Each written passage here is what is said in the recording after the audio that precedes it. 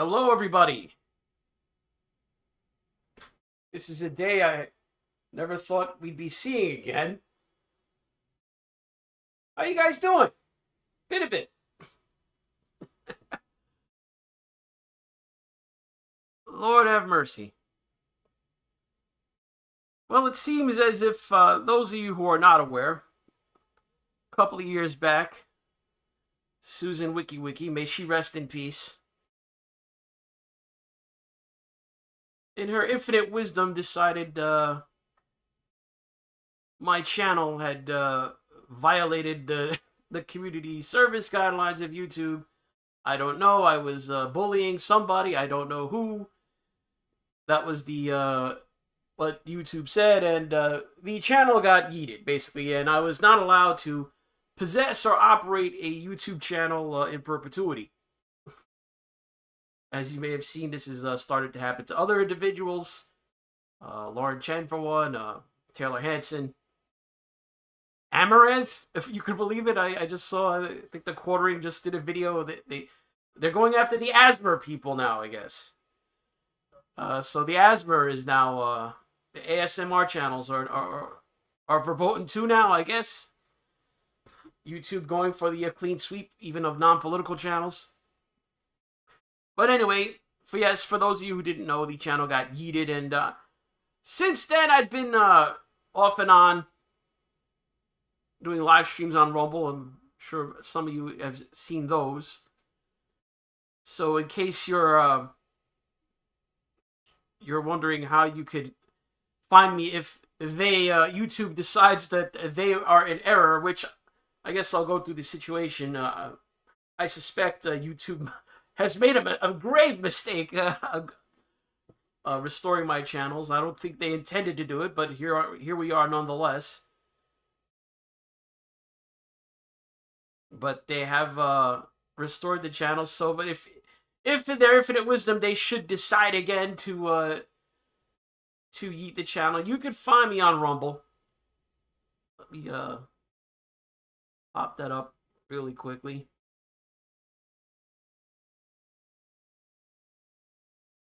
Da-da-da-da-da-da. We'll just have to put here. Now, here we go. So there is the NeoUnrealist channel on Rumble, Big Green as some people call it. It's not quite as good as YouTube The Experience. They have basically it's similar, but it's not quite YouTube in terms of the functionality from a streamer standpoint. I mean, from behind the scenes, I guess you don't need to know that. That's not important. But as you can see, you can live stream to it. They have a similar situation to YouTube Super Chats. They're called Rumble Rants over there, so it works the same. I believe you could subscribe to channels there the same way, monthly subscriptions. So the whole thing works there. And I've noticed a lot of people, when they get yeeted off YouTube, that's where they seem to land, and they seem to do all right. So if the YouTube should come to their senses and realize they've made a mistake, that's where you find me.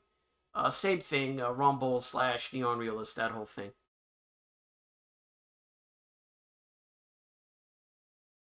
But now on to the main event here, the show itself.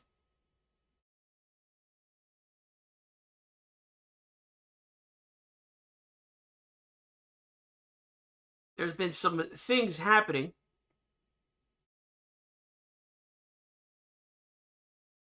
Some things happening in the world that I wanted to talk about. You know, you've got the election stuff. Donald Trump was nearly yeeted himself out of this world, and that seems to have come and gone. Ordinarily, in the world of before, that would have been a big deal. We'd still be talking about that, but no. I guess that's just part and parcel of the new modern the new world with the modern audience, in one ear, out the other. But let's just say this: we've had events of late involving the new Americans. Yes, the new Americans, the super citizens, if you will. And one of our favorite stories that has happened today is the situation in Springfield, Ohio, where all of a sudden, in a span of a few years, the bulk of it, I think, over the last 4 years, Springfield, Ohio has gone from population 60,000 to population 80,000, with the 20,000 addition being basically Haitian migrants. Here's a story to get you caught up on what's going on there. Is the city manager, and they both join me now. Good morning to you both. Mayor Rue, tell us what's going on in Springfield. Well, what we've seen is just such a quick increase of our population over the last 5 years. Like you said, up to 15 to 20,000 immigrants have come across and into our community. This has overwhelmed our safety services and caused great concern for our community. Brian, you're the city manager. Tell us more and how this influx is impacting the city. Yeah, certainly. Thank you for having us on this morning. When we see a 25% increase over a 3-year period, we're a community, we do not have the capacity to sustain that. And it's taxing our infrastructure. It's taxing public safety. It's taxing our schools. It's taxing healthcare. And as J.D. Vance spoke on, it's taxing our housing. We had a housing shortage well before this immigration crisis that's impacted our... Okay. So, I don't think it takes a rocket scientist to figure out. You're a city of 58,000 people. You budget for a population of 58,000, not 80,000. You have housing for so many families. You could absorb a few more families that move in, but, not 20,000 people worth. Okay? You don't suddenly get a new sewer system to handle the waste, the urine and the feces of this new population of a third of your city added. You don't get the electric capacity, electric power for this 20,000 new people. You certainly don't get new hospitals, new schools to service these people. All the services involved. So the town suddenly has this influx, and listen, the federal government's like, hey, we just dumped this on you. Good luck with it. And that's the way it works.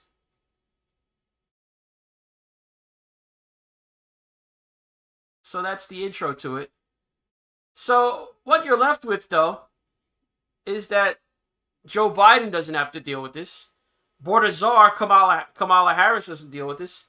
Now, to be fair, Springfield, Ohio, unlike New York City, and other sanctuary cities like Chicago and places like this, where you could say they voted for it, Springfield, Ohio is a different animal altogether.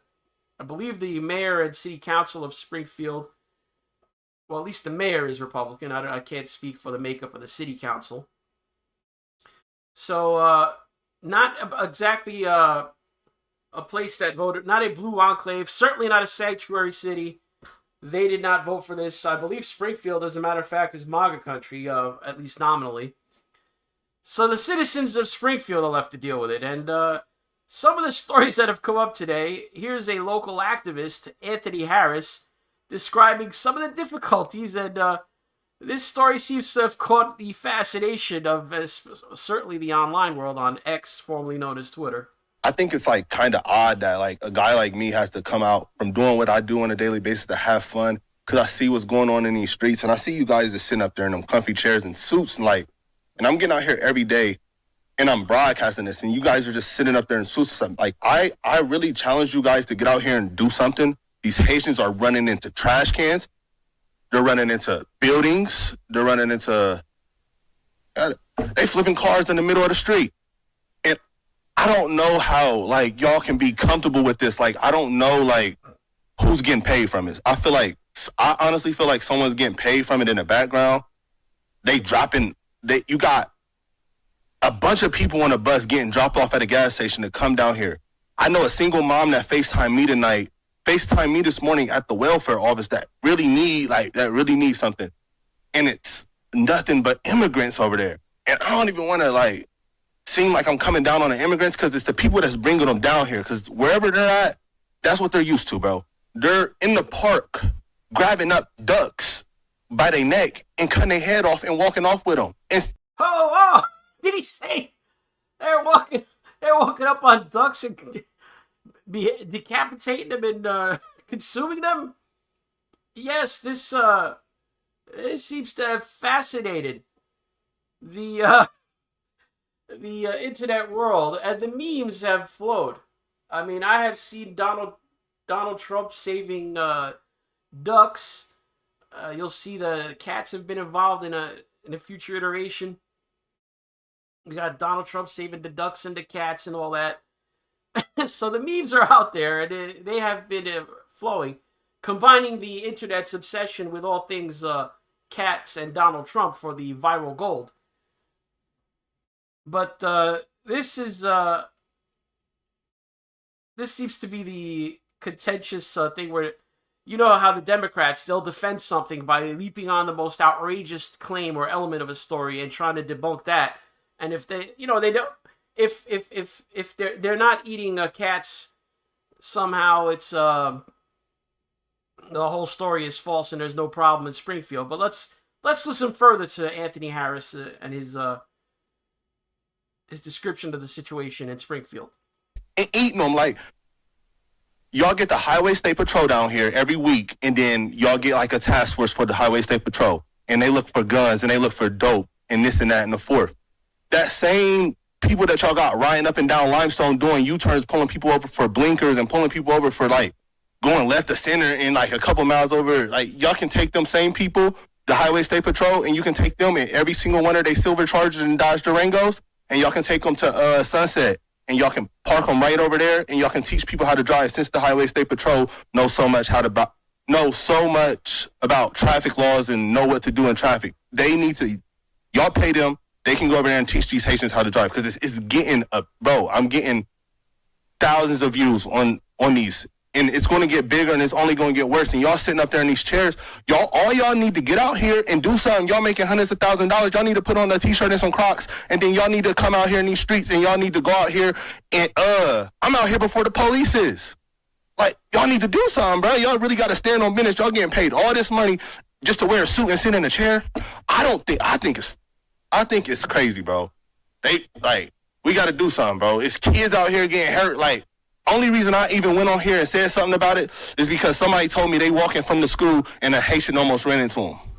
And who is getting paid? Like, how much money is y'all really getting paid, like, to bring them over here? Like, all right, he's asking the right question there. I mean, Haitians running into kids with cars and all that. This actually happened. You'll see in a little bit here that a child died.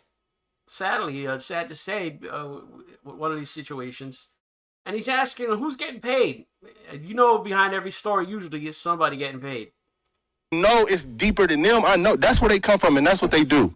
That's their country. I don't know what they got going on over there, but they can't do that over here. And if y'all just getting paid from it and then y'all ain't doing nothing about it, I think that's super weird, bro. Y'all got to stand on business. Y'all got to really, like, step up. Like, it's lame, bro. Like, for real. Thank you for your comments. Thank you. Thank you for your comments. Okay.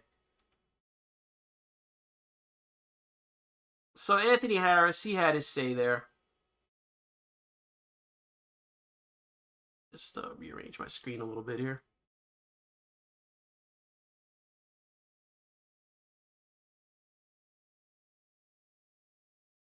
All right, he had his say. And let's delve into some of the things he mentioned. We can document this. Now, we had a channel here. We got this looks like a Facebook post where this person is saying this. Warning to all our beloved pets and those around us. to all about our beloved pets and those around us. My neighbor informed me that her daughter's friend had lost her cat. She checked pages, kennels, asked around, etc.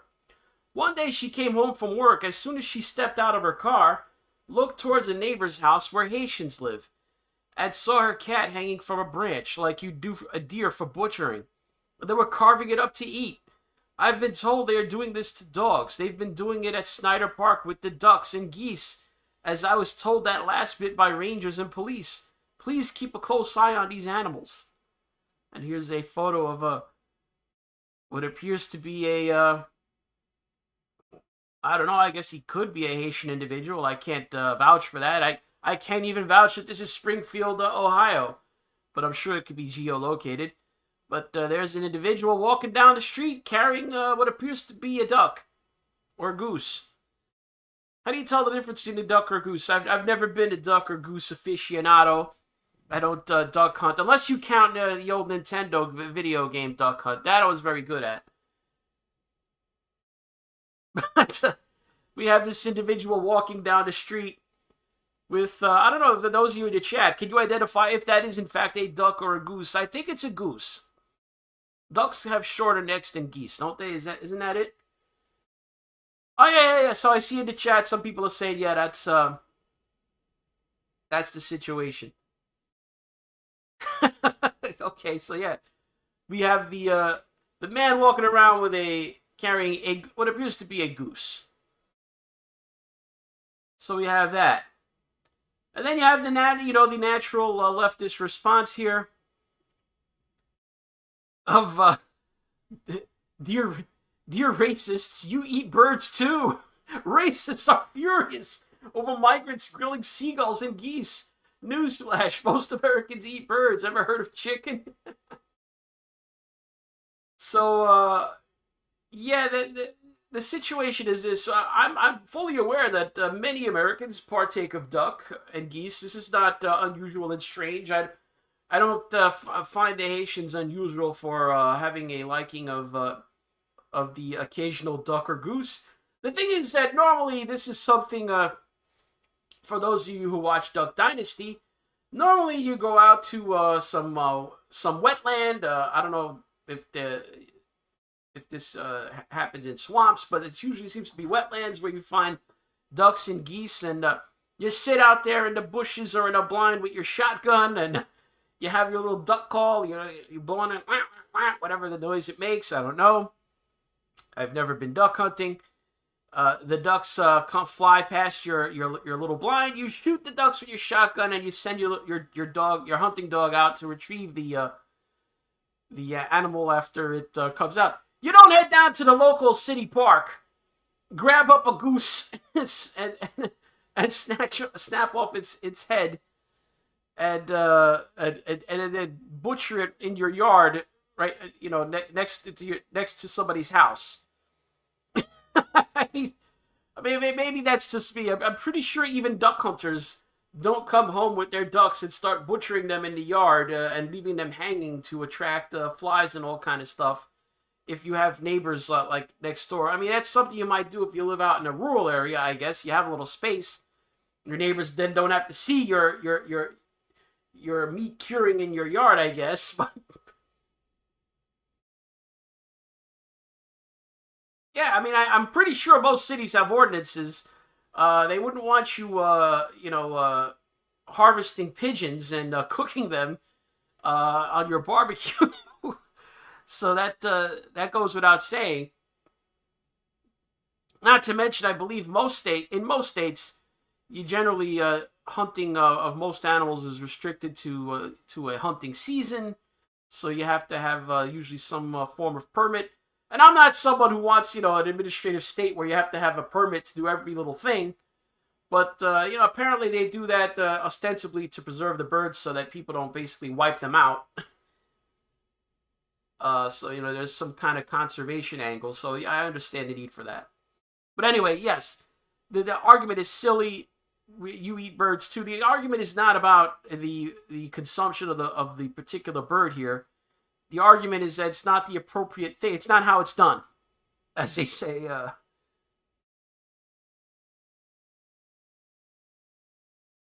So here's that article, Dear Racist, You Eat Birds. So I actually tried to find this, but I forgot who. Someone on YouTube, on X, found the article for me because I wasn't able to find it. Usually I wanted to make sure that article wasn't just made with an AI. You really can't be sure these days what you're looking at is real. And even this might be a parody site for all I know. But they go into the whole situation here of people just munching on birds that they're finding in the parks and on the beach. But he mentioned a couple of other things, Anthony Harris. Now, this is the YouTube channel of one Devin Hendricks. And I think he might be the guy, he might be this guy pictured here on the left, because he seemed to be standing behind Anthony Harris taking video at the right angle from a different video on his channel. So I think this is, in fact, Devin Hendricks. He was taking video of Anthony Harris talking at that city council meeting. And remember, he mentioned things about they were crashing cars into buildings and flipping cars. So here you have, look, this car was crashed into this building. Look at it, he's halfway. He's got his whole hood inside the building. And I guess Anthony Harris was on the scene and this Devin Hendricks was filming.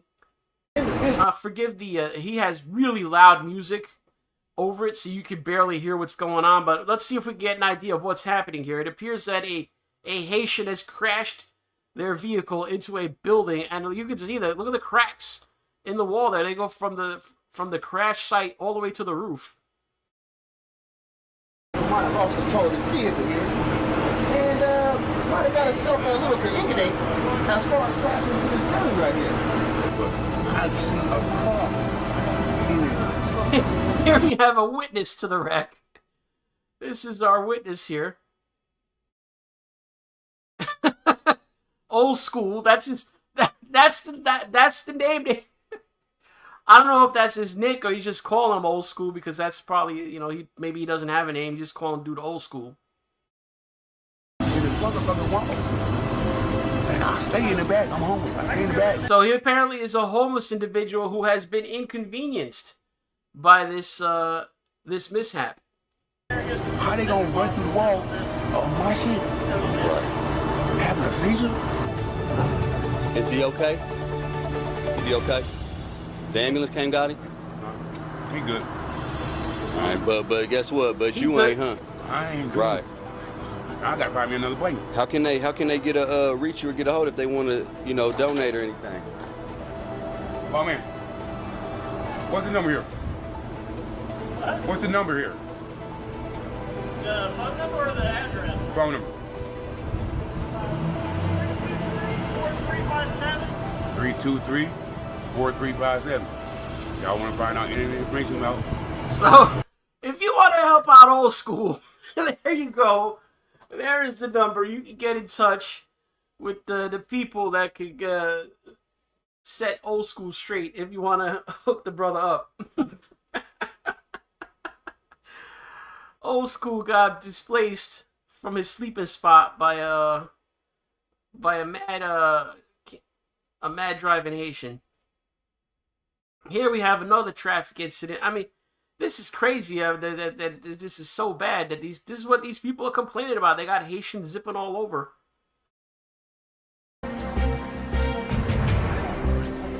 There's Anthony Harris. I guess whenever a Haitian crashes a car or flips a car over, he's there. What can I ask him? He's big.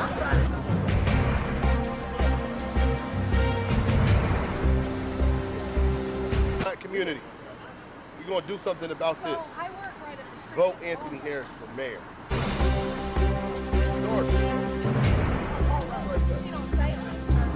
So it seems like Anthony Harris is running for mayor on the Haitian issue. But this will break your heart, guys. Imagine you are a resident of Springfield, Ohio, a longtime resident. You're one of the original stock there. You've been living there since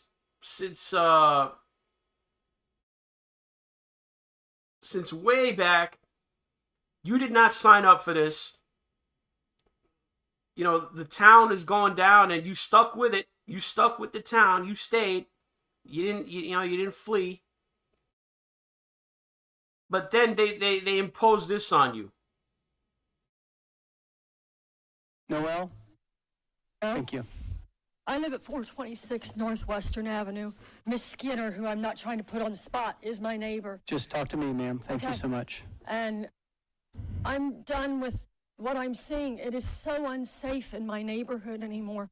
I have the homeless that were trying to camp out, and I have made concessions with them, and I try to help them the best I can to keep them from trying to squat on my property. But it is so unsafe. I have men that cannot speak English in my front yard screaming at me, throwing mattresses in my front yard, throwing trash in my front yard. And I can't. Look at me, I weigh 95 pounds. I couldn't defend myself if I had to. My husband is elderly, and last night, after living in this home for 45 years, he said, Noel, guess what? It's time to pack up and move. He said, we can't do this anymore. He said, it's killing both of us mentally. I don't understand what you expect of us as citizens. I mean, I understand they're here under temporary protected status, and you're protecting them, and I understand that our city services are overwhelmed and understaffed. But who's protecting us? If we're protecting them, who's protecting me? I want out of this town. I am sorry. Please give me a reason to stay. Thank you. Thank you. All right, so this lady, she didn't ask for none of this. She's living there, and she's got guys screaming at her in Haitian, French, Creole, whatever they're speaking there, chucking mattresses in her yard and sleeping on her front lawn. She doesn't know what to do, so she's out. She's hit her limit. This is destroying the city, people. It's destroying the city. I see articles. Well, we'll go into that in a minute. The articles. Let's see what else is happening. And then they wonder about right wing, the right wing reaction. And what ends up happening is you end up, when you call everybody, right, a 1940s era German, I'll just say since we're on YouTube, what you end up doing is nobody is. And then when the real 1940s era Germans show up, as this individual is purported to be, then what do? Because you've essentially proven them right. So this guy, now forgive for some reason the video is sideways, but you'll get the picture. This gentleman, I don't know who he is, but I'm gonna assume what they're saying is correct, that he is a follower of the 1940s German ideology.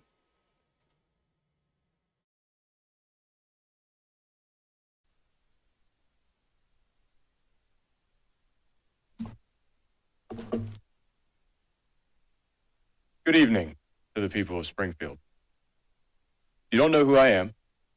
My name is Nathaniel Higgers of Blood Tribe. I was at the head of the Nathaniel Higgers of Blood Tribe, whatever Blood Tribe is. Is that his 1940s era German ideological group? I don't know.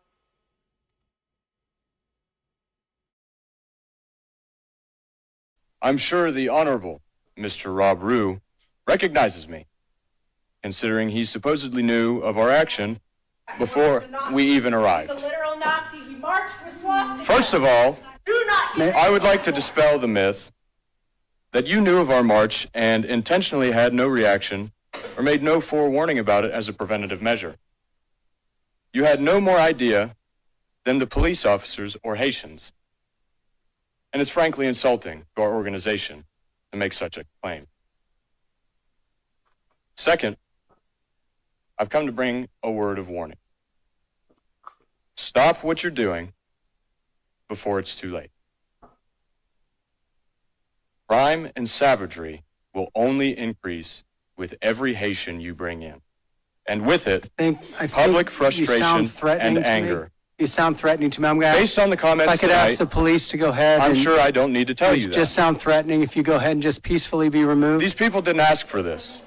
And they deserve better than to have to put up with violent and Thank you unruly so much. outsiders. You're done. Thank you. That's all. Thank you so much. Not really thank you, but Cindy Phillips. Okay. So, like I said, if they keep calling everybody 1940s era Germans, eventually the real 1940s era Germans show up. And then what are you going to do? Because you're essentially you're driving their narrative. You're making a self-fulfilling prophecy.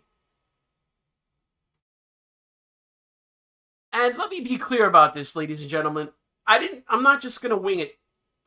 I actually did dig into this, what actually has happened in Springfield.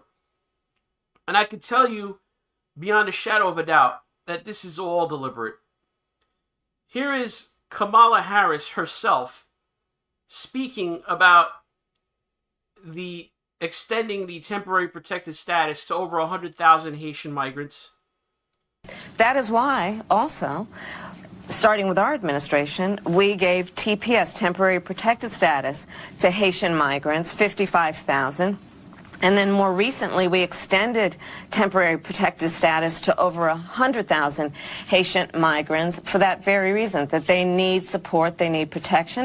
That is why, also... All right, so there you see border czar Kamala Harris.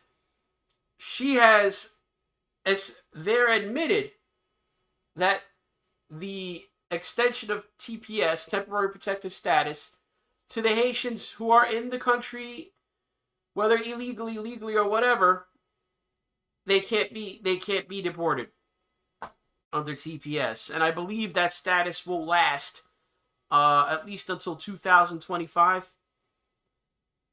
So even if Trump were to win the election and become president, he couldn't do anything about this in terms of ICE on Haitians until 2025, and the TPS lapses.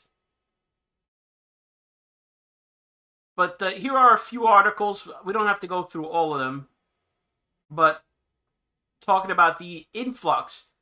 Now, the Post, back in July, when this story actually caught it a couple of months ago, when the Post wrote about how, this city was facing a housing crisis before the Haitians showed up. Think of this. Before the Haitians showed up a few years ago, they already had a housing shortage.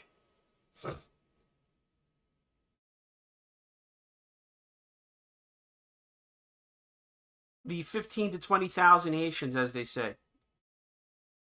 J.D. Vance was already talking about Springfield, Ohio, in Congress. So he cited how Springfield is trying to build 5,000 new housing units. Which, guys, if you know anything, 5,000 new housing units, that'd be a problem to build in New York City, the biggest city in the country. You have no idea how hard it is to build shit here. 5,000 new housing units in a city of 58,000 people, that's beyond Herculean. That's crazy.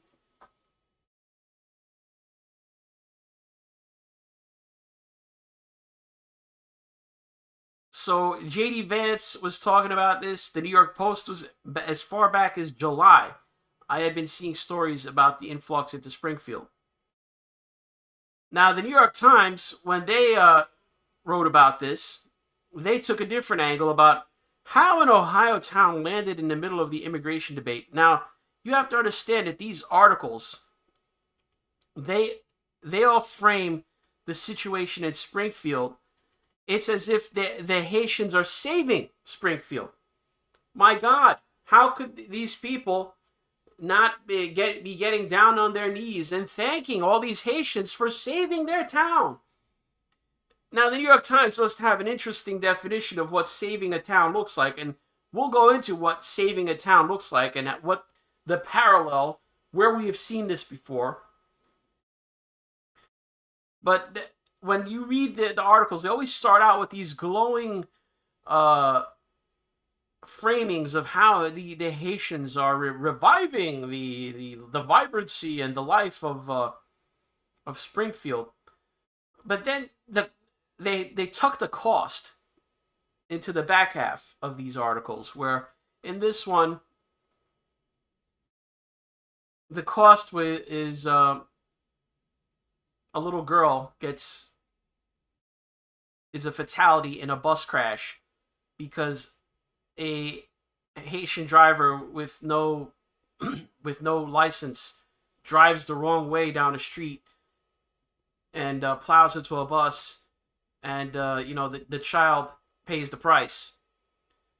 And the people that attend, that August 27th city commission meeting that I showed you with Anthony Harris and the woman complaining about the situation, that's basically every city commission meeting in Springfield, Ohio. If you go back on the YouTube channel where they put these meetings, that's basically the public comment section. Almost everything they talk about is the Haitians, which is fine. I mean, it's to be expected. This is the big thing of impacting the town. How do you know we aren't getting criminals, rapists, a man in a blue Harley Davidson t-shirt ass? Who could stop them from coming here? Someone else wanted to know. Have they been screened? Were they going to use their driver's licenses to vote? All right, so I mean, these are things that the city can't control. The city can't deport these people. The city can't tell them they can't come.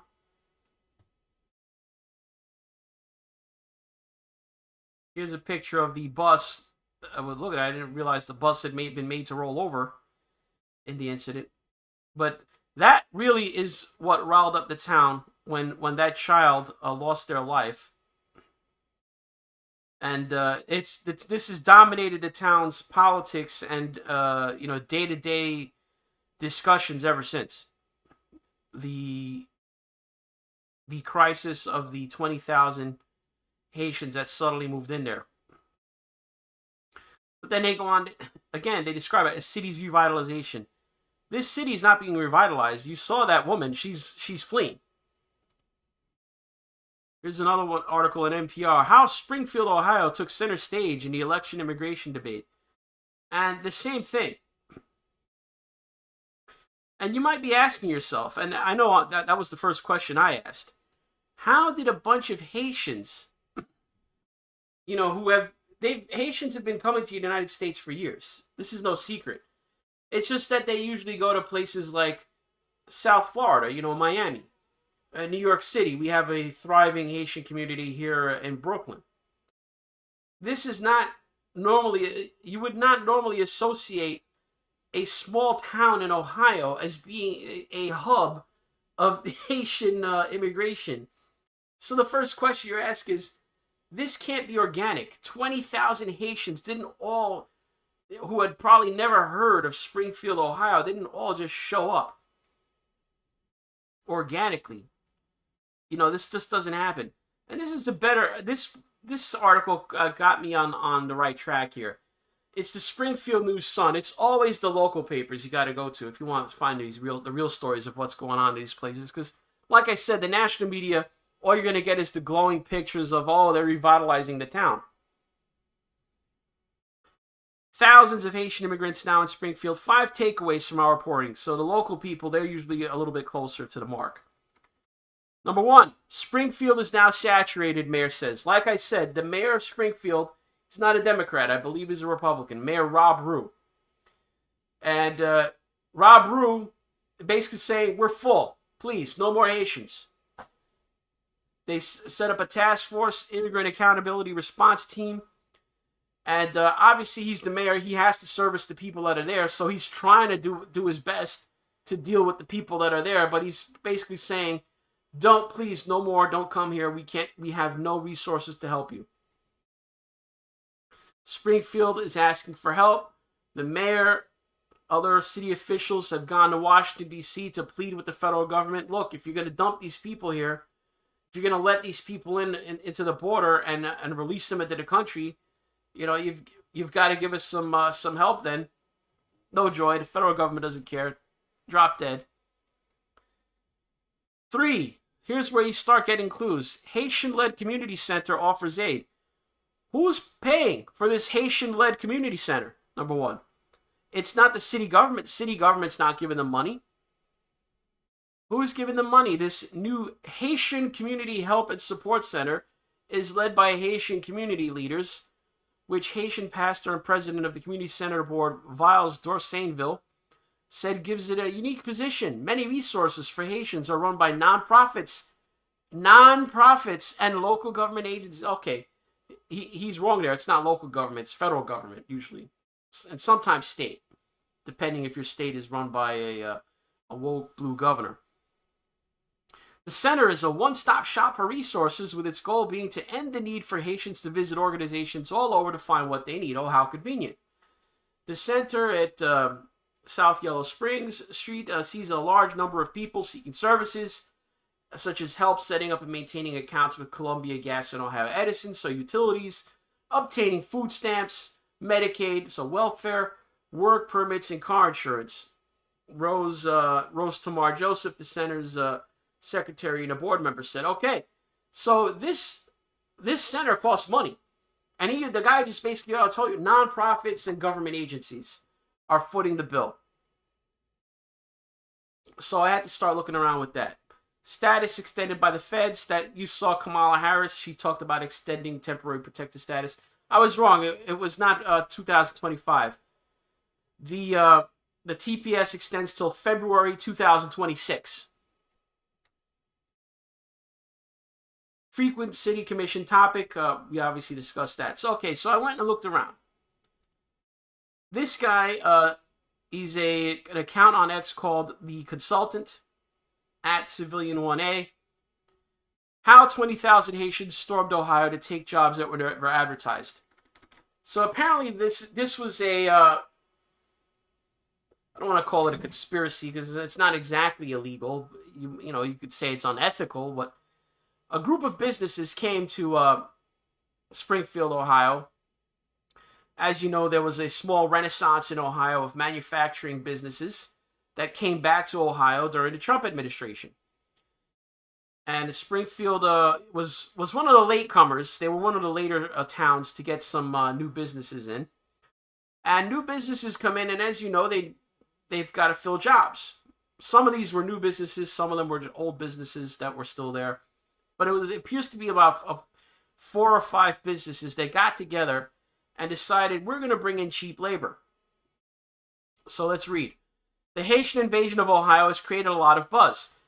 There are a lot of unexplained aspects of it that people find odd.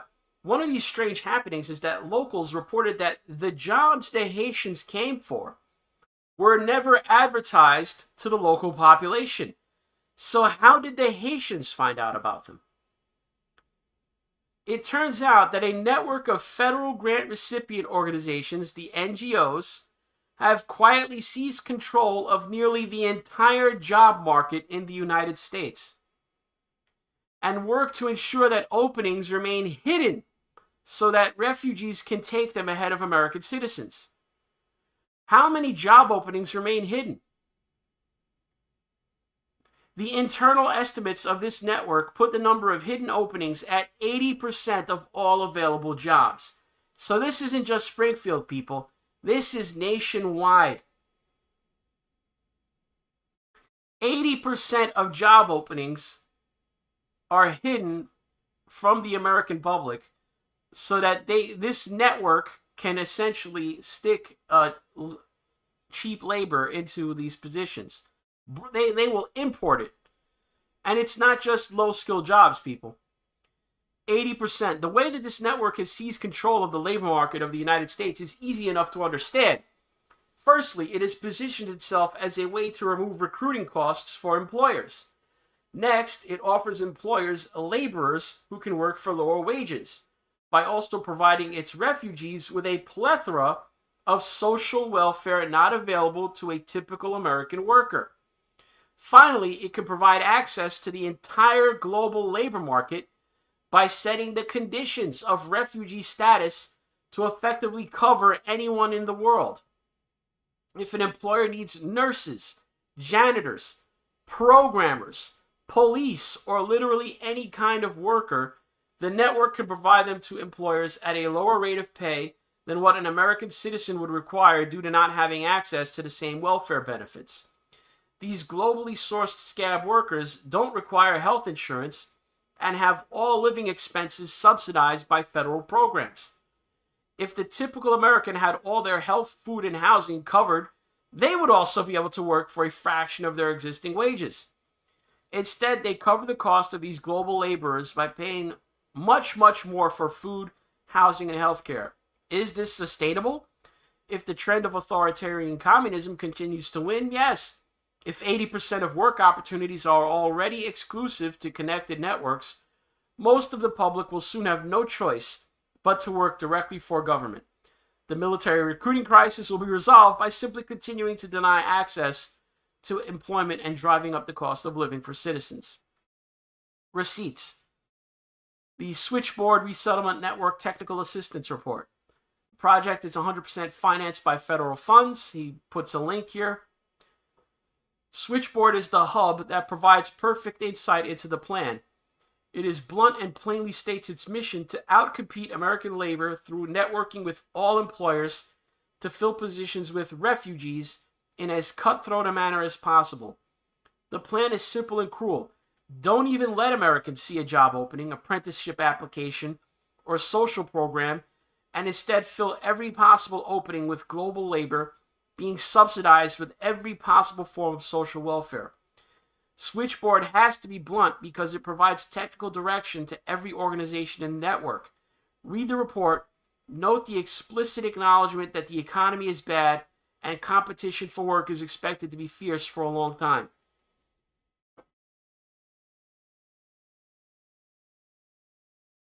You have it right there, guys.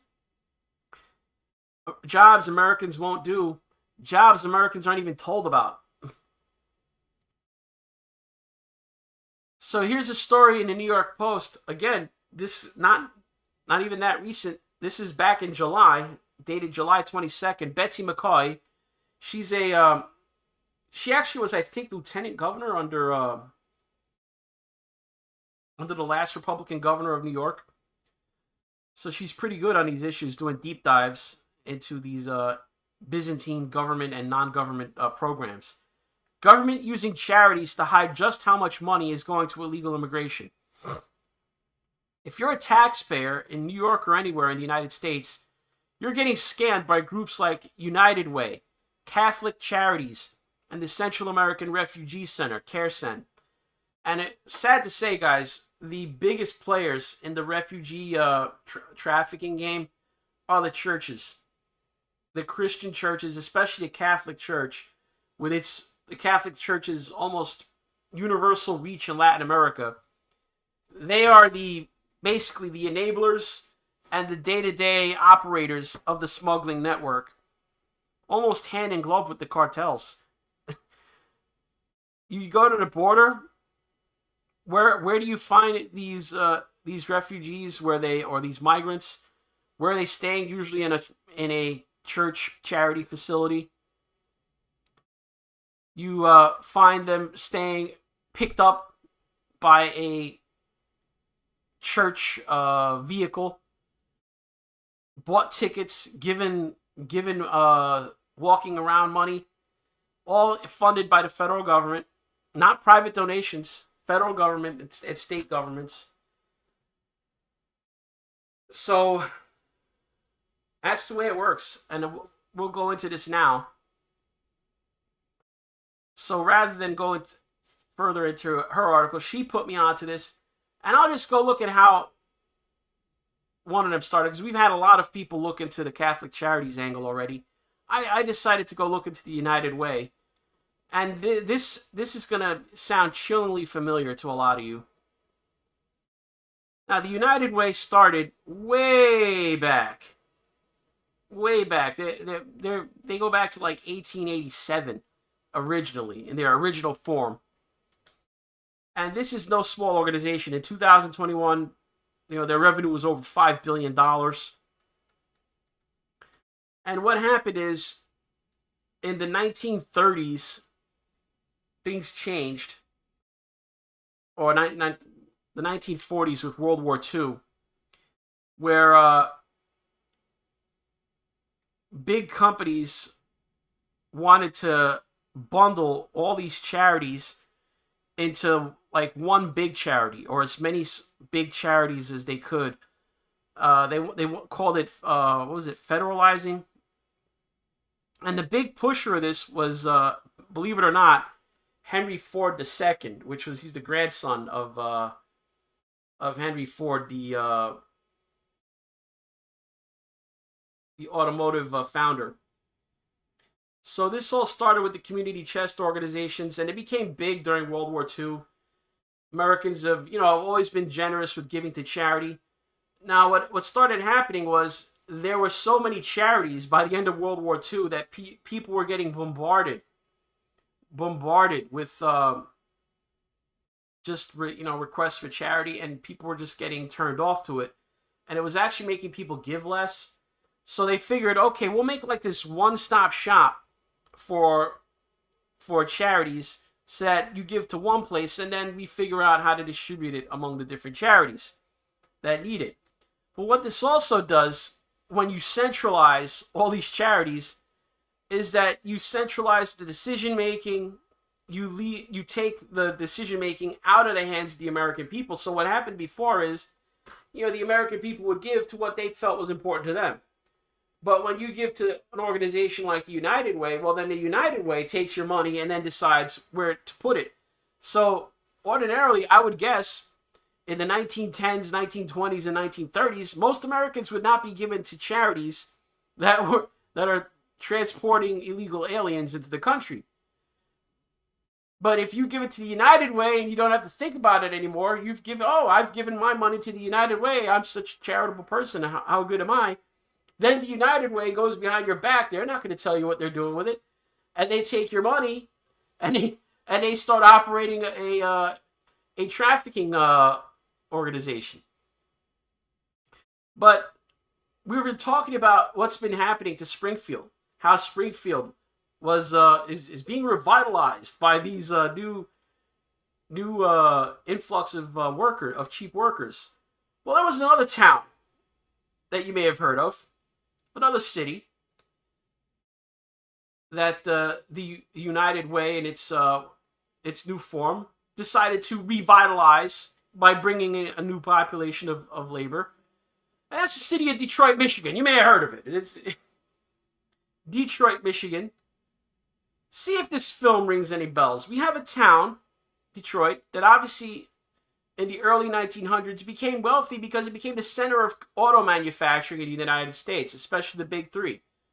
Ford, General Motors, that whole thing. And let's see what happened to Detroit when it was saved and revitalized by the new population of cheaper labor that was imported.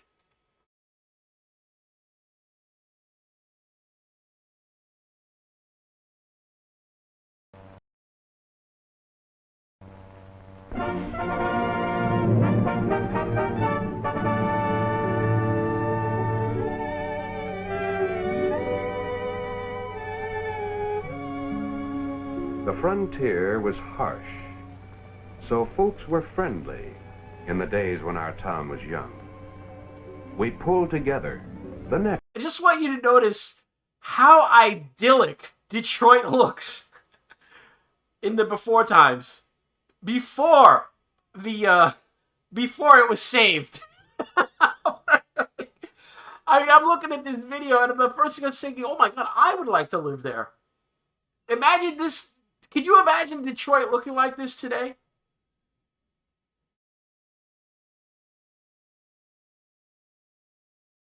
Oh, don't tell me this froze on me. Natural way, neighbor with neighbor, to build a great community. Together we harvested the crops, and neighbor shared with neighbor in time of need. That was when Detroit was young. Today, we are a city of many neighbors, but our town is still hometown for friendliness. Our town, dynamic Detroit, motor capital of the world, and we say it with pride. We're big and hustling, our lives crowded with the work of uncounted industries. And bigness has made us a city of many neighborhoods. We're 3 million persons, thoughtful and friendly for the most part. Does this look like the Detroit of today? I just want to point out. I'm looking at this and I'm like, yeah, is this Detroit? Might be a Detroit suburb today, but I don't know. Is Auburn Hills I don't know the Detroit area. Is Auburn Hills a suburb of Detroit? Maybe this is Auburn Hills. But yeah, this is Detroit back in the day, guys. Before it was saved, quote unquote. And proud of our community. Neighborly, too, when we're shown the need. Quick, with a helping hand. For many years, we showed our modern neighborliness by giving, not our time and energy direct as in the early days, but with money. We gave to the many civic organizations that multiplied with the growing needs of a growing Detroit. We shouldered the job of being neighborly by giving and giving and giving. Giving and giving. And like sensible people, we began to rebel, not against the giving, but strongly against the repeated, wasteful, and irritating multiple requests for needed money. I gotta say, I have to appreciate the propaganda films of the old days were fantastic. I mean, this is a lost art, guys. I wish our government, when they crammed propaganda down our throats, was this subtle. I'm looking at this and it was convincing to me. I'm watching it. Oh, look at who wants to deal with all these pamphlets and flyers asking you for money. I said, because remember, this is put out by the big businesses trying to convince the workers to bundle all these charities into one thing. So I'm looking at this. I marvel at the propaganda films. This is when Hollywood was on the side of these the government. And I should say that they're on the side of the government now, but you know what I'm talking about. I mean, this is like, I guess, the Frank Capra era of propaganda films. These black and white films.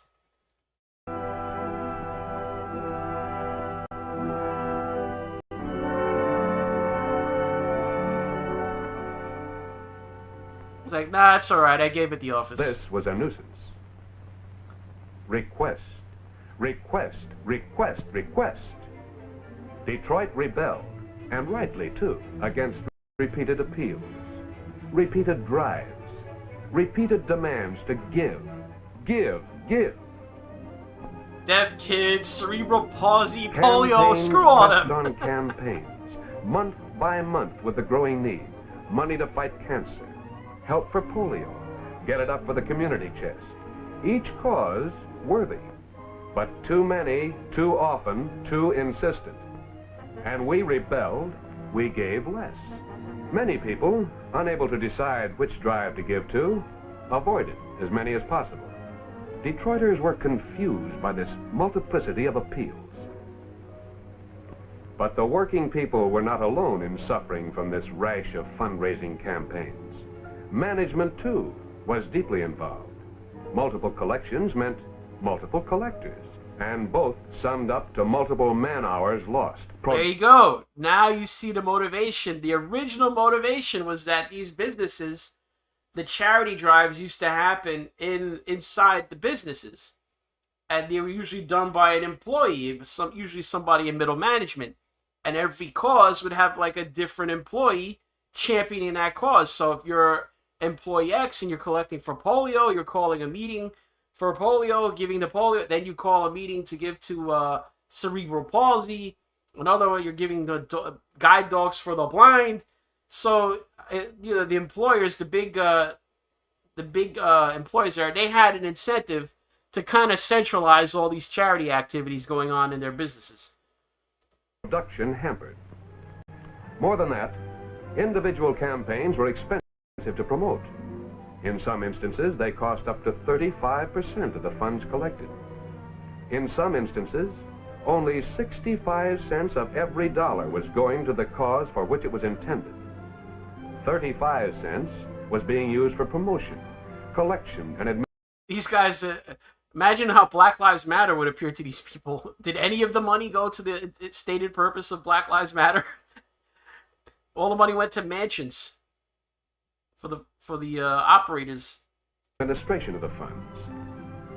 When you multiply the cost of one campaign by the number of definite needs, the overall cost of all the essential campaigns is staggering.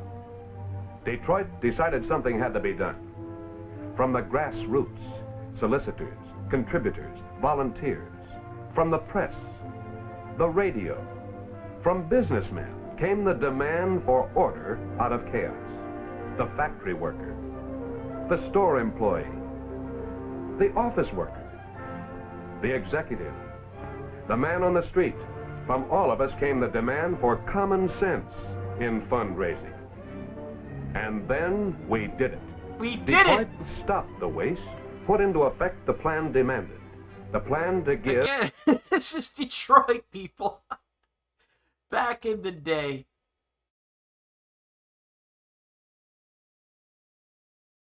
Alright, so that was the introductory film I wanted to show you on how the United Way was formed and how they convinced people to put it into its current form.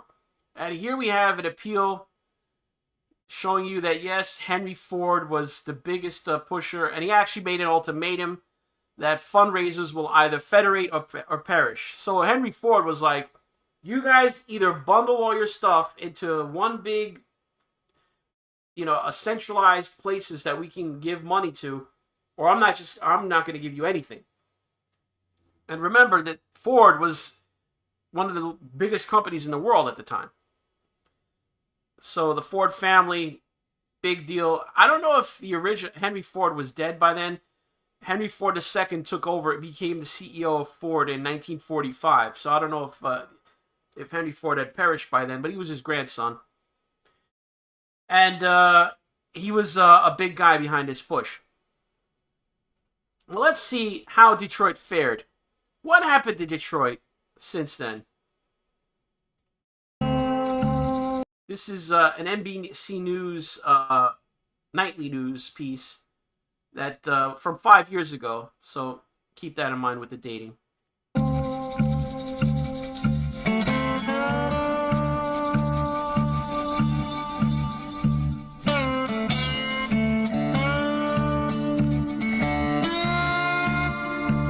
So remember those idyllic images of Detroit back in the day?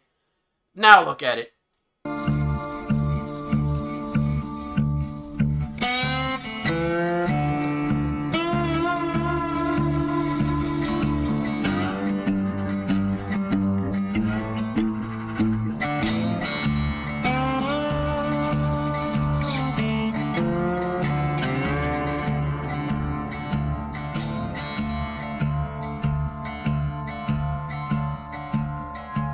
It is hard to fathom today the amount of economic activity that was happening in this city 110, 120 years ago. The first huge change in Detroit came in... All right, spoiler alert. Detroit, prior to the 1950s, was the wealthiest city, not just on the planet, probably the wealthiest city ever in the history of cities. Since the city of or Jericho, the first city that we know of formed. Detroit, think about it. They had most of the world's auto manufacturing, and it was all taking place in this one location. 1825, with the opening of the Erie Canal. All this stuff wound up coming down the Great Lakes, passing right through Detroit. So Detroit became a major hub of trade and shipping. With the advent of the automobile age, which came roughly in the 1890s, that heavy metal machinery background in Detroit morphed into the early stages of the automotive industry. Coming up into the 19-teens, into the 20s, Detroit became fully industrialized as cars, the Model T, people could afford the Model T. it just exploded. And so people who were interested in making cars began coming to Detroit. And that was the first huge economic engine for Detroit in the 20th century.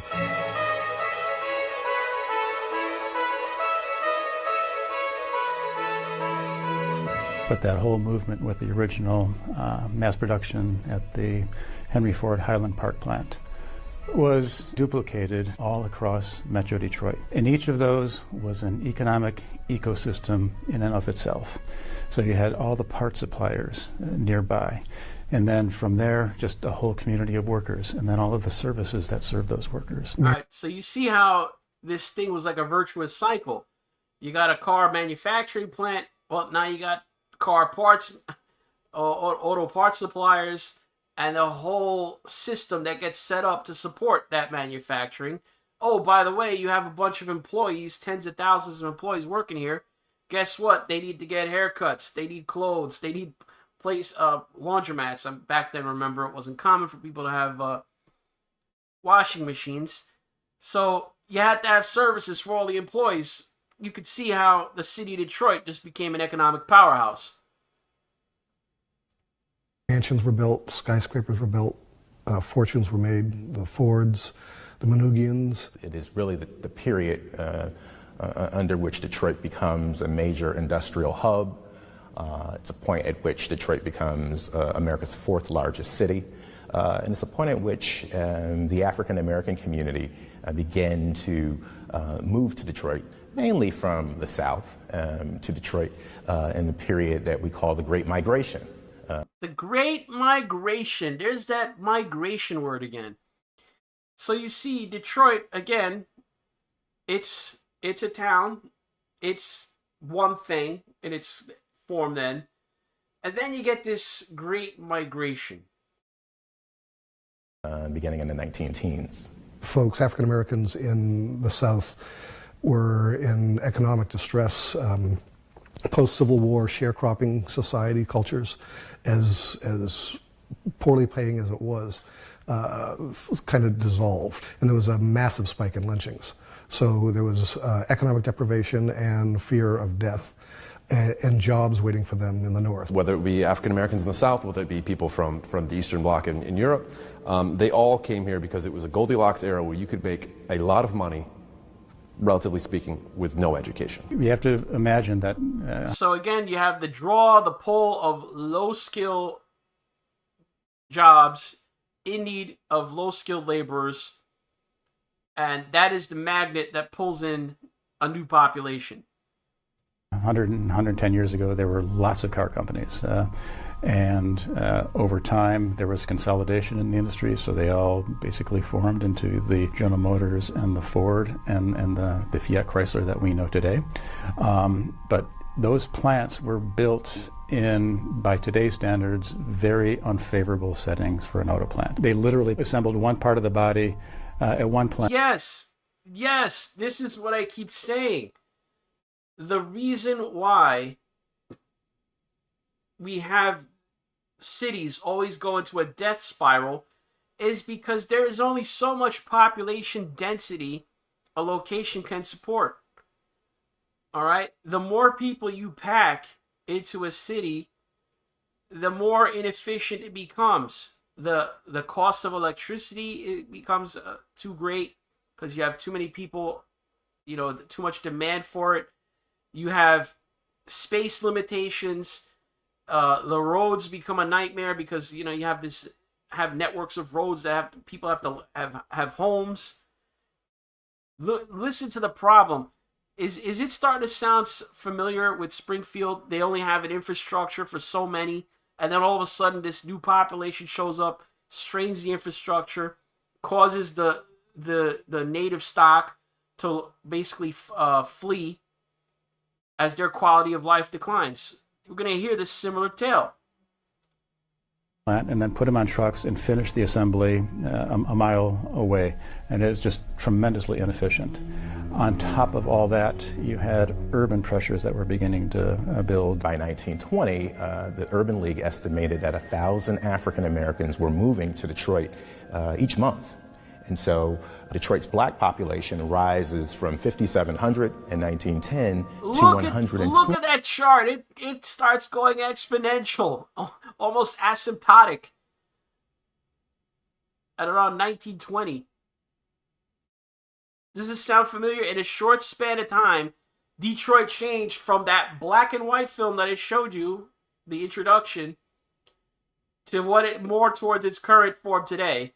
And it happened quite quickly, but in historical terms. 20,000 by 1930. The challenge was for African Americans is that there were very few places where they could live. Even though Detroit is a northern city, it's a very segregated city. It was then, it is now, it remains that way. The middle class African Americans began trying to buy houses in neighborhoods around the city, and they were met with great resistance. Probably the most seminal. All right, so now, whether it's fair or not, I'm not saying this is good, but we see the reality. Now we've introduced something else to this equation. Racial strife. We have people, when he says it's a segregated city, honestly, has there ever not been a segregated city? Look at the city of Jerusalem. What do we have? A Jewish quarter, an Arab quarter, a Latin quarter, which is basically where the Christians live. This is basically all cities operate this way. And it's not even deliberate, it's just the way it works. I mean, if you're a Haitian, for example, you move to Springfield, you're probably going to buy a home where there's a bunch of Haitians. It's just the way people are. You know, you're gonna want to be around what's familiar to you. So this new element gets introduced.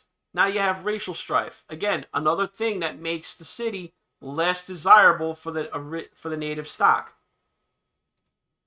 Moment in the 1920s, at least as it relates to race relations, was the Ossian Suite incident. Dr. So we don't have to watch everything here. We'll skip forward. It was white people, some whites obviously, having open season on African Americans. All right, he's describing here, this was a riot that occurred during World War II. I think it was 1942.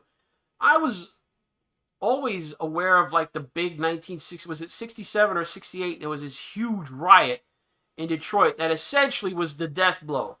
Whatever was left of Detroit, I think after 67 or 68, that huge riot that they had was the death blow. I wasn't aware that there was a riot in 1942.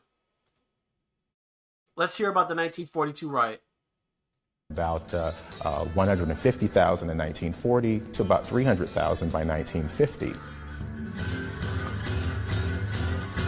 On June 20th, 1943, it was a very warm day, about 90 degrees in Detroit. It happened to be a Sunday evening. It was Father's Day evening. But an altercation begins between whites and blacks. In the black neighborhood, the rumors were that a white mob had thrown a woman and her baby off the bridge or something like that. And in the white neighborhoods, the white bars and nightclubs, the story was that the blacks had committed some atrocity. And so the fighting on the bridge spread downtown. People who weren't even related to this thing. And the riot just spread from there.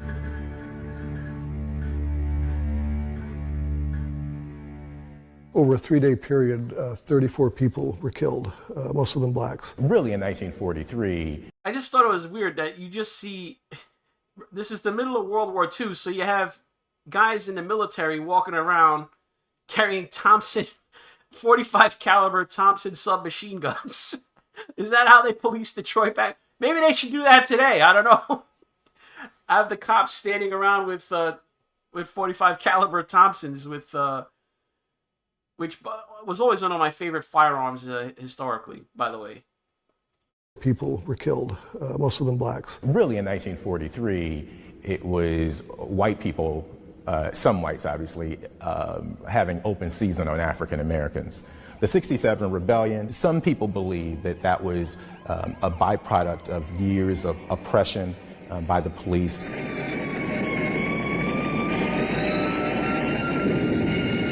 So to hear shooting for those days and to see soldiers and tanks on Mack Avenue, was something like you never seen before. And it was African Americans essentially rebelling against the oppressive. So you tell me, guys.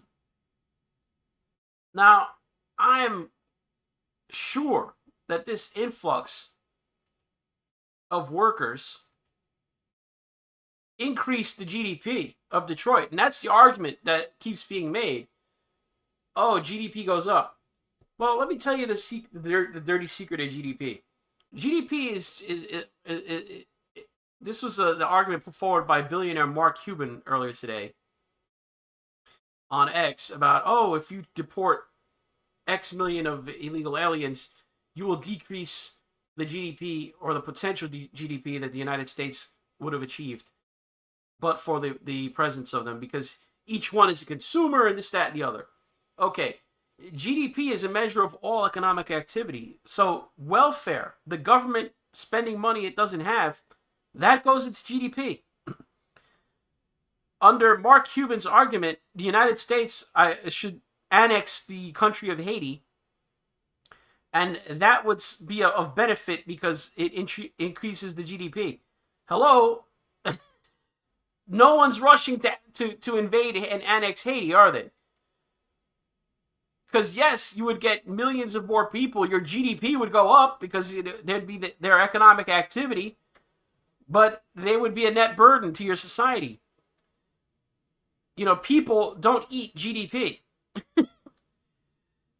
Now, GDP per capita, not perfect, but probably a better measure. So when you have a bunch of people that are in poverty and you add them to the equation, you actually decrease per capita GDP, which is more close to how people live. So not all economic activity is the same.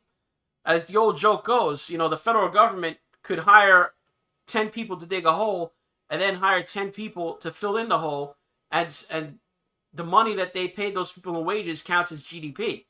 They've accomplished nothing. They've increased. There's no increase in wealth, value, or any material gain. Yet it's an increase in GDP.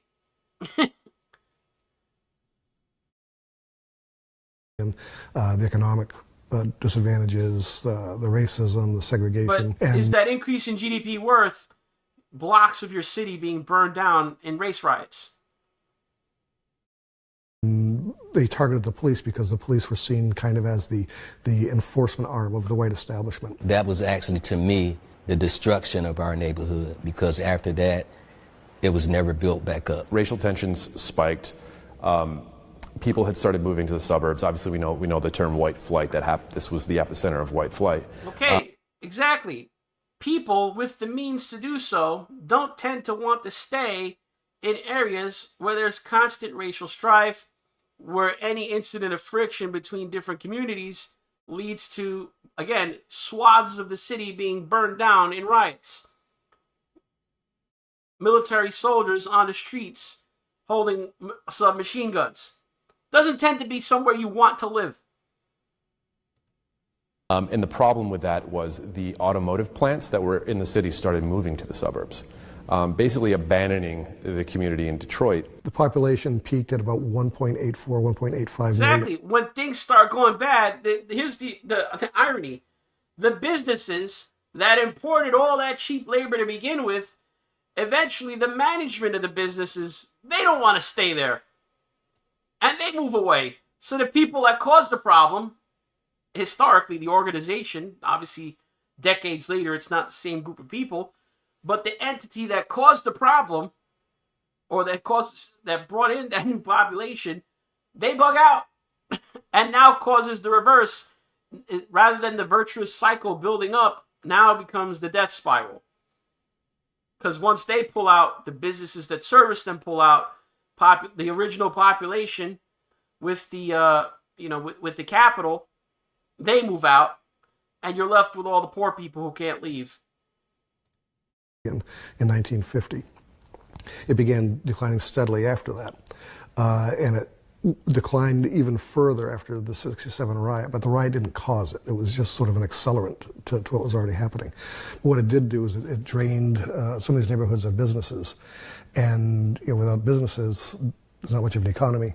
and things began to really sort of more self-deteriorate at that point. We tend to think about white flight in Detroit occurring after the 1967 rebellion, but Mayor Edward Jeffries in 1944 lobbied Congress, the federal government, to secure monies to build expressways leading out of Detroit into suburbs. Those failed policies by white men really set the seed for what you saw happen to Detroit in 2013. Would we rather have a new plant in a crowded urban area where it's going to take you a half an hour to get a truck from an urban location onto a freeway? Or are you going to? Okay, so that's the thing that people don't tell you. All these plans to revitalize Detroit, right? Oh, we're going to bring it back, this and that. The man's just describing to you the problem. Nobody in their right mind is going to build a factory in a modern American city. First of all, if it's blue, you're going to deal with labor issues because, you know, they're going to force you to unionize in these kind of states. Number two, these are some of the most expensive energy markets in the world. Number three, it's just not worth it. You're not going to open any kind of manufacturing operation in a major blue city. It's just not going to happen. Put it out in the suburbs where the freeway already exists. I believe in the 50s, there were 10 or 15 new automotive plants built, all in the suburbs, none in the city of Detroit. So that growth really happened in Detroit, in the suburbs, and that has been the case for 60-some years. The companies maintained a presence in Detroit, but they were no longer, the thing for Detroit. And as that happened, single industry economy, and when it begins to abandon where it is, Detroit just kind of stopped being the motor city. It stopped being the motor city. I'll stop the video right there. That's my whole point, guys. The search for GDP, the drive for cheap labor is what destroyed Detroit. Bringing in that new population to service the business's demand for cheap labor. In the beginning, you could justify it. Oh, GDP went up. GDP went up. In 2024, there's no city there. Detroit now, I believe, has a population of barely 700,000 people, and it's still shrinking. Detroit used to have millions of people. It became, at one point, I think, the fourth largest city in America, behind New York, LA, and Chicago. Now it's dying to the point where they're literally tearing down entire neighborhoods of abandoned buildings to dissuade squatters from moving in, and fires that, squatters move in, they set fires that will take out like entire sections of the area. Also, they don't want to service those areas with, sanitation, street lights, and things like that. This all costs money to service a population that doesn't even live there anymore. You might have one house on a block is occupied. So this city is literally dying. And you can't tell me it was saved. So this is the model. This is what they do. What's happening in Springfield, and I fear it's probably already too late, is that as more of the original inhabitants move, Springfield is going to become essentially a colony, an extension of Haiti. And, if you know what Haiti's like, I don't think it's going to be an improvement of what was there. So I'm not trying to pick on Haitians. I mean, I've known nice Haitians. It's just, this is on the macro scale. This is not what you want to do to a town. And it's weird to say this, but other places in the world know this. In the Dominican Republic, they're not having it. The Dominican Republic is the neighboring country to Haiti. Haiti is on the island of Hispaniola. There's two countries on that island, Haiti and the Dominican Republic. Now, I'm not saying the Dominican Republic is Wakanda. Far from it. It's got its problems. But theoretically, you could take a vacation to Santo Domingo or some resort in the Dominican Republic and reasonably expect not to be eaten by a warlord named Barbecue. Okay? But this is how the Haitians deal with, the Dominicans in the Dominican Republic deal with Haitian immigration. Todos los camiones full. 2, 3, 4, full. This is how thousands of Haitians have been deported from the Dominican Republic in the last few months. The Dominican authorities say they sent 22,000 Haitians back across the border in October alone. The two countries share the Caribbean island of Hispaniola, poverty-stricken, gang-ridden Haiti to the west, the much more prosperous Dominican Republic to the east. NGOs in Haiti accuse the Dominicans of arbitrary deportation and of arrests that are tinged with racism. Sam Guillaume is an advocate at a support group for Haitian refugees. Actuellement, la situation est extrêmement compliquée pour les migrants haïtiens parce qu'en République dominicaine, leurs droits continuent d'être violés. Ils sont maltraités, on débarque chez eux la nuit et les embarque carrément sans tenir compte de leurs conditions, de leur situation, sans savoir s'ils sont en situation régulière ou pas. La gente de la inmigración son tan xenófobos, son tan racistas. So here you have the Haitians speaking in some kind of Creole, trying to tell the Dominicans that are pushing them into trucks to deport them that they're racist. Do you think the Dominicans care about being called racist? I mean, some of you I'm sure will say based.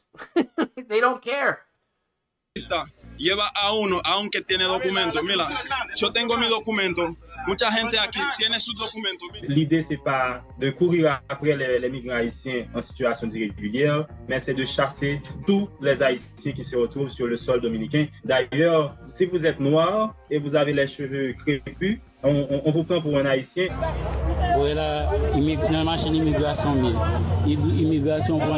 Il y a même des Dominicains qui se retrouvent parmi les groupes d'Haïtiens rapatriés. The US Embassy has even issued an alert warning its citizens that travelers to the Dominican Republic have reported being delayed, detained, or subject to heightened questioning based on their skin color. Detainees are kept in overcrowded detention centers, the embassy wrote, without the... Are you Haitian? Are you Haitian?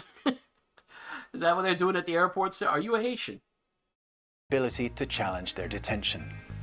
The UN has also criticized the deportations. The Dominican government denies any racism and says it's going to clamp down harder.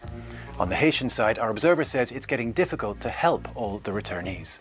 Nous n'avons pas vraiment les moyens pour accompagner les migrants, mais avec le peu que nous avons, nous hébergeons ceux qui ont la difficulté de rentrer chez eux et nous leur donnons à manger, des habits, parce que des fois ils arrivent en tenue de nuit, ils n'ont pas le droit de récupérer leurs bagages avant d'être jetés en prison. Donc ils arrivent en Haïti dépourvus de leurs documents, de leurs biens.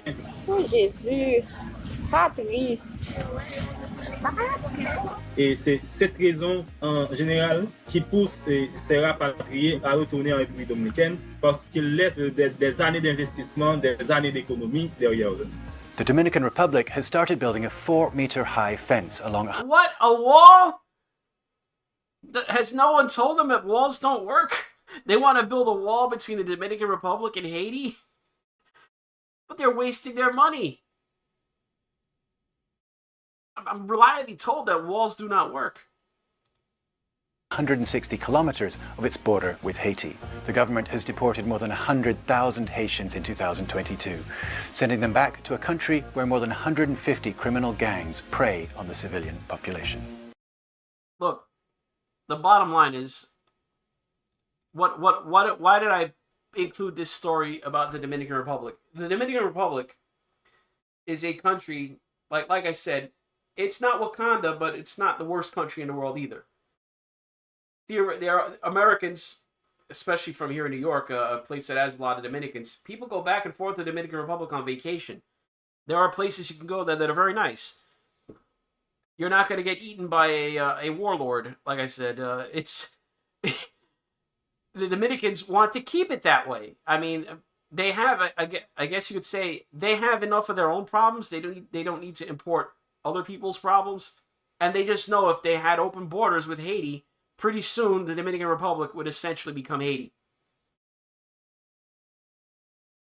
So that's the lesson of the day, that the Dominicans know this basic basic reality that demography is destiny, and if you have people with no assimilation, if you have too many, and they form enclaves, eventually it becomes a spiral, and you see what happened in Detroit.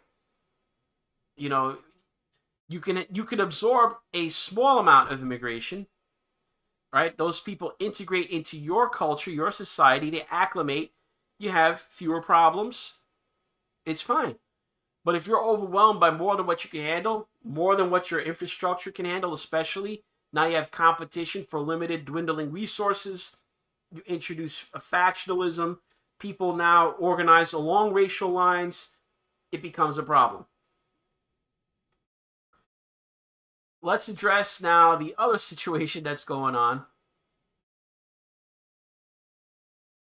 A related issue, obviously.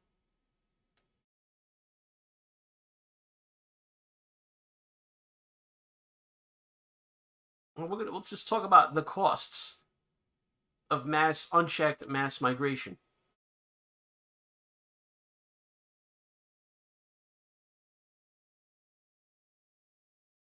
As we have 27 tabs opening all at once, you can see what that does to the potato. But here, again, related to the consumption of weird animals, here we have an asylum seeker, quote unquote, so-called, in Italy, cooking a cat right on the sidewalk. I mean, this is crazy. You hear the Italian lady screaming in his ear as this guy, he's got these pieces of wood and he's trying to cook a cat. Maybe I shouldn't even play this, being YouTube. But it's crazy.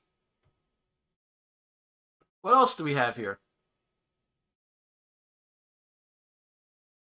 Here we have Howard Beach, New York City. We have another asylum seeker trying to eat a seagull. And the lady takes the seagull away from him on the beach. Why do you have the bird? Sorry again?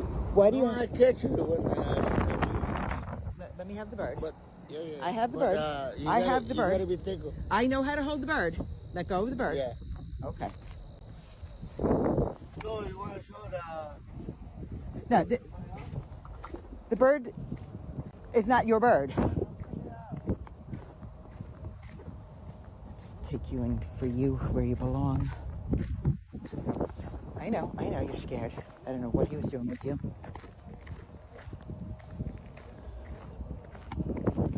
He takes you away from them. Make sure you can fly okay and let you go. Now you can hear the migrant. He's very upset with the lady. He's following her.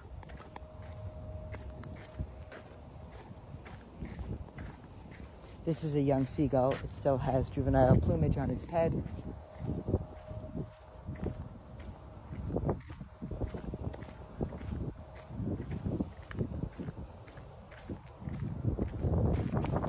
Okay, let's see.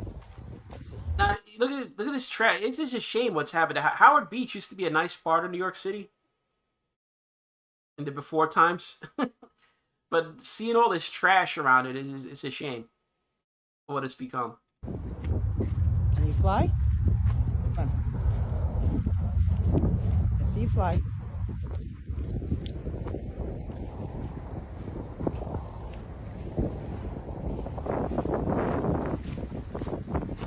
All right, so she's trying to get the bird to fly away Sugar, to safety. Go in the water. But the bird won't cooperate. It just keeps walking. And look who's following on. The dude still wants the bird. Go back to your parents. I know. You'll be able to fly very soon.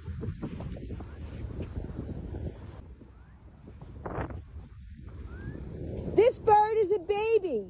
He's trying to attract the bird again, the seagull. The bird is a baby. No. Let it be.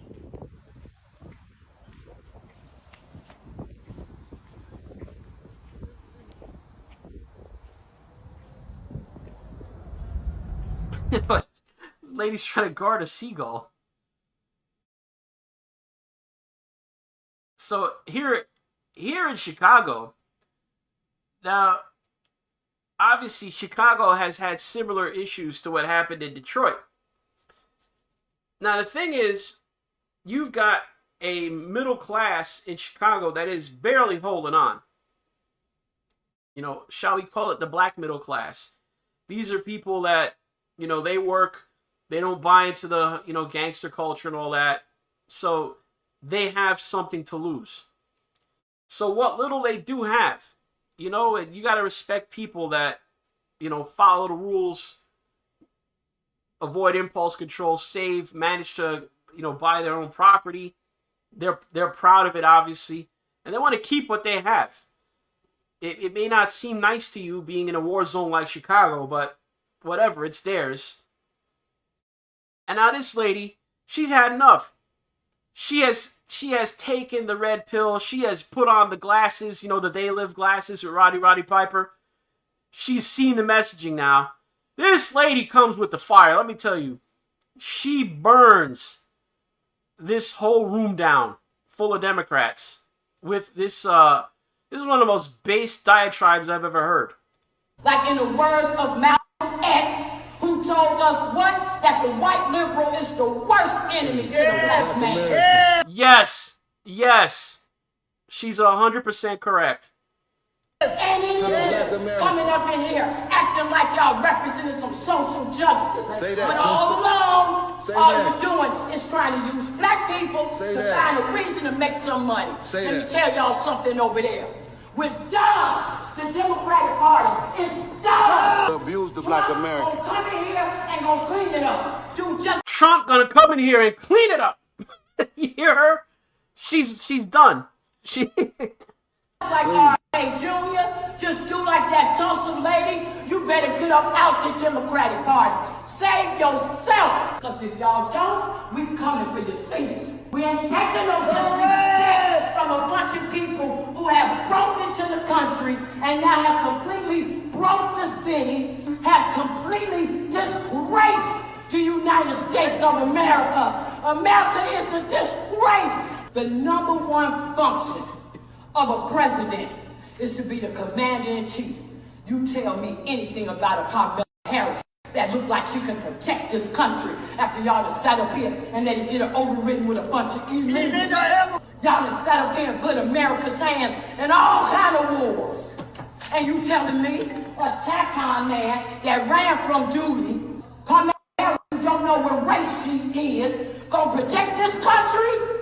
The devil is a lie. Like in the I mean, that woman, she has put on the glasses. She's seen the messaging on the billboards.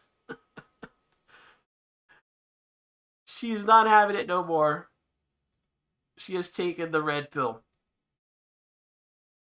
And this is not just the United States, guys. This is across the Western world. Even now, sad to say, even into places like Japan. Base Japan. Don't do this to yourself, Japan. Welfare costs exploding in Germany. 47%, 47.3% of recipients are foreigners. Guys, only 14% of the German population is foreign. Yet they're getting half of the welfare in Germany. This is crazy. 14% of the population, half of the welfare goes to this population. The whole reason for bringing this population in, now in Germany they have a different situation. There it's largely Turks, Syrians, Afghans. Okay? 14% of the population ostensibly brought in to solve labor shortages and benefit Germany, but this population largely does not work.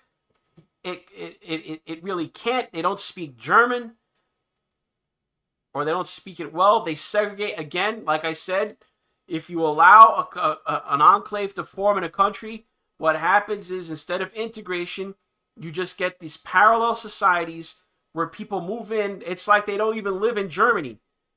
You're going to live among in a Turkish neighborhood where they just speak Turkish. The signs are all Turkish. There are no Germans living there because they all moved away. Right? You're going to move into a Syrian neighborhood. It's going to be all Syrians speaking Arabic. The signs are going to be all in Arabic. You're going to have mosques and people praying in the street, women wearing burqas. I mean, not burqa. The Syrians, they don't do the Afghan thing, but they'll be wearing hijabs and what have you. So that's not that great for Germany, is it? What also happens is that the French police in Paris have released the numbers. So remember, this is the numbers released by the police in Paris. These are state government numbers. That foreigners committed 3/4 of the gang, this being YouTube, shall we say, assaults on women. 77% of the solved cases of assaults on women, you know of the kind of assaults I speak, gang assaults, shall we say, multiple perpetrators, 77% committed by foreigners. So that's 3/4 of the solved cases of gang sex assault committed by foreigners. Oh, what happened here? Something went wrong, blah, blah, blah. Usually refresh fixes it. Here we go. This is Barcelona, Spain, where a homeowner there is asking a fake asylum seeker, as Radio Genoa just calls all asylum seekers fake, which is true, they are fake because most of them come from countries that aren't even at war. You know, last time I checked, Morocco is not at war. Europeans go to Morocco on vacation. So here's the Spanish homeowner in Barcelona, Spain, being informed by the asylum seeker that it's his home now. And he does this with a hammer.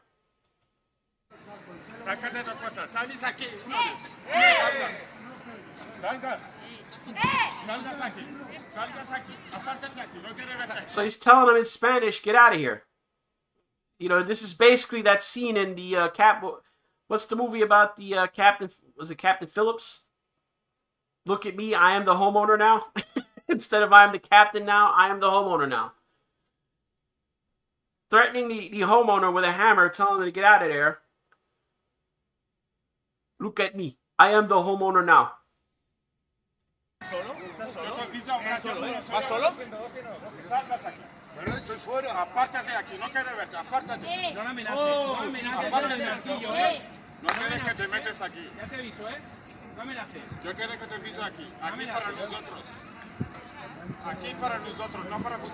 See, here is for me, not for you.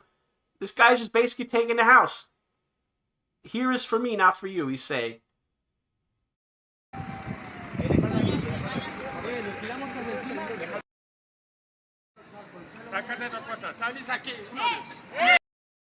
I mean, this is crazy. Just decided the house is his.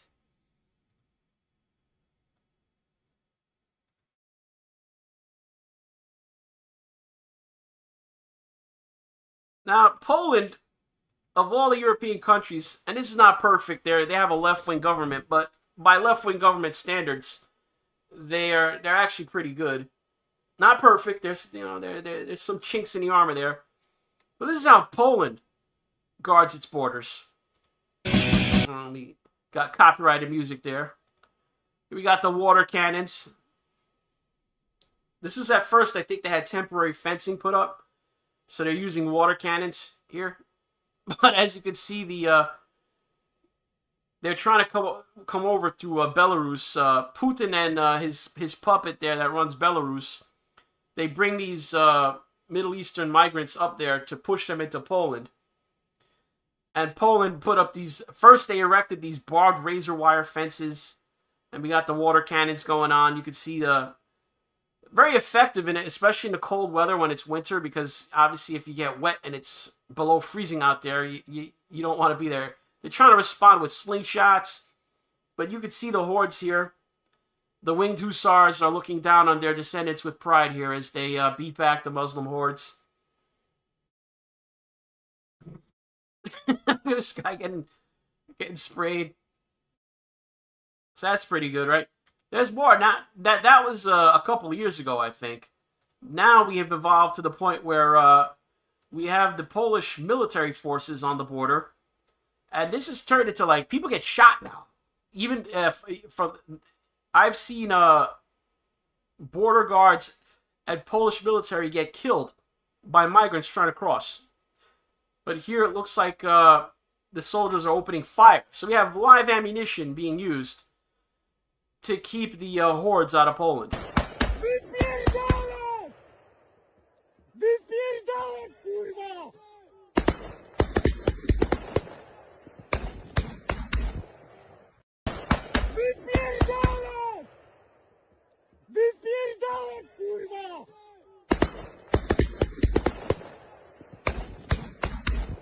Alright, so when they're not using live ammo, they're using essentially hand-to-hand combat. I mean, here we have them with riot shields and, I guess, billy clubs.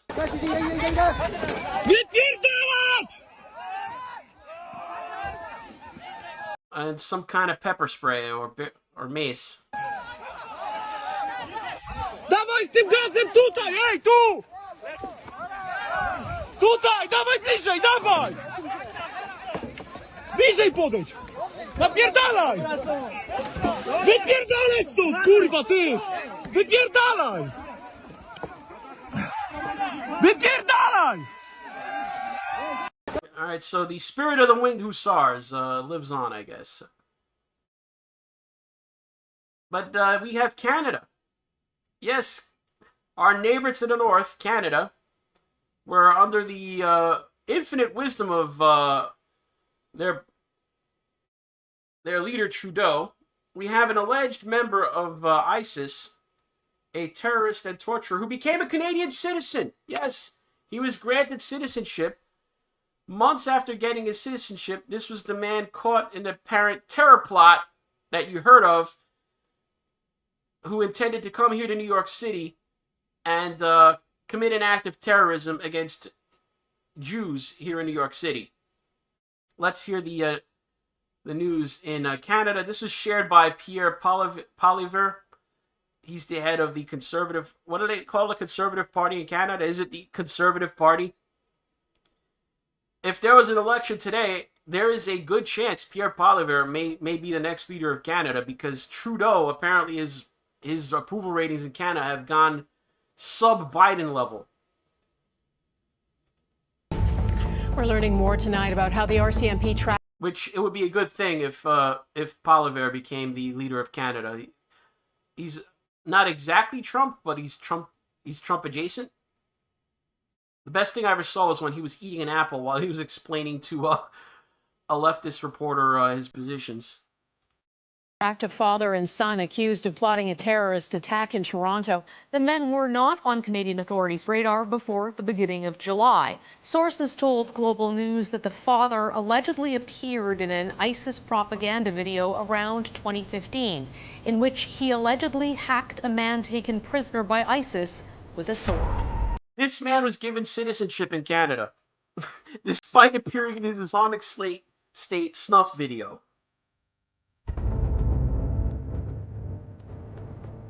It's not clear how and when Ahmed and Mustafa El-Didi entered Canada, but last month they were arrested in a Richmond Hill hotel after a tip-off from another country. The RCMP claimed the pair was planning an attack in the name of the so-called Islamic State.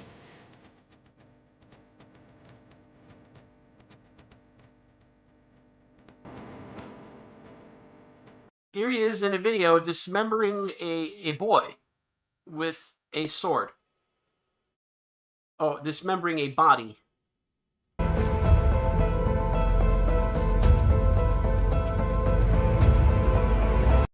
In 2017, now in 2015, he's hacking up a guy on a video for the Islamic State. In 2017, he's applying to visit Canada. Oh, sure, let him in. Give him a visa.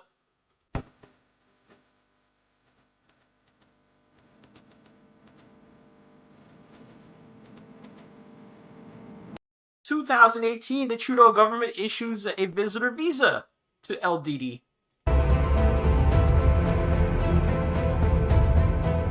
El-Didi enters Canada and makes a refugee claim.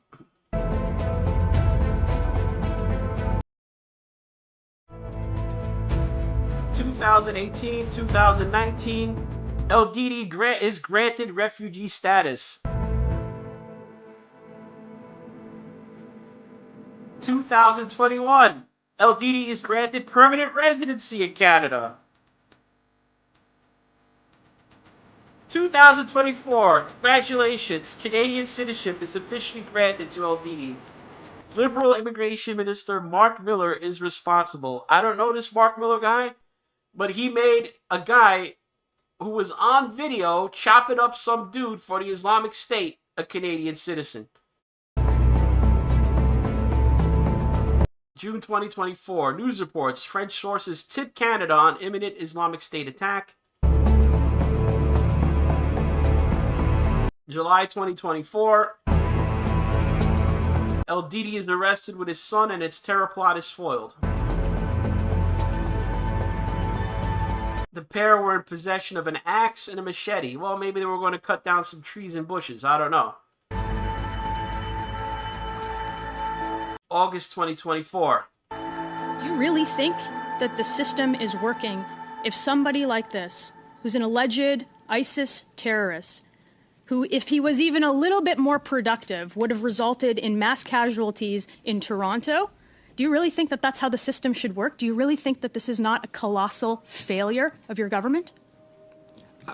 I am very proud of the work that... Who is this Dominic LeBlanc? How could he with a straight face say he's proud of the work that involves giving citizenship to Islamic State killers? The RCMP and CSIS did in thwarting this particular case. How did this man become a citizen under Trudeau? That's a good question. I think Canadians should be asking that. Instead of blocking the bank accounts of boomer grandmas who gave money to the Freedom Convoy.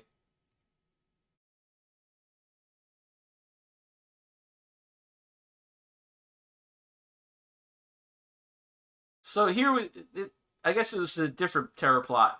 This is the New York City terror attack that was foiled, again, from Canada. So I don't know what's going on up there in Canada that we got all these wannabe ISIS terrorists. This guy, his plan was to come down to New York City. And if you remember the story back a few months back of the Jews crawling out of tunnels here in New York, I guess he wanted to target that place, the Chabad Lubavitch headquarters here in New York City. Here's the story.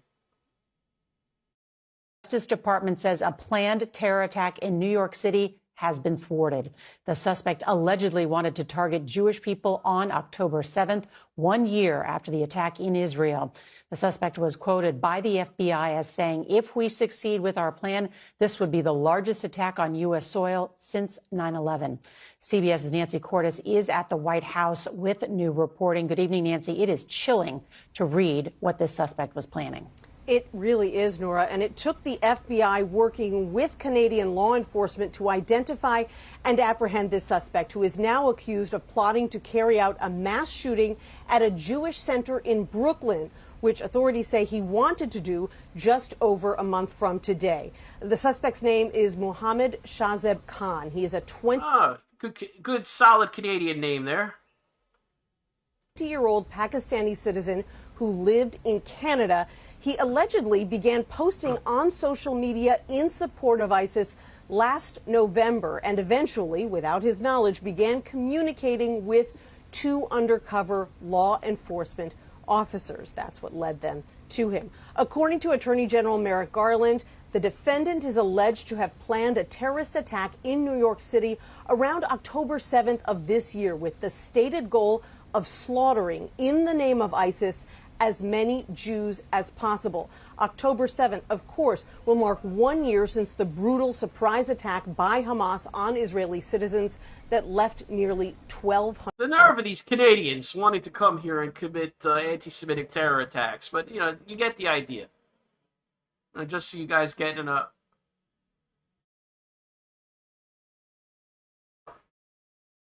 You get an idea of the target. This would be the same place where this happened. I'm sure many of you saw the strange sight of the Hasidic Jewish gentleman crawling out of a grate in a sidewalk, much to the dismay of the person taking video. The Chabad Lublin. These people are very weird, let me tell you. Imagine like the Amish people, but weirder, in that they have these internecine fights among themselves. So you had these young men who were essentially barred from the headquarters building, and they were like, "Oh yeah, well, guess what? They tunneled through under 2 different next door buildings. This whole area that they live in is basically all them. They live in this area part of Brooklyn, and they tunneled under 2 buildings to the point where they compromised the structural integrity of the buildings on top of it. And when they were finally discovered, they brought in these engineers, and the engineers told them, "Look, if you don't fix this, these buildings are going to collapse." And that's when they called the cops to evict these guys out of the tunnels. But as you can imagine, this was all kinds of stories about what was going on down there. Crazy. And trust me, this is just the tip of the iceberg. These people over the years have done crazier things. Ever since the head of their sect died like more than 20 years ago, they've been fighting over who's in control of this sect. And obviously there's money involved. So where you have the control of the money, you have multiple factions. These young men apparently part of a new breed of young Turks. Doesn't matter. This guy that's coming from Canada, he's not going to care about the internecine politics of Hasidic Jews. He just wants to kill all of them. So here we have the United States Attorney's Office. This is their announcement of it. This man's apparently a Pakistani national, charged for plotting this terrorist attack. Mohammed Shahzeb Khan, aka Shahzeb Jadoon, attempted to enter the United States to carry out a mass shooting at a Jewish center in New York City. Let's see. U.S. Attorney Damian Williams, as alleged, Khan attempted to travel to the United States to carry out a terrorist attack and murder as many Jewish people as possible, all in support of ISIS. Khan's alleged crimes are a vivid reminder that we must remain vigilant in the fight against anti-Semitism and terror. Thanks to our law enforcement. Okay, so he's patting himself on the back here. The defendant is alleged to have planned a terrorist attack in New York City around October 7th, obviously the anniversary of the attack from Gaza into Israel that sparked the latest Israeli-Gazan war. Let's see, of this year, with the stated goal of slaughtering in the name of ISIS as many Jewish people as possible, thanks to the investigative work of the FBI and the quick action of our Canadian law enforcement partners. Sounds like the Mounties cooperated in this investigation, the RCMP. Someone's going to have to let me know how the RCMP is. Are they as compromised as our law enforcement is? The defendant was taken into custody. As I said to Canada's Minister of Public Safety yesterday, we are deeply grateful to our Canadian partners for their critical law enforcement actions in this matter. Jewish communities, like all communities in this country, should not have to fear, yada, yada, yada. FBI Director Christopher Wray said the defendant was allegedly determined to kill Jewish people here in the United States. The 1 year after Hamas's horrific attack on Israel, the investigation was led by the FBI. Okay, so more back patting there. I want details. I don't want to patting people on the back. All right, here we go. The complaint was unsealed today. Khan, a Pakistani national residing in Canada, began posting on social media and communicating with others on an encrypted messaging application. Is this Telegram? About his support for ISIS in or about November of 2023, when, among other things, Khan distributed his ISIS propaganda videos and literature. Subsequently, Khan began communicating with 2 undercover law enforcement officers, collectively the UCs. Now, this is what always happens. I always tell people, if you have to hire hitmen or try to contact terrorists and you're not already in that game, 99% of the time you're talking to a law enforcement officer. So just have that in mind. This is always how they catch people. Lady wants to have her husband arrested. She's not an organized crime. She puts out feelers looking for some kind of hitman. The person that gets in contact with her is going to be a cop. Okay. The same thing happens, I guess, in the terrorism game. you're making posts on social media, the authorities notice. So you're going to get contacted by people. It's not going to be the people you want. It's going to be the authorities. They go, "Oh, would you like to commit a terrorist attack? Okay, we'd like to help you with that." During these conversations, Khan confirmed that he and a U.S.-based associate named Associate Number 1 had been planning to carry out an attack in a particular U.S. city named City Number 1. Why did they conceal the name of the city? We know it's New York City. Are we going to call it City Number 1 in the indictment? Really? I could understand the names, but not why are we calling it City 1? Among other things, Khan said that he had been actively attempting to create a real offline cell of ISIS supporters to carry out a coordinated assault in City 1 using AR-style assault rifles to target Israeli Jewish Chabads, or is it Shabads? I don't know how to say that word. I'm guessing it's Chabads, scattered all around City 1. During subsequent conversations, Khan repeatedly instructed the undercovers to obtain AR-style assault rifles, ammunition, and other materials to carry out the attacks, and identified the specific locations in City 1 where the attacks would take place. Khan also provided details how he would cross the border from Canada into the U.S. to conduct these attacks.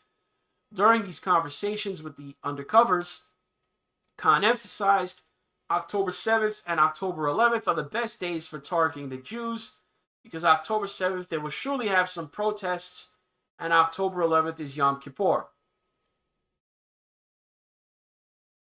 On or about August 20th, 2024, Khan changed his target location from City 1. Okay, he had a different city in mind.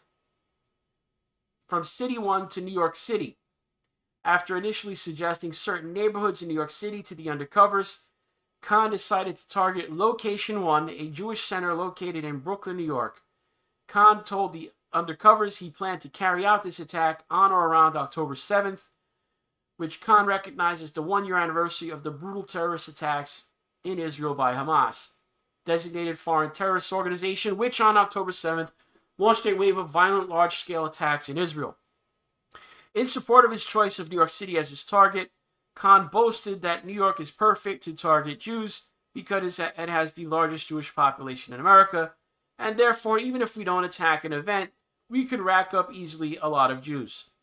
Khan proclaimed that we are going to New York City to slaughter them, and it sent a photograph of the specific area inside Location 1 where he planned to carry out the attack. Now, if you remember, during the whole episode with the guys getting pulled out of the tunnels, a lot of videos and pictures were taken inside the headquarters, which is not something that you usually see.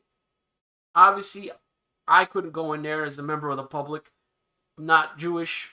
I'm not even sure Jews can go in there. You probably have to be a specific member of that Lubavitcher sect to even gain entrance to that area.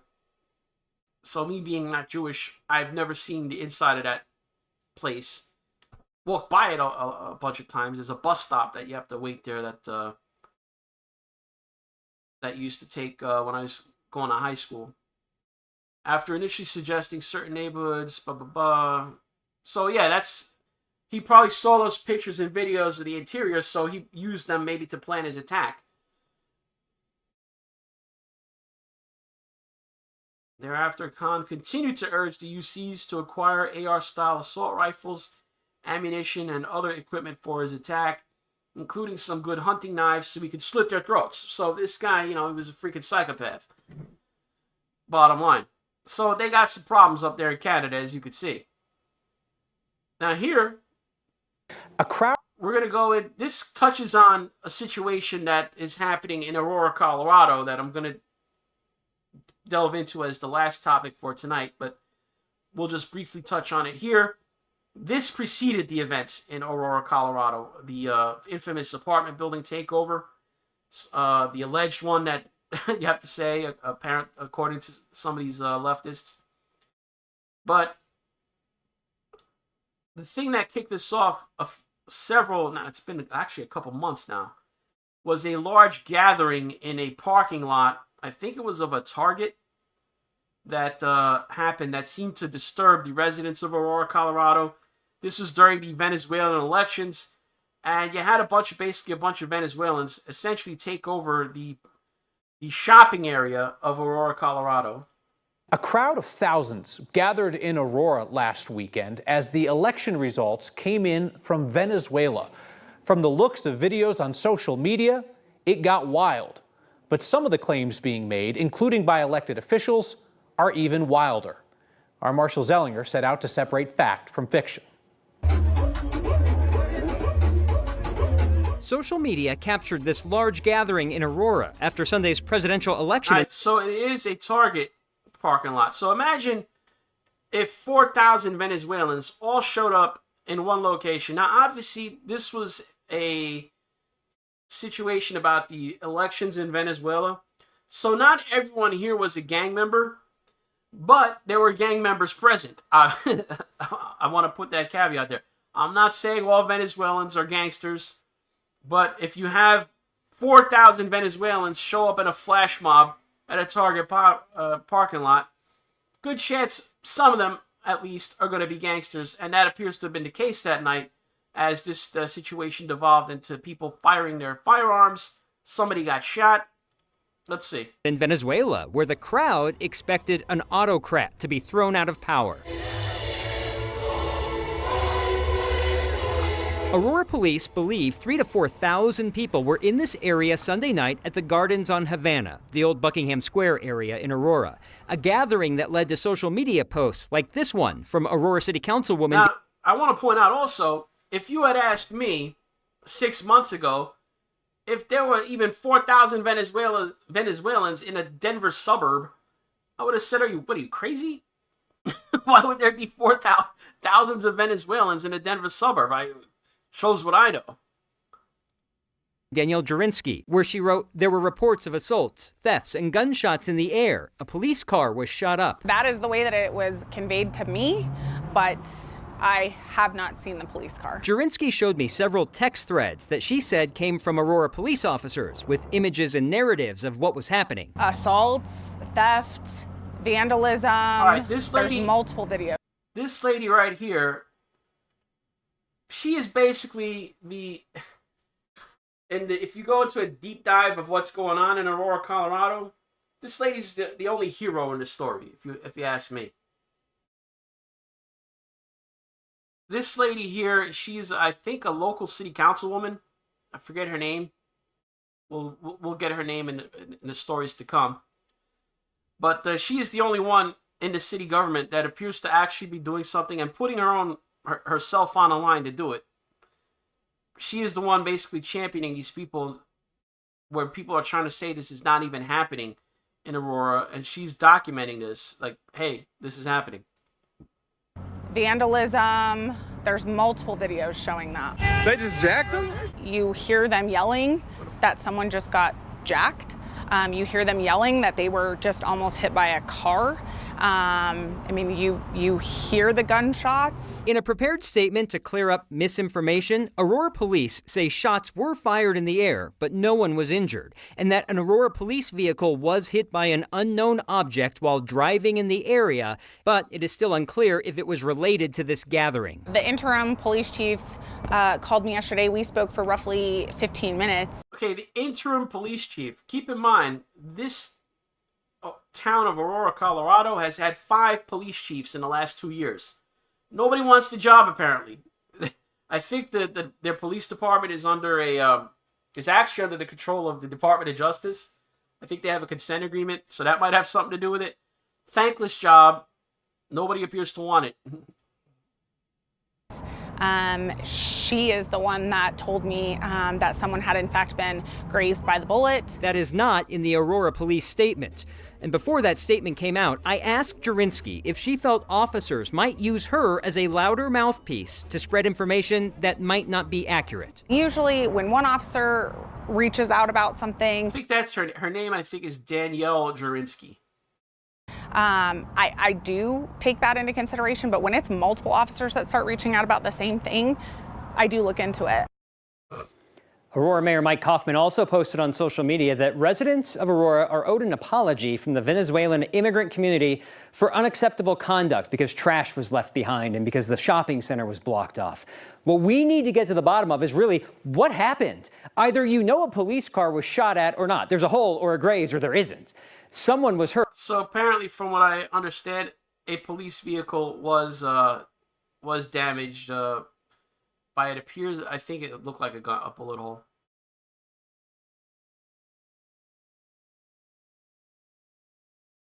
But here we have Aurora, Colorado. What's the title of this story on August 29th? Again, we're not even talking about the apartment buildings yet.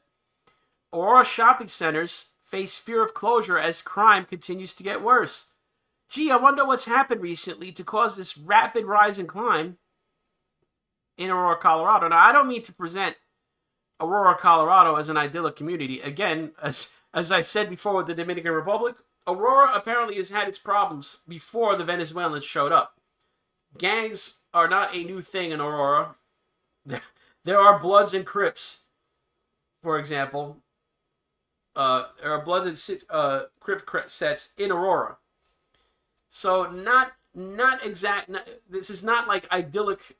This is not Detroit 1910 type of situation that they're going into. But this rise in crime is causing the shopping centers, plural, not one, not just the Target parking lot that we're talking about.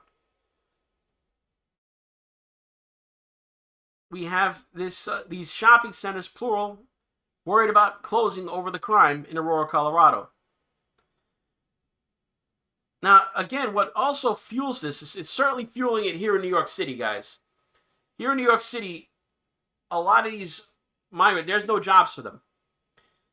And the only jobs they can get, essentially, because remember, they're not allowed to work because they don't have work permits, is basically fake DoorDash. You have to buy, they have to rent or lease these DoorDash accounts from people that are authorized to have them. They pay them a certain amount of money, and then they basically run with it. So DoorDash and Uber Eats infiltrated by Venezuelan migrants who are illegally showing up at your door. So here's a guy negotiating renting somebody's DoorDash or Uber Eats account.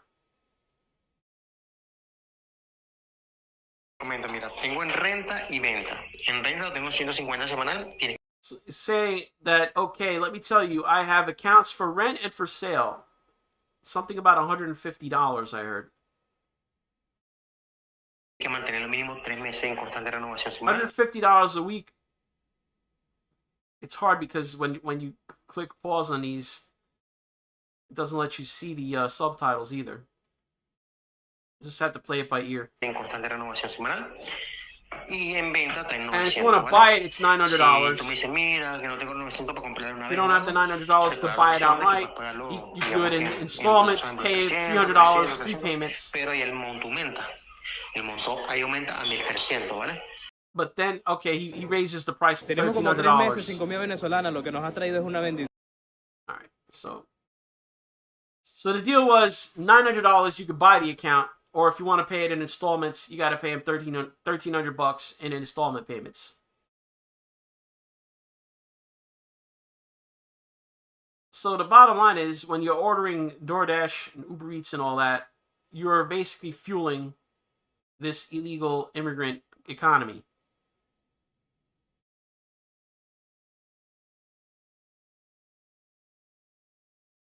And this has come with a cost to New York City. Again, here we got a story from February. I have been tagging this stuff, guys, for months. And I went through it today. I had hundreds of it. I had to curate this list down to like some of the more highlighted ones. Here we got migrants brawling with boxing gloves in a fight club near a New York City shelter with onlookers egging them on. Sadly, the video is gone. So it's been taken down by the New York Post. But here you can see pictures. I mean, there they are. They're like fighting, I guess, in a McDonald's parking lot. And you got people all around watching the fights. I mean, it's just we got Venezuelan Oh, they're not all Venezuelans, but we got basically illegal alien fight club going on. Oh, here we got a TikTok video.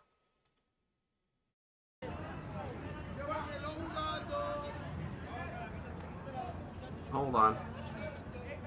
It opened up an entirely new window when I clicked on it, obviously. So this is in Queens. We got illegal aliens engaging in fight club activities. Yeah, this reminds me of the old. This is like that bum fights energy. It looks somewhat organized and friendly.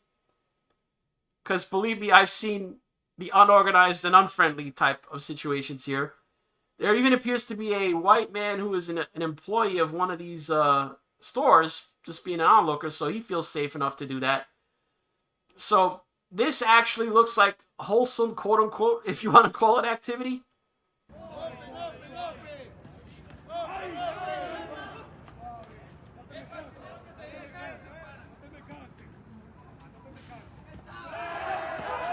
Oh, we got a knockdown. Okay, so before we get a foul of YouTube here, believe me, they are cracking down. I mean, any hint of violence, and they're going crazy. So we have illegal alien fight clubs here in New York. We have this situation now. Here's the thing. Now we start. If you watch the news, all you got was a story about a 2-alarm fire erupting in Marine Park. Now, Marine Park, New York, is a part of Brooklyn that, again, another area that in the before times was one of the nicer areas of Brooklyn, New York City. Not so today. But if you watch the local story, you get the story of, oh, it's just a fire. Just a fire happened. With breaking news out of Marine Park on East 36th Street. This is video of the scene. Firefighters battling flames devastating multiple homes earlier this afternoon. News 12's Rob Flax joins us now live from the scene. Rob, what can you tell us about what started this fire? Yeah, Justine, you can take a look at those two split homes right behind me there. You can see the windows are shattered out. There are things on the roof, damage from the fire. Now, it all started, you can see where the side of that home is burnt. That is where the fire originated, and it all has to do with what was on the backyard of that property that we're going to give our viewers a look at right now. Now, what was back there was a hoarding of trash that basically acted as an accelerant. Trash, he calls it.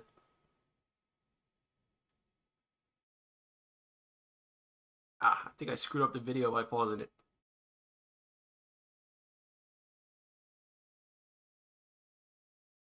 He calls it trash, guys, but Residents heard, they ran out to look at it, and fire was everywhere. Now, firefighters say when they got a look inside of that property, there was mattresses on the outside as they threw those out of the windows again to protect the roof as they were working inside of that area. Now, we tried speaking with residents. Unfortunately, this is a heavily conservative Jewish Hasidic area, so folks can't talk to us on the Sabbath, but they say this is a property, again, that home right in the middle where you can see the burns on the side, that is a problem. All right. Keep in mind, heavily Jewish area, right? Hasidic Jewish at that, so imagine. The story you're not getting is how this building came to be occupied by a bunch of Venezuelans. Shall we say there was some chicanery involved? You could imagine the locals would not want these outsiders moving in. For the community, they say they have seen drug deals, people coming and going, needles on the ground, and they say it was only a matter of time before this property caused a problem. That's what they say they were worried about, that they were reporting to every agency they could, and unfortunately those calls, despite that, this incident still. All right, if you know anything about New York City politics, if the Hasidic Jews, with all their pull and juice that they have, can't get these people kicked out, nobody can. So this is the state of the super citizens that are now being brought in here to New York City. Not even the Hasidic Jews. Remember, they have their own police department, private police department that they've set up called the Shomron. I'm not making this up. They have had for years their own private police department that operates with the full sanction of the city. If something happens in their area, they call the Shomrin before they call the police. Even these people didn't have the pull to get these squatters kicked out. So here's the story. Junkies and migrant squatters turned New York City block into a crime-ridden nightmare, starting blaze with stolen e-bikes that torched 2 nearby homes. Apparently, the owner of this home rented out the basement apartment to a woman from Ecuador. So what happens is, you have a property in Brooklyn, you want to make some extra money, and this is universal in almost every home in Brooklyn. If it has a basement, they'll renovate the basement and turn it into an apartment. They'll rent the apartment to someone and it'll generate passive income. And you will pay a lot of money for even a basement apartment in a war zone. Now, Marine Park is not a war zone. It's not as nice as it used to be, but obviously Hasidic Jews living there. Not a lot of crime, but they're surrounded by very bad areas here. Let me tell you, very bad areas. It's also an inconvenient area to get to. You can only go there if you drive because there's very few public transportation options there. So that's why these guys need these e-bikes and these scooters, because you're not getting around there by train. So the owner of the property, he rents the basement apartment to a woman from Ecuador, who then 2 weeks later says, you know what, I'm going back to Ecuador, I'm dipping. Because basically she's a front. In those 2 weeks, she moved 8 Venezuelan gang members from Tren de la Agua, you know, the gang that you've been hearing about. She moves them into the basement, into the place. She dips out on the landlord, and now he's got 8 Venezuelan gangsters who are not going to pay him rent, by the way. And he can't get rid of them. These 8 Venezuelan gangsters, these are the real deal. These are hyper-violent people. They are not paying him rent. If he comes around, now this is our house now. These people will come and change the locks on you. They are that open and brazen. So they essentially took over this place. They became a nuisance in the area. The neighbors, obviously, they don't want 8 Venezuelan gangsters living amongst them. They're calling everybody. You heard the guy, you know, they're calling every city agency. Hands are tied, can't do anything about it. Pretty soon, the backyard is full of stolen e-bikes, scooters, whatnot. Now, these people, they got to charge these bikes every day if they want to use them, right? You got 8 Venezuelans in there. So they're charging up essentially 8 e-bikes and scooters every night in this place. The electricity, if you know anything about house electricity, there's no way you're going to charge 8 freaking scooters and e-bikes on house current. Ultimately, you got a spark. Now you got a bunch of these lithium-ion batteries in these e-bikes. They go off like the 4th of July, and not only does this house burn, the houses on both sides of it burn, because this is Brooklyn. These are attached houses. So now you've taken out half the block with this fire. You've just made your 2 neighbors on either side of you homeless. The property values are now in the toilet. You've got 3 burned down houses in the middle of the block. You're going to want to buy the house across the street from those houses now? No. So these people have destroyed the neighborhood, essentially. It just took 8 Venezuelan gangsters moving into a house, ruined this area. Today's cover of the New York Post, this is a few days ago. This was on September 3rd, so basically 6 days ago. Where the New York Post announced that 3 out of 4 arrested in Midtown Manhattan are migrants. That's 75%, people. This story, you got to read it to believe it. So essentially, if you got rid of the illegal aliens, 75% of the crime in Midtown Manhattan would just go away. This is crazy. Jefferson Maldonado, a 31-year-old migrant from Ecuador, has been arrested in New York City 5 times since arriving in the U.S. earlier this year. His latest bust was for stealing a pair of pants and a beer from the Target near Herald Square. Asked why he committed the crime, the migrant thief said, "I wanted to change my clothes and think. I wanted to sit down and think about my life and about what to do, because this is not a normal world." So he wanted to change his clothes. He decided he's going to rob a Target.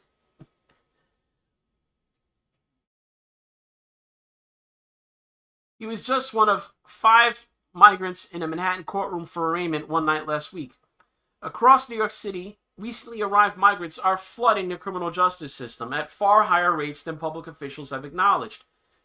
Police sources have shared with the Post a staggering estimate that as many as 75% of the people they've been arresting in Midtown Manhattan in recent months for crimes like assault, robbery, and domestic violence are migrants. In parts of Queens, the figure is more than 60%, sources estimate. On any given day, Big Apple criminal court dockets are packed with asylum seekers who have run afoul of the law. The problem is made much worse by sanctuary city laws that mean New York cops aren't allowed to work with ICE on cases in which they believe suspects are in the country illegally. Additionally, the New York Police Department says it's barred from tracking the immigration status of offenders, making it almost impossible for authorities to get their arms around the problem, experts and sources on the ground say. New York City eliminated a tool to get rid of violent criminals. It's a mess. Jim Quinn, a veteran former prosecutor at the Queens District Attorney's Office, told the Post. The sanctuary city law is pathetic. It's disgusting. It's crazy. Making matters worse, police sources say word has gotten out in the shelters about the city's lax bail guidelines, essentially no bail unless you actually take somebody out. You're released often the same day, within hours. If you're arrested in the morning for breakfast, you're out by lunchtime having lunch. Making matters worse, police sources say word has gotten out in the shelters about the city's lax bail guidelines, meaning migrants know they're going to get kicked back onto the street quickly after they're nabbed. A City Hall spokesman pointed to Mayor Eric Adams' previous calls for the city council to change sanctuary city laws. Last week, Adams said, "Right now, we don't have the authorization to be able to go and coordinate with ICE. We have to follow the law." Well, guess what happened now? Today, basically all the commanders of Mayor Adams' police department have been indicted in a scandal, which, trust me, if they weren't against the sanctuary city stuff, would never have happened. I've never seen anything like it. Since Mayor Adams went on the warpath, trying to reverse all these sanctuary city policies, essentially the powers that be have declared war on him and his police department. So suddenly things that they probably were doing these things, and they used to just look the other way and let them do it. Now that they've come out and stepped off the reservation, they don't get that protection anymore.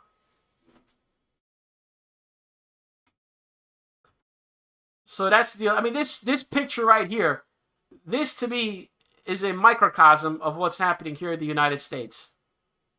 The cop, look at the cop falling down, trying desperately to stop this illegal alien criminal on a scooter. And the illegal alien on the scooter could care less. This cop, even when he arrests this illegal alien on the scooter, he'll still be doing the paperwork on the arrest when the leftist judges and prosecutors kick this illegal alien back out of the street with no bail. So that picture right there is emblematic of the decline and fall of Western civilization right here. And look at this. The contents, they will steal from these stores.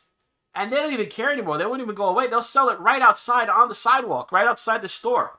The stolen goods. Every block, essentially, in some areas, is wall-to-wall stolen property being sold on the sidewalk. This is what Joe Biden and Kamala Harris have turned New York City into. Now, I've seen New York City at its worst. But even in the worst days when there were like 2,000 murders back in the early 90s, you didn't have all this stolen property for sale on the street. A street blocked by fences selling the stolen stuff. This is crazy. Everywhere you go, people selling stolen shit.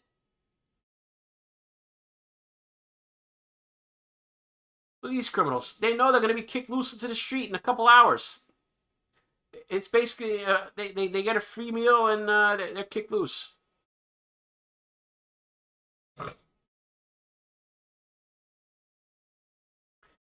But then you have real insanity in California, where they tried to pass a law, or are trying to, where they're going to give illegal aliens a $150,000 quote-unquote loan. You heard that right. $150,000 quote-unquote loan, which they don't have to pay back at zero interest as long as they don't sell the house. So this is only for illegal aliens, by the way. You're going to have everyone and their brother show up in California for their free $150,000 home. I mean, home loan, quote unquote. They only have to pay it back starting when they sell it. So you essentially get $150K free. While you're living in the house, you don't have to pay it. What's to stop the illegal alien from just buying a house with the $150K and just not selling it and then renting that house out for passive income? This is crazy. Thankfully, it appears that Gavin Newsom has vetoed this bill because the Democrats would be finished. I think even in California, the voters are not crazy enough to go for this during an election year. $150,000 loans to illegal migrants to buy houses where, get this, they don't have to make any payments until they sell the house. Can you imagine a $150,000 loan you never have to repay? Well, you can if you are every single human on earth who is not American. Kamala Harris, meanwhile, wants to hand out $25,000 to low-income buyers who've, quote, paid their rent on time for 2 years in the so-called... So you pay your rent, you get nothing. If you're an illegal alien, Kamala Harris wants to give you $25,000 for the low bar of paying your rent. Literally doing what you're supposed to do. And Kamala, again, this is crazy. I call them super citizens. They're getting stuff that citizens would never get. So what? Why aren't they? Why wouldn't you call them super citizens? Do you get a $25,000 cash bonus for paying your rent? Oh, you paid your rent. You're a good boy. Here's $25,000. Called Down Payment Toward Equity Act. As J.D. Vance noted, that program would also be open to illegal migrants who at this point make up 80% of America's population growth. We had 300,000 net births last year versus at least 1.1 million border encounters. While Kamala is giving away a measly $25,000, bankrupt California would, quote, loan up to 20% of the home's purchase price, meaning it could go for a $750,000 home with zero down payment and, in fact, zero payments until they sell the house. If they're smart, of course, they will never sell the house, meaning they will never pay the loan. They'll just keep living at taxpayer expense. Both programs will, of course, raise the cost of housing, just like subsidized government loans turned university into a $300,000 affair. That's the best part. So in addition to taxpayer money going to this, he's exactly right. All this is going to do is raise housing prices about $150,000.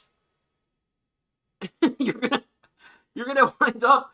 It's gonna be even harder for a young American citizen. If you're an American citizen, your kids are never gonna be able to buy a house in California. It's bad enough now. Imagine adding $150,000 to the value of homes in California, because if you sell it to an illegal alien, they're gonna get an extra $150K. So it's making already ridiculously unaffordable houses even more unaffordable. The citizen is the one that gets screwed every time. Free government handouts will raise the price of houses. That means the $25,000 or the $150,000 is a transfer from taxpayers to home sellers. Now, interestingly enough, BlackRock and other Wall Street giants have been on a house buying spree, buying, according to Redfin, more than 1 in 4 of the kind of houses these people will be buying. So it's a pipeline, taxpayer to BlackRock, with illegals the middleman paid with a free house while an American goes without. It gets worse because free money means buyers are not being screened for credit worthiness. It also means they have no skin in the game. They'll walk away if the house price goes down. That's exactly what happened in 2008 when banks sold $0, zero-document loans. They called them liar loans. When housing turned, they did walk away in droves, leaving entire neighborhoods pockmarked with abandoned houses the liars had been hogging up. In this case, illegals don't have to lie. They can gaily admit they have no money, no docs, no credit, no assets because Uncle Sam is footing the bill, meaning you are footing the bill. Considering most illegals are on welfare, they are literally brewing up a 2008 with taxpayer money. So what's next? Brought to you by Unchained.com. Free housing for illegals. So he explained it well there. That's the insanity that they tried to get passed in California. Now, the governor has vetoed the bill. Will they try to override his veto? Do they have the votes? That I cannot tell you. Only time will tell. Here we're back in Denver, where masked gunmen raided a home in Denver. Bloodthirsty super gang Tren de Aragua moves its headquarters to the outskirts of a major U.S. city. I believe they're talking about El Paso. As fearful cops warn of telltale tattoos Americans should watch out for. Essentially what's happened is Venezuela has emptied its prisons. Tren de Aragua got its start as a prison gang. Basically, they tell them in Venezuela, move on, go to El Norte, which is the United States, or we'll just stick you back in prison here. So you got the choice. You could stay back in a Latin American prison, or you can go to the United States where you can steal to your heart's content. And as long as you do it in a blue district, you won't get prosecuted. You'll get kicked back out into the street with no bail to do your crimes over and over and over again. It's insane.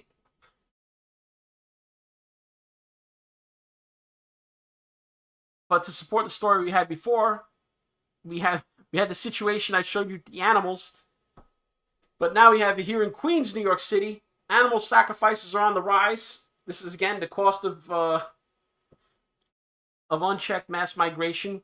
Where here in Queens, near where I live, we have chickens and pigs being tortured in twisted rituals. Animal sacrifices are surging in Queens with chickens, pigs, and rats being tortured, mutilated, or killed in twisted religious rituals in parklands surrounding Jamaica Bay. In a little over a month, at least 9 wounded animals or carcasses have been discovered in the federally managed Spring Creek Park in Howard Beach. Again, remember that lady where the guy was chasing the goose? I mean, the seagull? That's exactly where this is happening. Jamaica Bay Wildlife Refuge in Broad Channel, including 5 live pigs with partially severed ears. Creatures recovered from the revolting scene also include a nearly dead baby rat, tied up in a bag with chicken bones, a freshly decapitated chicken head, a live hen in distress, and a dead dog with its neck snapped.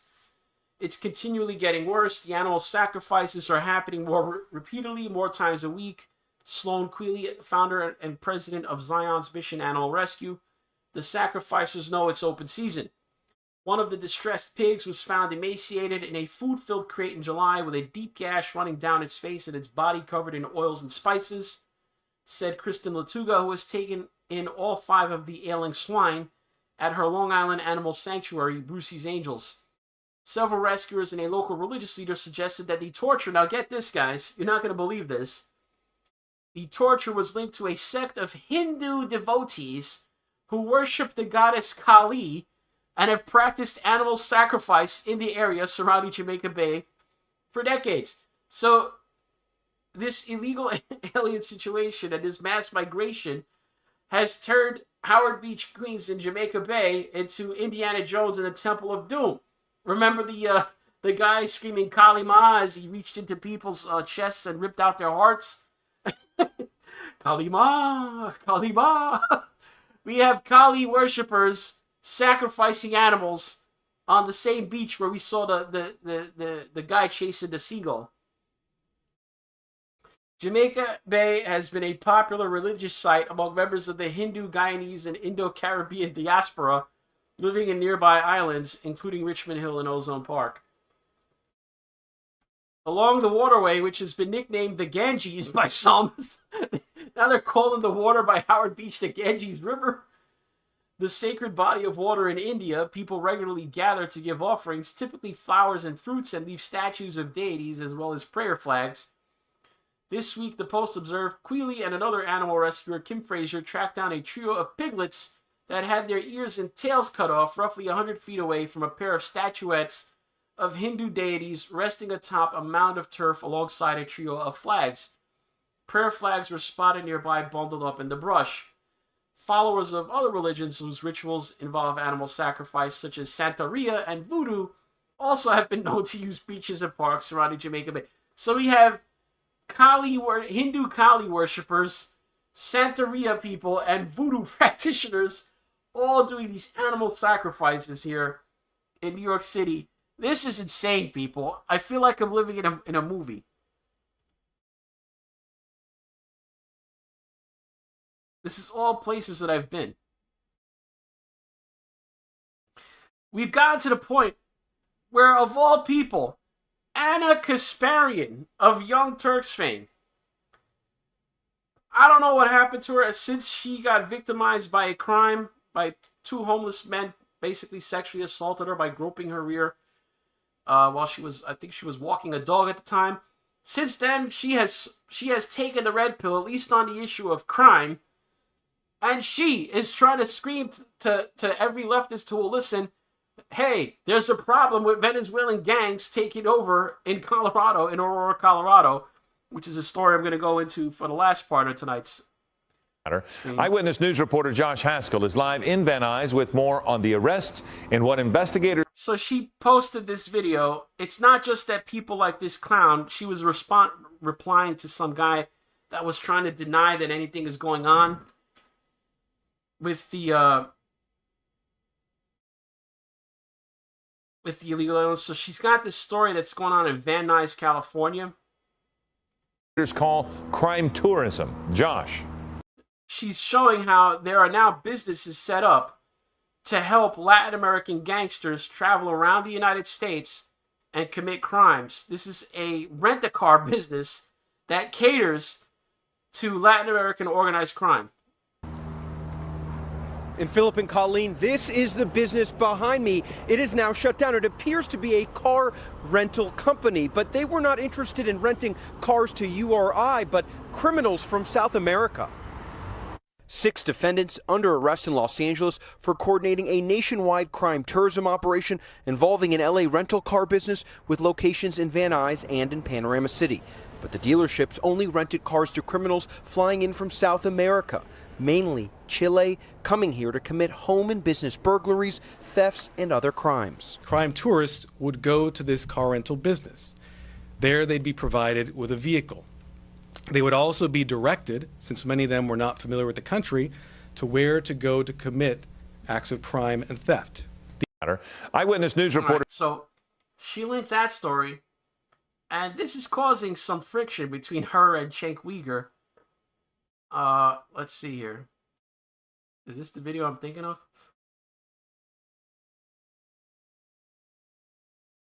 You can imagine Cenk is not happy with Anna's recent turn on certain issues, and I don't know if this is a video. I saw a video recently where live on the show they got kind of snippy. So what's the FBI supposed to do? Okay, hold on. You can't make an arrest there because other than making the threats, he hasn't done anything wrong yet. All right, they're talking about the Georgia shooter there. It's not the video I'm thinking of. These video I was thinking of was the Venezuelan migrant video.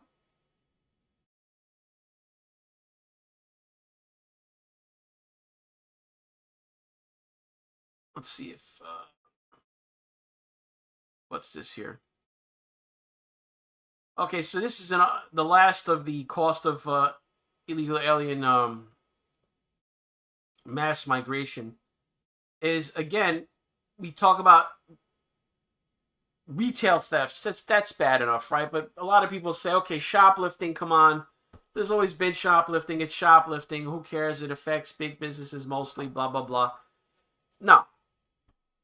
ICE in Baltimore. This is the Immigration and Customs Enforcement Agency. Their Baltimore office announced the arrest of their 153rd illegal alien sex offender of this fiscal year, a record. So in just Baltimore alone, ICE has arrested 153 illegal alien child diddlers. It's a It's a 2 times previously deported Honduran national who re-entered the U.S. illegally, again as a getaway, and was convicted of assaulting a Maryland resident. This is a landmark arrest for ICE Baltimore in that they secured a record 153 non-citizen sex offenders arrested in their area of operations during a single fiscal year. But more importantly, there are 153 victims who need not fear for their predators because of ERO officers, ICE says. This arrest also highlights the amazing enforcement actions performed by ERO officers across our great nation. So think about it.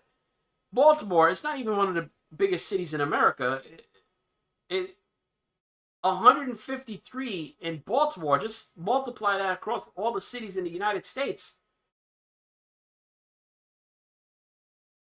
There are literally thousands and thousands of victims of these people, all because we have, the powers that be that want to let all these people in. But last subject we're going to cover is Aurora, Colorado. Now this one, I had to do a real deep dive on this because you have a lot of people that are living in denial of what is going on there. They keep saying every news story you see, debunked, largely debunked. It's not happening. There are no gangs taking over buildings in Aurora, Colorado. And let me tell you guys, they're full of crap. Because if you go looking, and again, you have to go with the local news sources, independent reporters, that's where you find the pay dirt. Now, I'm sure a lot of you saw, first of all, we have independent voices warning about this first. Let's see if this is the guy I'm thinking of. If I told you this was happening in 2024, would you believe me? Let me tell you how crazy this is. In Aurora, Colorado, there's a Venezuelan gang that has taken over 2 apartment buildings. I kid you not. The landowner has contacted the local authorities. They said there's nothing they can do about it. That's squatter laws, bro. I kid you not. Look this up. Number 2, he went to the FBI. They said there's nothing they can do. And he even went to the marshals, y'all.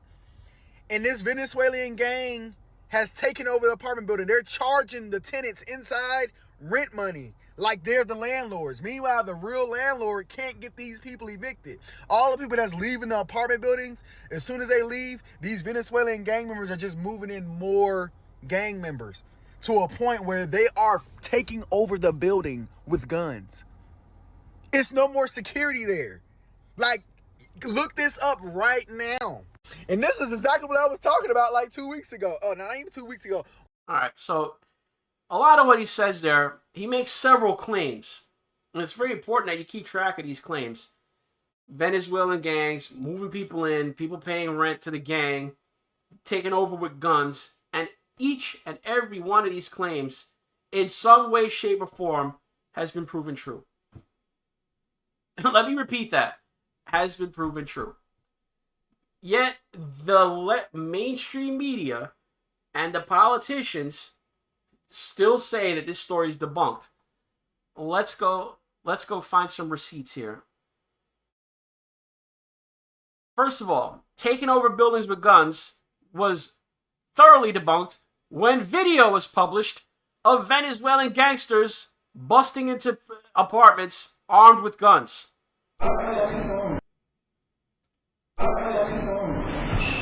This is I believe this happened at the Nome Street building. There's 3 buildings where this activity is happening. They're all owned by the same real estate company. I think it's called CBZ. Actually, they're located here in New York City, so they're not even local to Aurora. They used to have a building manager at this site. Okay? Here we have the gang going into an apartment on the 3rd floor. This is 301. They're armed, and they basically are going in there.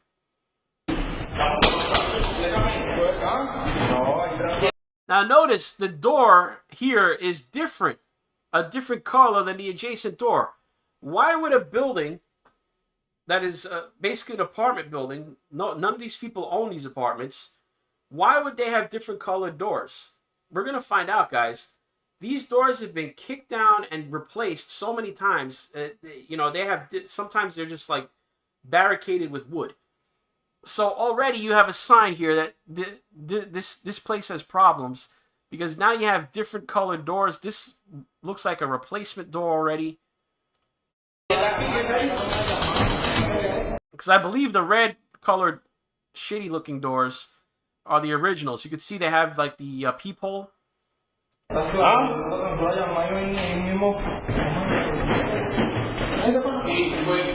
So this bunch of Venezuelans armed with firearms comes banging on the door. This person that lets them in. So obviously they have a situation where they have an in this apartment.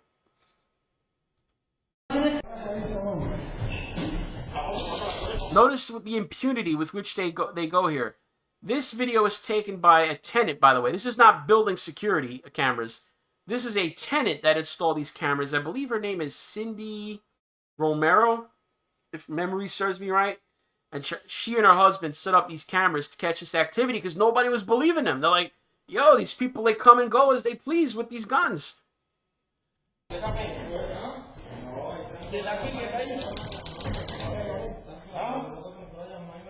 Imagine you had to deal with this right outside your door.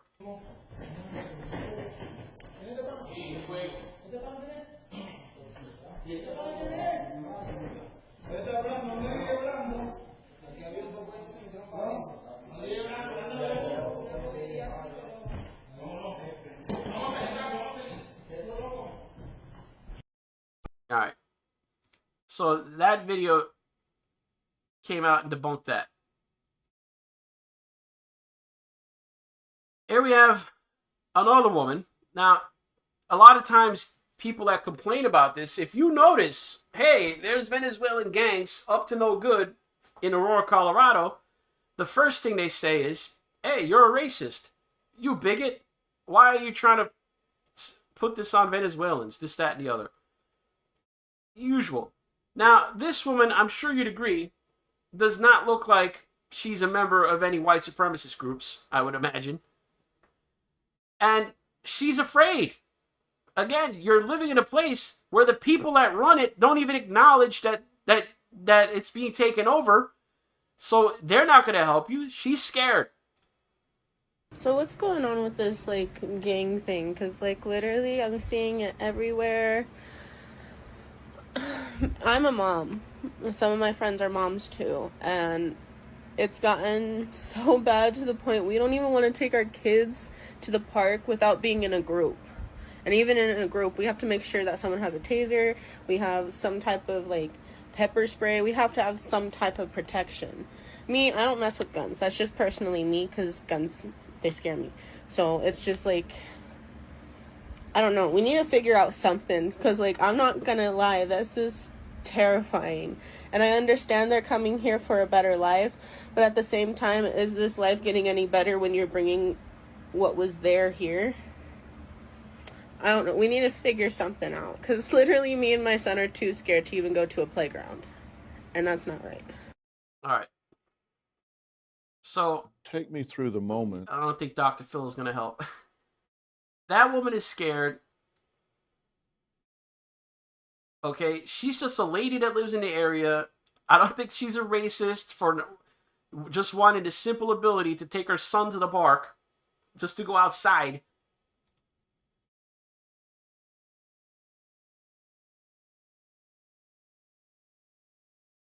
And here's another guy. Now this guy, he's not local to Aurora, but I mean, he's Hispanic.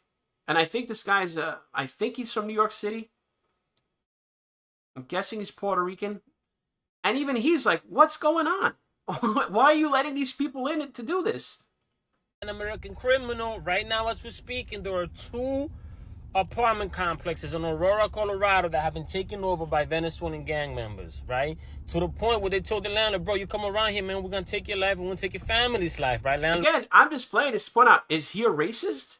Because he's like, why are they letting Venezuelan gangsters into the country and then letting them take over apartment buildings? It's just common sense. You don't have to be a white supremacist to question this. Landlord scared. Landlord go to local law enforcement and say, no, we could do about these squatters. Go to squatter laws, bro, right? He says, man, try to contact the FBI. FBI say, hey, my man, that ain't our problem, right? The Department of Homeland Security said, that ain't our problem, bro. The landlord is just like, yo, what the hell is going on? What do I do? Bro, these dudes are collecting rent on behalf of the landlord in the building. And every single time somebody moves out of one of the apartments, they're bringing in more Venezuelan migrants into it. Talking about they're patrolling the building with guns. Like, what? In America? No way. That shit, it sounds like something out of a movie, bro. No freaking way that's happening right now. Imagine being that landlord, bro. He probably calling the bank like, hey, yo, yeah, man, the Venezuelan migrants got your mortgage payment. It was the Venezuela who? You owe us that money. You better pay up, bro. There's nothing he could do about it either, man. Because if he try to do something about it, he's gonna get locked up. Yo, I'm sorry. A lot of y'all don't like this, man. But if you're still convinced that the USA don't need a motherfucker like Trump, you gotta be fucking crazy, man. Trump is the only one that's gonna be aggressive enough, man, to come up here and be like, all right, everybody get the fuck out, man, kicking doors down and shit, sending everybody over there, man, deporting everybody. At this point, man, it's needed. Whether you like Trump or not, whether you are a Democrat, it don't matter what you are, man. Shit is getting fucking bad, man. And if you think it's not gonna affect you, just give it enough time. Give it enough time, man, because it's only starting. All right. When you got the Latinos even telling you, yo, you better vote for Trump or you guys are done. He's trying to warn the white community. What are you doing? You're destroying yourselves. You got the Latinos going, yo, can we get Trump up in there, please? Oh my God. He's like, Trump is your only hope. That's the only hope you got.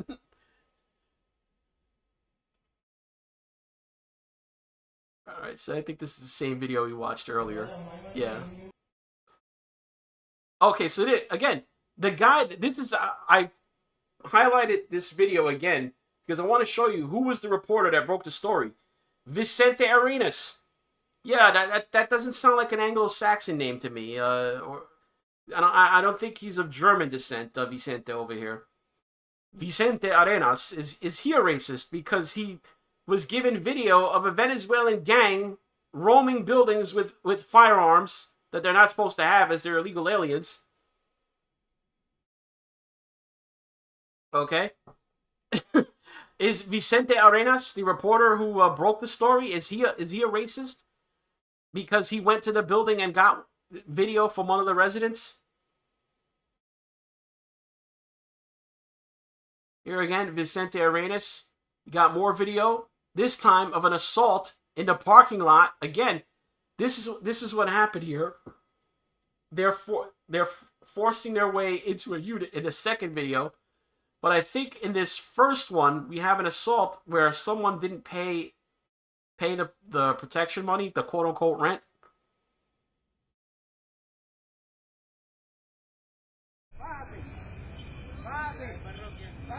See, we got a guy in a car, and we got somebody pointing a gun at him.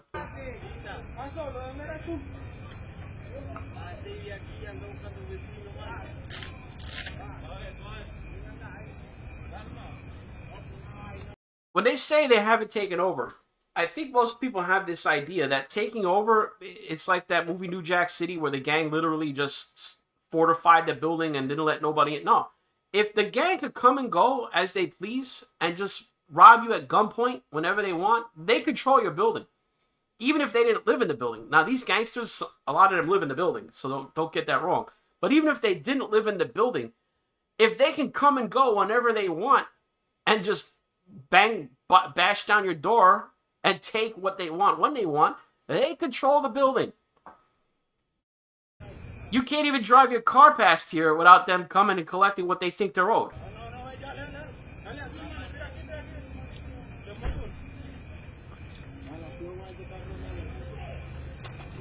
Yep.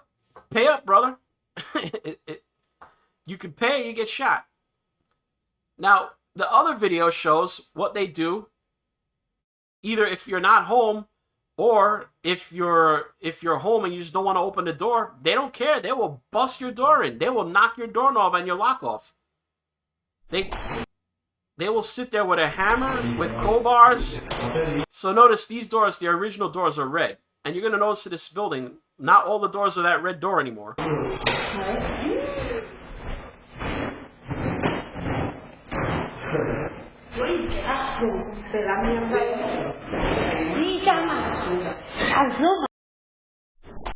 So you see, they come with tools, and if you don't open the door, if you're not home, they will get in.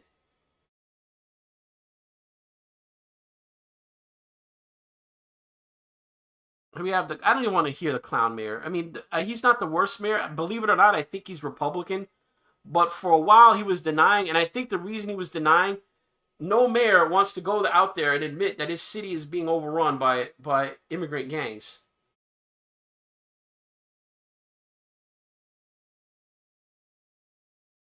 Obviously, if you start announcing that, businesses are going to dry up. They're going to leave. People aren't going to want to move there. Home values are going to drop. So I think that's the motivation of the mayor and the city council to deny this is happening, because it's inexplicable how you could basically let your town be taken over. Let's get to Venezuela. But then you have these clowns, right? Like Hassan over here. This is Cenk Uyghur's, what is his nephew or cousin? I forget which. Hassan Piker over here, who doesn't believe that Venezuelan gangs have taken over the apartments, thinks it's completely made up, fabricated. Not just the country, but basically has taken over parts of Aurora, Colorado. Well, some families in Aurora speaking up after reports and video came out of Venezuelan gangs taking Now, over their... I'm not going to play, it's like a half an hour of denial, obfuscation. This is not happening. It's Republicans have made it all up. I just showed you videos of Venezuelans carrying guns. I showed you another video of them robbing a dude in the parking lot.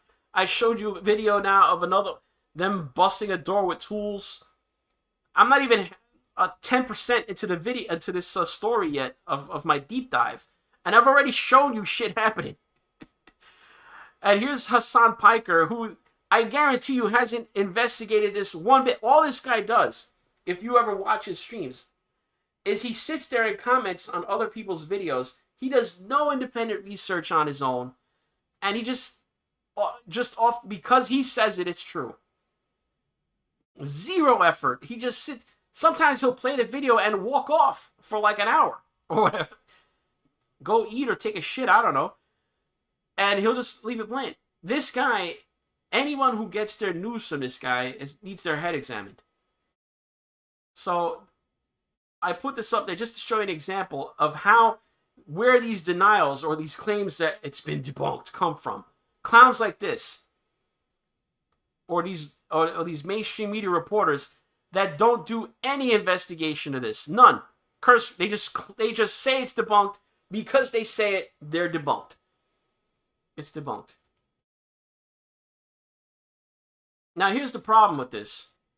Aurora moves to declare apartment building a criminal nuisance. Remember they said that the reason that the apartment building, the first one that they shut down, the Nome Street apartment, that it was being shut down because of code violations. Because apparently they claim that the landlord is a slumlord. Here's the problem with that.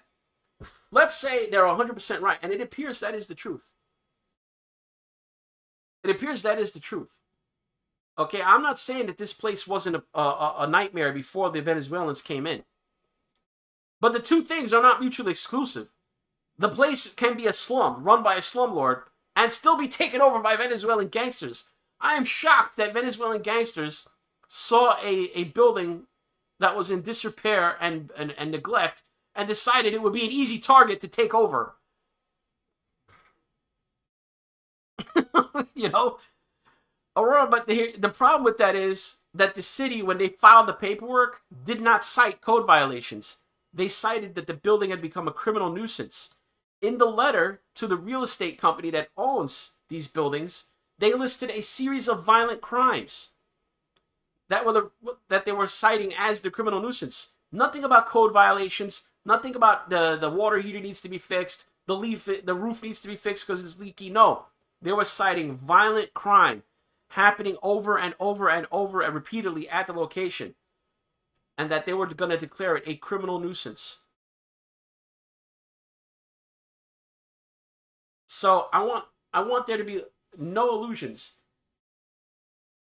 that this was closed over code violations. Also, they closed it within 6 days. Anyone who's in real estate knows if you get cited for code violations, that normally takes 30 days, really 60 days. They'll give you to clean up the code violations. The city doesn't want to shut a building down and deprive themselves of tax revenue. That 6-day window right there told you it wasn't code violations.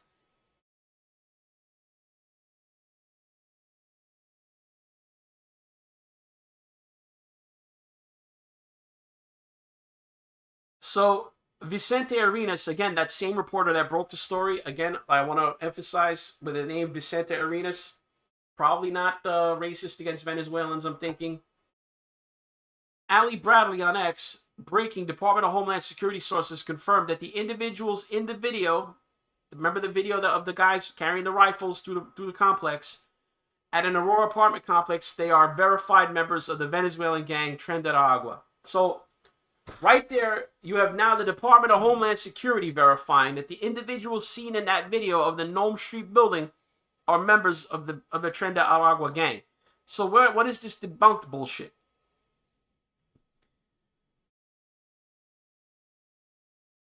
Is Joe Biden's Department of Homeland Security lying about the gang members?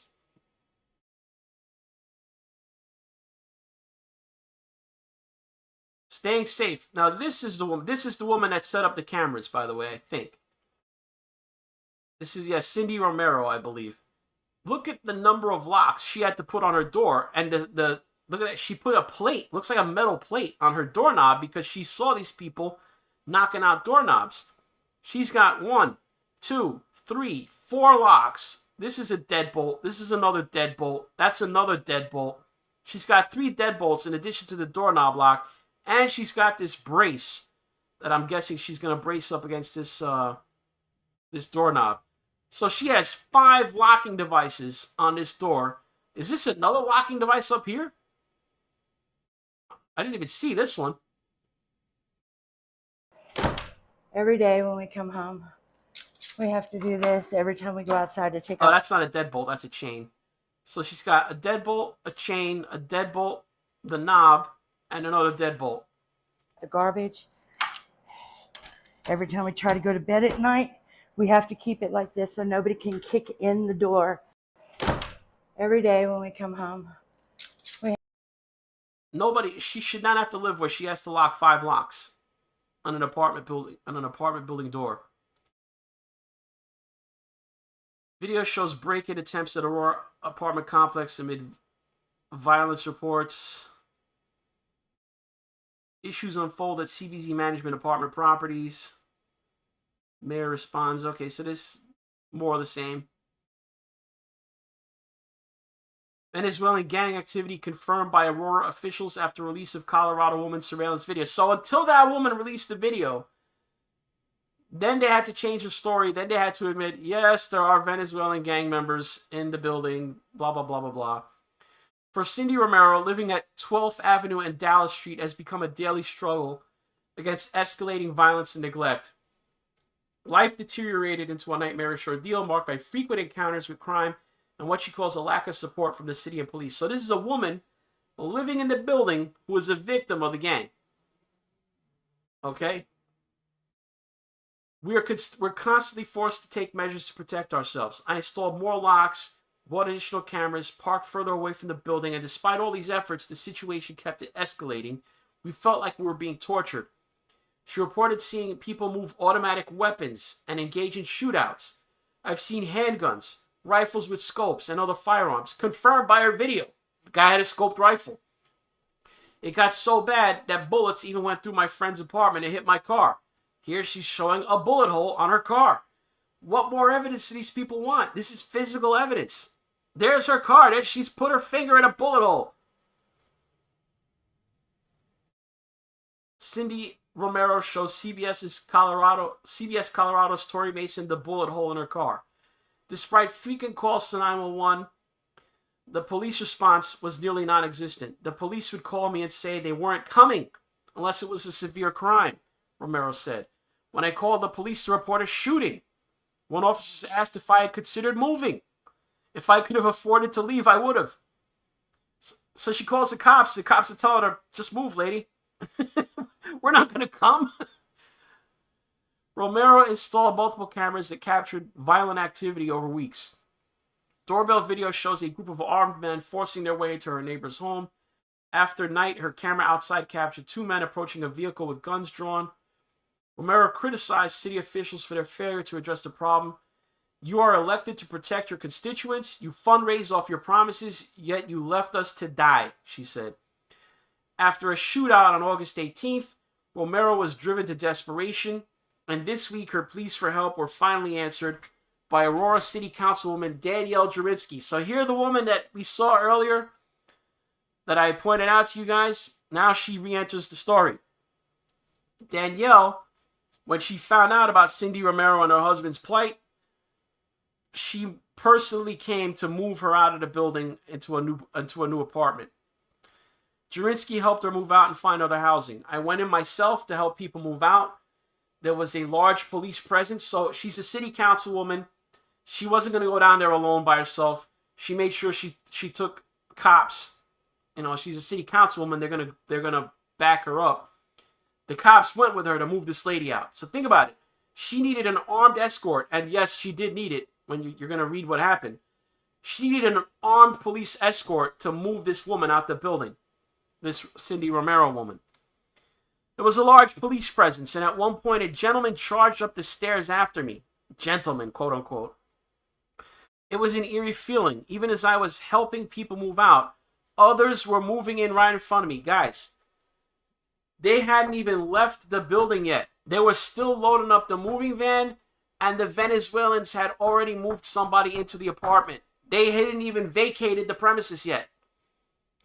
Jurinsky first became aware of the escalating gang activity shortly after a large gathering in Aurora related to the Venezuelan election. That was the Target parking lot incident I showed you. People were saying that individuals were patrolling their properties with guns and walking through their buildings, that they were calling the police repeatedly, and the response was lacking, Jurinsky said. According to her, police leadership instructed officers that at a minimum, 3 to 4 officers were needed to respond to these situations, and if those numbers weren't available, officers were told not to respond. So the cops, essentially, it was a no-go zone unless they had 3 or 4 cops to respond to the call. The council member expressed frustration about being one of the few voices raising awareness about the issue. She says politics is being played with people's lives. There's human suffering on the other side of some of these doors in these apartment complexes, and there's a big election coming up, and nobody wants to talk about this, because if they start talking about this, someone has to admit there's a problem somewhere. On Wednesday, Aurora police said they were aware that components of Tren de Agua were operating in Aurora. In a statement, the police said, the footage is too real to deny, she said. There has to be something done now. So the police only said that this was happening in response to the video. Romero says she survived the ordeal by staying quiet, giving them food and bedbug spray. Now here, we have a situation where the gang was demanding protection money from her. Obviously, she was poor. She didn't have money. So she had to pay them in kind. She had to give them food and bedbug spray. Think about that. The woman with the 5 locks is giving Venezuelan gang members her food to survive. Every night she said she was praying she'd hear sirens. In her new home, far away, the peace she feels is fleeting because for many others, she says there's no escape, no solution, and no sign that help will ever come. My family lives in Aurora. My daughters live there. I talked them into moving to Aurora. If someone doesn't do something now, their apartments are next, she said. The city and Aurora police established a special task force, blah, blah, blah, blah, blah. Okay. So this woman, she's a poor woman. She couldn't afford to move out. This councilwoman had to help her get out of there. And she had to bring the cops to get this woman out. And here, I think this is an interview that Cindy did with Laura Ingram. And her husband, he's credited here as Edward Romero on the video. Let's see what she told Laura Ingram about the situation. She's saying it wasn't just the one shooting. Now, we're going to do a specifically deep dive onto a specific shooting that happened inside the Nome Street building that was crazy. Joining me now, Cindy Romero. Cindy, thank you for joining us. Now, The video was shocking. The sheriff's downplaying, saying, well, they haven't really taken over they're there, but they haven't really taken over the apartment complex. But this wasn't the worst of what you experienced. Tell us about it. No, the guns and the gunshots, the street full of violence. There were just so many calibers and so many different kinds of weapons. They found bullets all down the street, bullet holes through my cars, bullet holes in my husband's car. But it was steadily torture. It wasn't just one night. It wasn't one shooting. It wasn't one occurrence. It was a concentrated effort to run the leaseholders out of the building. Because the policies are favoring the migrants now and dismissing the concerns of native-born or legal immigrants? Oh, yeah. They weren't even answering my calls. I'd get calls back from the police hours later talking about, I'm sorry, we're not coming. It had to be a crime like this to get them to put boots on the ground and do something. I mean, I know Aurora pretty well. I have friends that live nearby in Littleton. I mean, that's just a safe community. It's a wonderful place to raise kids. I mean, what was it like 5 years ago I love compared Aurora. to today? Yeah, my husband's from Colorado, so we love this area. I moved my children to this area, encourage them to come here, just to know that they're by themselves. There's no programs that cover us. All right, let me stop right here. Look at this guy. He's banging on the door with a hammer. He's banging on the lock, the doorknob. We're just working Americans that pay our taxes. Or actually, he's working on the lock there. You could see. You know, there's just no setup for people displaced by immigrants. Colorado's got to wake up. It's destroying this state, illegal immigration, destroying it. Your message. Think about it. Technically, she's an internally displaced refugee. She could request asylum in another country. She had to flee her home because the building was being taken over by an armed foreign paramilitary, essentially. Message to the police chief who said technically they haven't taken over the apartment buildings. They live in the area, in the community, but they haven't taken them over, that's all just media hype. Your response to him tonight, quickly. I have two questions. Where are the leaseholders? Because there are none. And who changed the locks on that building? All right, so she's making the point. I'm going to show you that there hasn't been a apartment manager, a building manager in that building since late July. It's now September, guys. Who changed the locks on the doors in the building? The owner of the building hasn't been to the property. They're not local to Aurora. They had a building manager to handle it. Who's changing the locks in the building? The leaseholders aren't paying rent, right? The leaseholders aren't even there in a lot of cases. Who's collecting rent? It wasn't the management. Wow. Cindy, I am so sorry that you had to go through this. Everyone watching, every voter watching in Colorado, take note. This is coming to a community. Notice the door was red in the first video taken from her camera. See how the door is different now? What I was pointing out, the different color? It's because they knocked the door in and put their people in that apartment and they just replaced the door. Think about that. You saw the damage that they did to the door with the hammer. Near you. Cindy, thank you. Hey, Sean Hannity here. Yeah, J-Bet, what happened is that this building has been closed now. And I'm going to... it's been shut down. They kicked everybody out.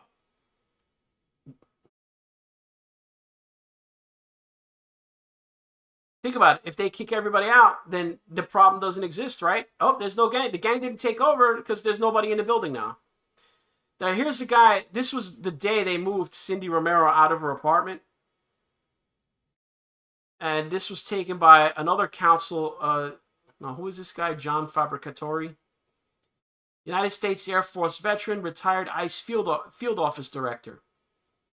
Okay, so he's a retired ICE guy he went with Danielle Jurinsky to help move her out. So here he is. They're taking pictures. Is this him? Big burly guy. Went with the councilwoman, and here they are loading Cindy and her husband Edward Romero's stuff into the U-Haul truck. Okay.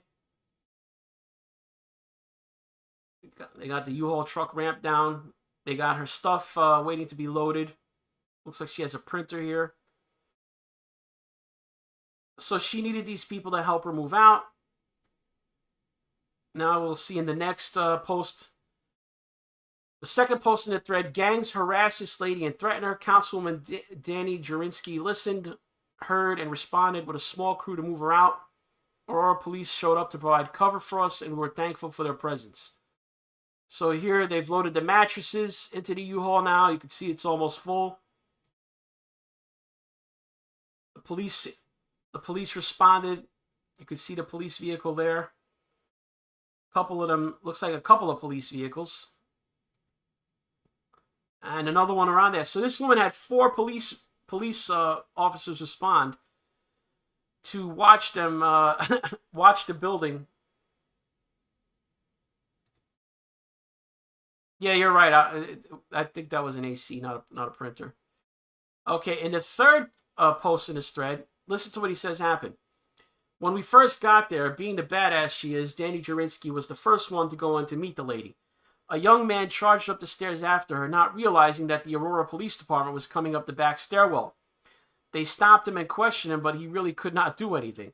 It took us an hour to quickly and safely move the entire one-bedroom apartment and get the lady out. The lady's son forgot a surveillance camera in the apartment, so he asked me and another of the guys there to walk him back up. By the time we got to the apartment, there were already squatters in it. Like I said, guys, they hadn't even vacated the apartment yet. You know how normally you would turn in the keys to the building manager and then they'd go through the process. They'll probably, at the very least, repaint the place, make any necessary repairs. These people hadn't even closed the U-Haul truck, and already they had squatters in the apartment, the Venezuelans.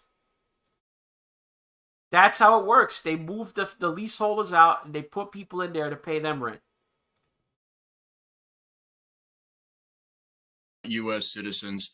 And the real issue here is that there's a huge increase in violence in these areas in Aurora where these newly arrived foreign-born migrants, many of whom are Venezuelan, have started to grow. The Biden-Harris administration is complicit in having allowed our borders just be in chaos. They've allowed this criminal element. And now police in Aurora are creating a task force to address concerns about the rise of a violent Venezuelan gang, Trendaragua, right there in Colorado. Let's bring in Aurora City Council member Danielle Jurinsky. Danielle, thank you. We've been hearing about this for quite some time. Residents have shared their concern. We've heard this coming up at city council meetings there. Aurora said we don't have anything to do with this migrant crisis. They're trying to help because we just don't have the space. The hospitals were overwhelmed. What is it that you're seeing right now as far as this Venezuelan gang taking over now the migrant centers there? It's unreal.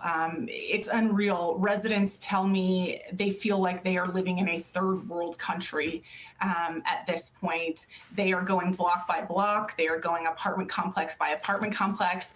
They are taking it over. I think the city doesn't really know how to handle it. So the city is burying certain properties that have been taken over by this Trendaragua gang, burying them with code violations and playing it off as if this is just simply code violations.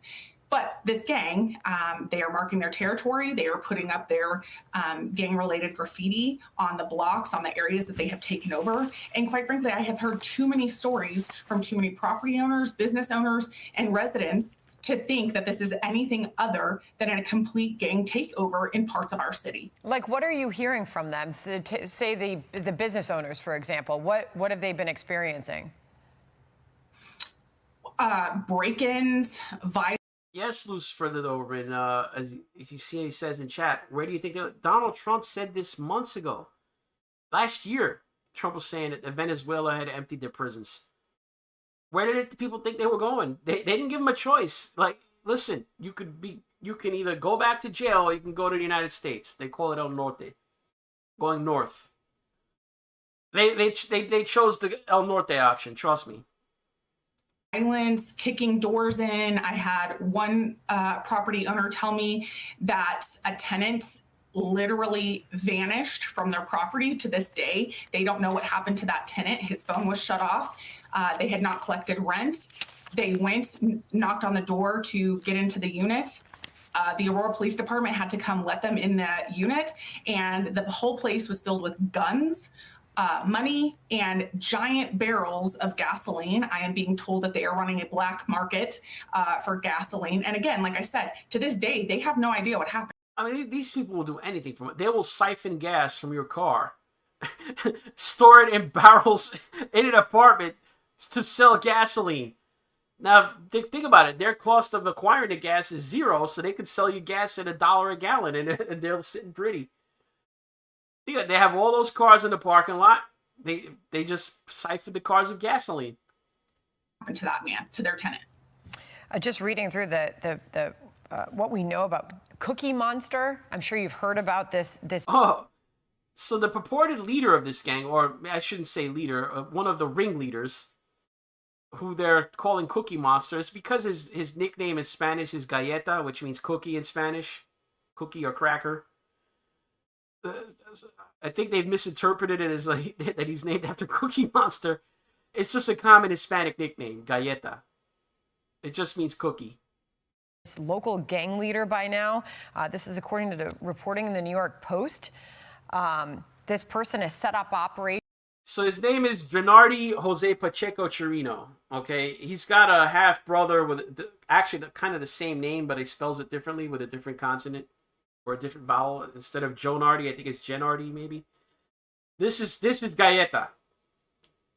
In November of 2023, allegedly took part in a brutal assault at Fitzsimmons Place apartment complex. I think this was when somebody didn't pay him rent. March 2024, was arrested and charged with several felony assault charges, but bailed out of custody and failed to show up in court.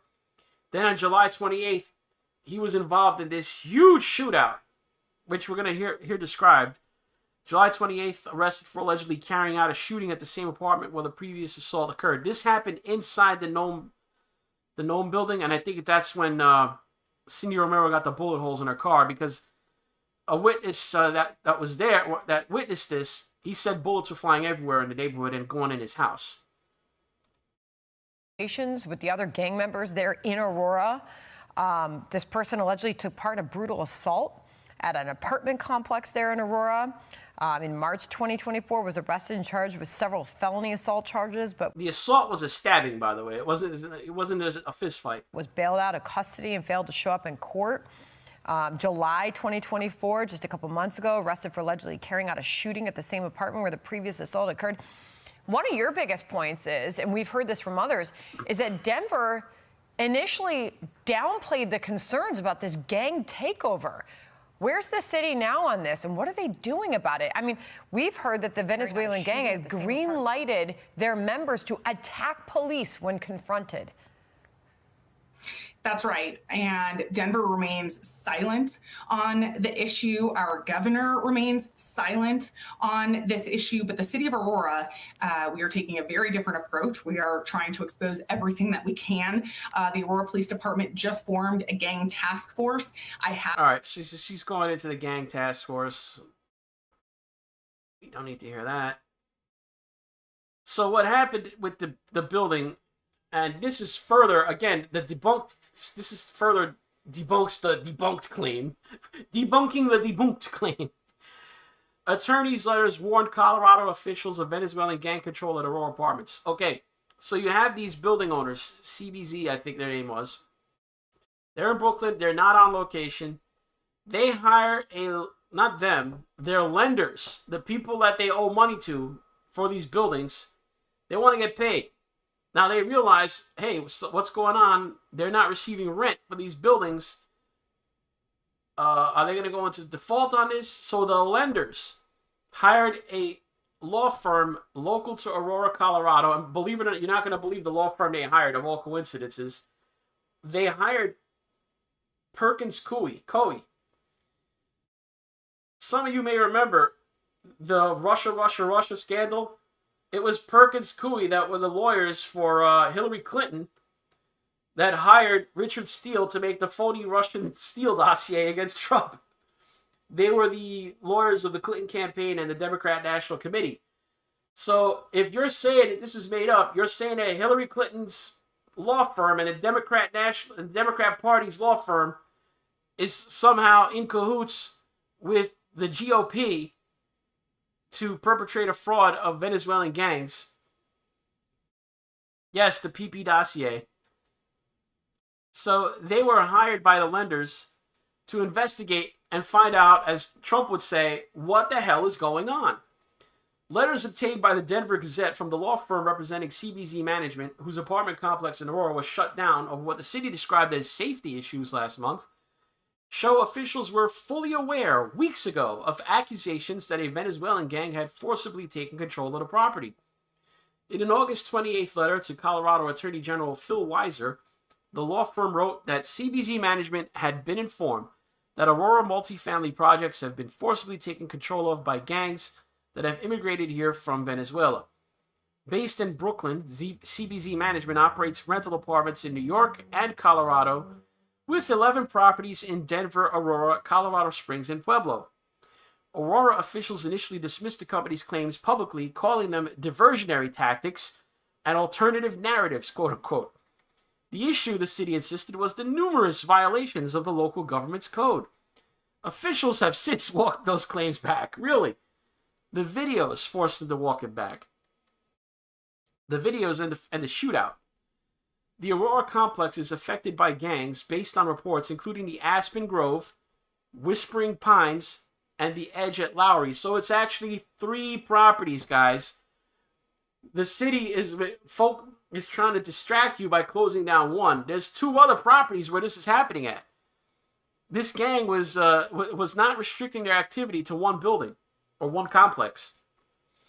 Last week, the city acknowledged that authorities earlier arrested a quote-unquote documented Tren de Agua member, that would be Galleta, Cookie Monster, twice over a shooting incident and a separate case in which a man was badly beaten at another apartment complex. So Cookie gets around. After the first arrest, that gang member, court documents revealed, was released on bond, and it was the first time the city acknowledged authorities held in their custody. Remember, this is debunked, yet they're holding one of the gang members in custody, was released on a bond. It was the first time the city acknowledged that they had in custody a potential ringleader of the Venezuelan prison gang, Tren de Agua, which local and federal officials earlier said is operating in Metro Denver. The property manager for all 3 Aurora multifamily projects, this is the guy that runs all 3 buildings, the property manager, was notified of the takeover, and one of our client's housekeepers, the housekeeper warns him, guys, informed the property manager not to return to the Aurora multifamily projects due to the danger to his well-being. So the housekeeper is telling him, if you come back here, they're going to kill you. Think about that, guys. The housekeeper there, she probably has her ears open. You know, the gang probably doesn't even notice her. She hears that the gang is saying they're going to kill the dude if he comes back to the apartment complex. He's the guy that collects the rent. He's the guy that fixes if there's a problem in the building, he arranges to get it fixed.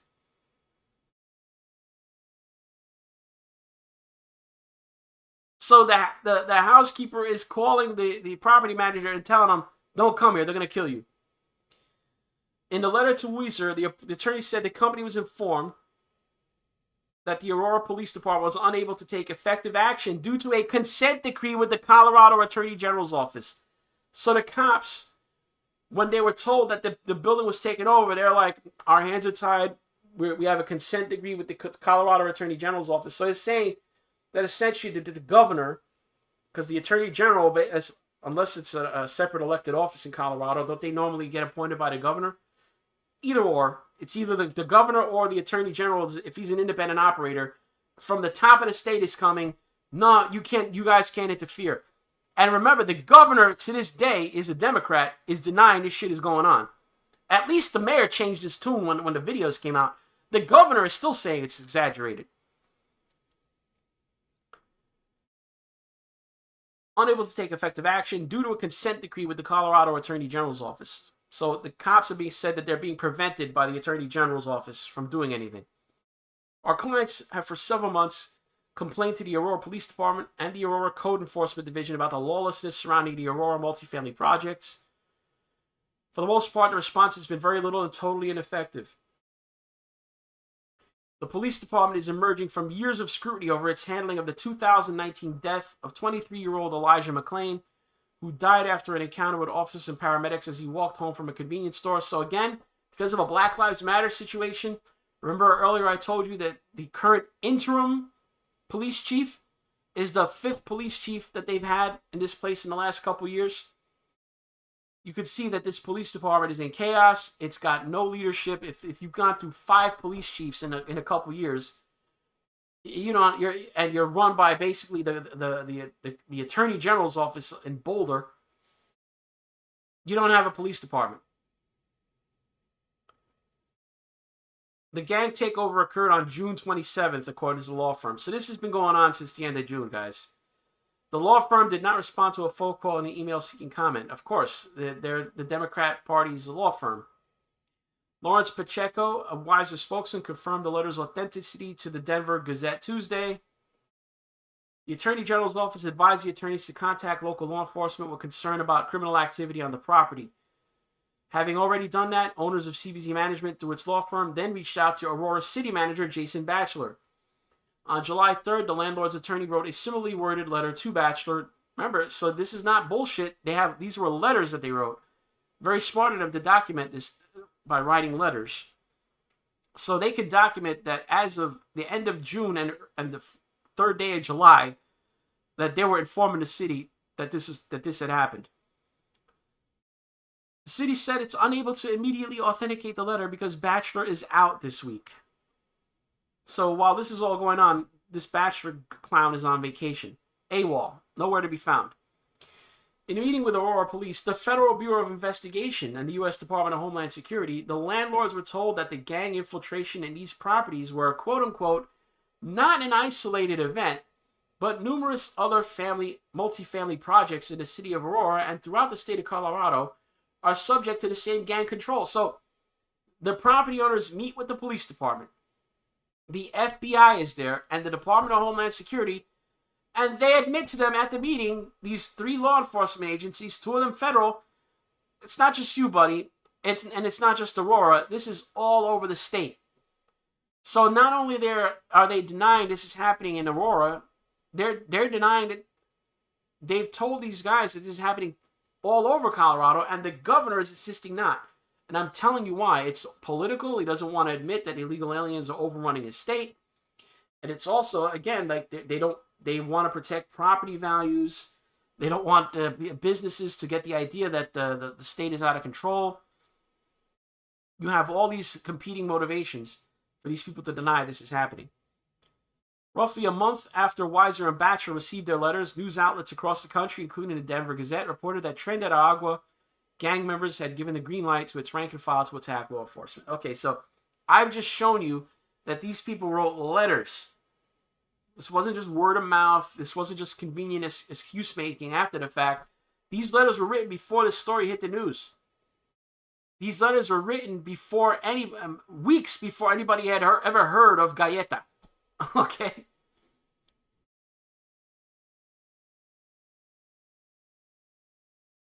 Colorado law firm reports claims Venezuelan gang has stranglehold on apartments. Takeover began in 2023. Here we have another image of gang members using a crowbar to pry open this apartment building door. Like I said, guys, when they say they don't have control, if they can come and crack any door they want at any time with impunity, they control the building. Once they break the door, they replace the door if it's damaged. If not, the lock that they popped out, they put their own lock on it, and they put their people into the apartment after they've robbed the place. If you're the apartment dweller, what are you going to do? The cops won't even come down there. They deny it's even happening. At this place, even though it was a dump, they were still being charged like $1,400 a month to live there. So the property manager, they interviewed him, right? The letter marks the first time specific details and incidents have been revealed about how the gang took over the apartments and how they've been operating.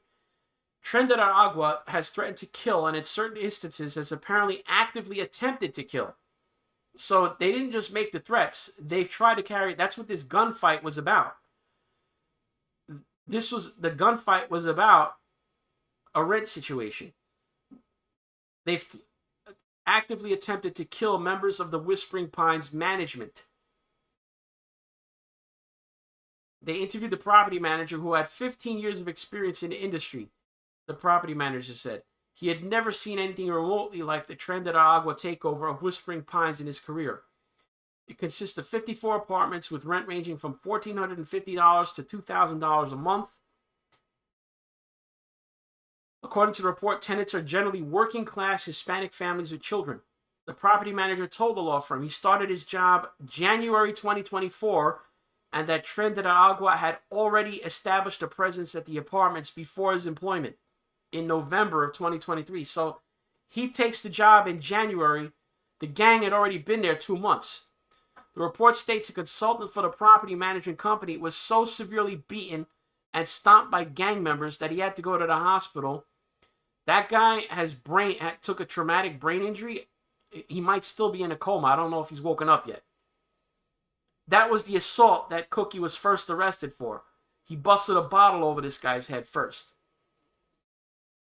The gang activity at Whispering Pines, or maybe I'm thinking of a different incident, but that consultant, he didn't have a bottle broken over his head, so he took a TBI, and I think he might be in a coma. Informing him that 2 individuals at the property went into an apartment and came out with large firearms and were coming to kill him, the property manager. The property manager said that the 2 individuals were arrested as they were coming to kill him. The report says the men who were armed with large firearms were gang members. The property manager went on to say that gang members allegedly stabbed a Whispering Pines resident for refusing to pay rent, quote-unquote, to the gang.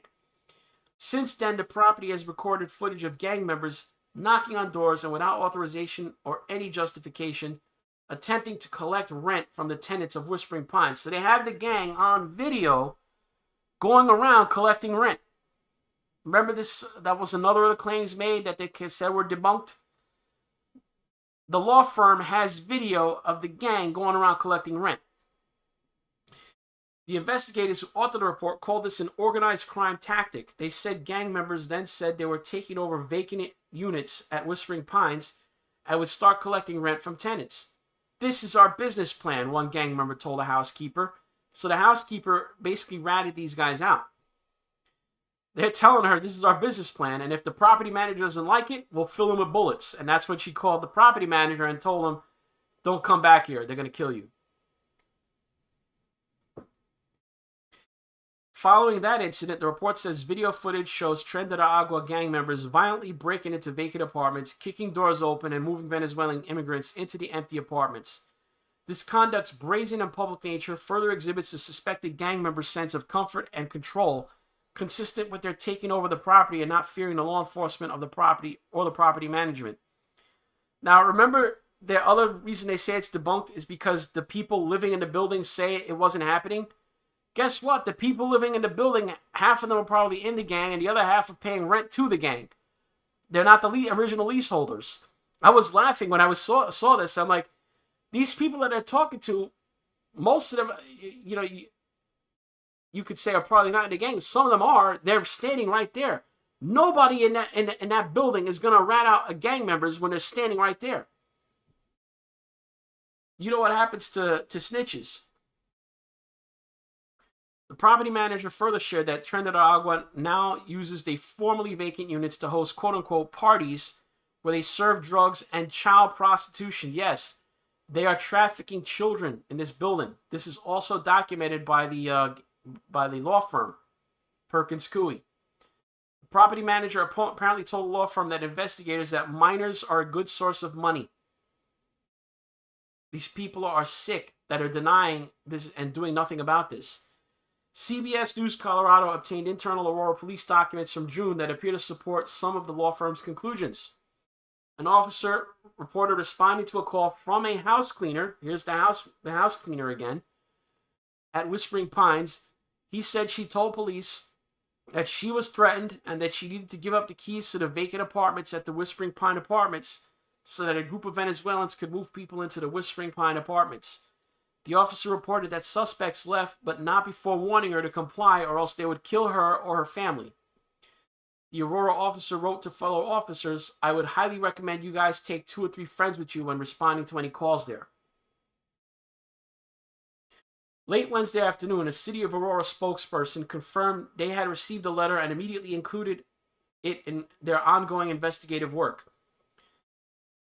City spokesperson said Aurora police have been and will continue to aggressively investigate and pursue any criminal activity reported on or related to the Aurora apartment building that has been at the center of this controversy. Buildings, I should say, plural. All right, so where in that whole story, and again, this is the CBS News local affiliate, where in that whole story where has this thing been debunked? All I keep seeing is largely debunked story about gangs taking over. What in that is debunked? You have the police, the lender's law firm, and the Department of Homeland Security all saying that this happened, but it's debunked. That's how sick our media is. You don't hate them enough. According to CBS News, a new bombshell legal letter. So here's the report on the letter, again, by the local affiliate of CBS News. Into a vacant apartment so they could move a Venezuelan family in and then collect rent. "This is our business plan," one gang member told a housekeeper. "If he, the property manager, doesn't like it, we'll fill him with bullets." The report authors called the gang's behavior brazen and further exhibits the suspected gang members' sense of comfort and control, consistent with their taking over the property and not fearing law enforcement or the By the way, this letter that he's reading from, I have been trying to obtain this letter. I can't find it anywhere. They've been trying to keep it confidential, and clearly the city's not going to give it to you. I sent an email to Danielle Jurinsky to her direct email. I have yet to receive a response from her, but I feel confident that she will respond. I'm guessing she's very busy right now. I'm just wondering if she has access to this letter. So if I do get access to it, I will definitely get. It's a 9-page report, and I want to get my hands on this. Property management. It was sent to Aurora officials on August 9th, with the investigators saying, "The evidence we have reviewed indicates that gang members are engaging in flagrant trespass violations, assaults and battery, human trafficking, sexual abuse of minors, unlawful firearms possession, extortion, and other criminal activities, often targeting vulnerable Venezuelan and other immigrant populations." According to the law firm's report, the Venezuelan gang Tren de Aragua has threatened to kill and in certain instances has apparently actively attempted to kill members of Whispering Pines management. The report says a consultant for the property management company was severely beaten and stomped by gang members. And that assault, by the way, guys, is also caught on video that the law firm has. I've seen 2 images from it where they beat up and stabbed the consultant. And was hospitalized. The alleged incident recorded by building cameras with screenshots attached to the letter. Here's 2 images. There's the consultant. He's on the floor in this image as they kick and stomp him. So this is a video that is in the possession of the law firm.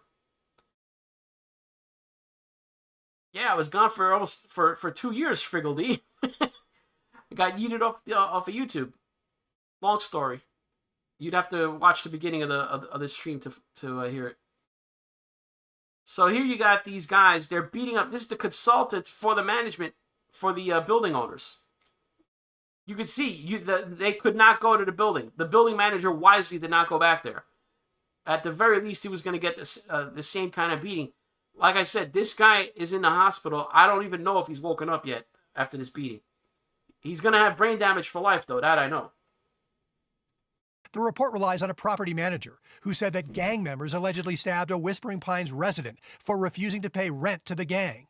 He also told the investigators the takeover began last November. The report recounts that this summer, the gang approached the property manager and told him they would help him out in exchange for half of all the rent that Hey, we'll help you out. We'll protect you from us, basically. They're demanding half the rent from the guy. half the rent that he collects. How is he going to explain that to the building owners? Oh yeah, I'm giving half of your rent to this gang. Yeah, we'll help you out. Help, quote unquote. He's like, they need protection. He needs protection from them. He collected. The law firm that wrote the report called that an organized crime tactic. The gang members then allegedly took over vacant apartments. All right. I mean, this is so ridiculous. Denver law firm confirms Venezuelan Tren de Agua gang has taken over again. Okay, again, with this bullshit about the debunked. So that's just the post-millennial writing it up. I just included that for overkill. Aurora's plans to condemn apartment building over conditions leave Venezuelan migrants facing uncertainty. So that is the cover story that they kept using. Oh, the poor migrants. It's really they're the victims of a slumlord, and now it's the slumlord's fault that we're shutting down the building at 1568 Nome Street. It has nothing to do with Venezuelan gangsters. No, it's the slumlord owner. Meanwhile, these people that live in the building that they're championing, most of them are not even leaseholders. They're squatters. They're the gang members themselves, and they're the people that the gang members are collecting rent from, that they put them in there. Are these people going to make themselves homeless by admitting that, oh yeah, I'm not really a leaseholder, I'm just somebody that a gang put into this building?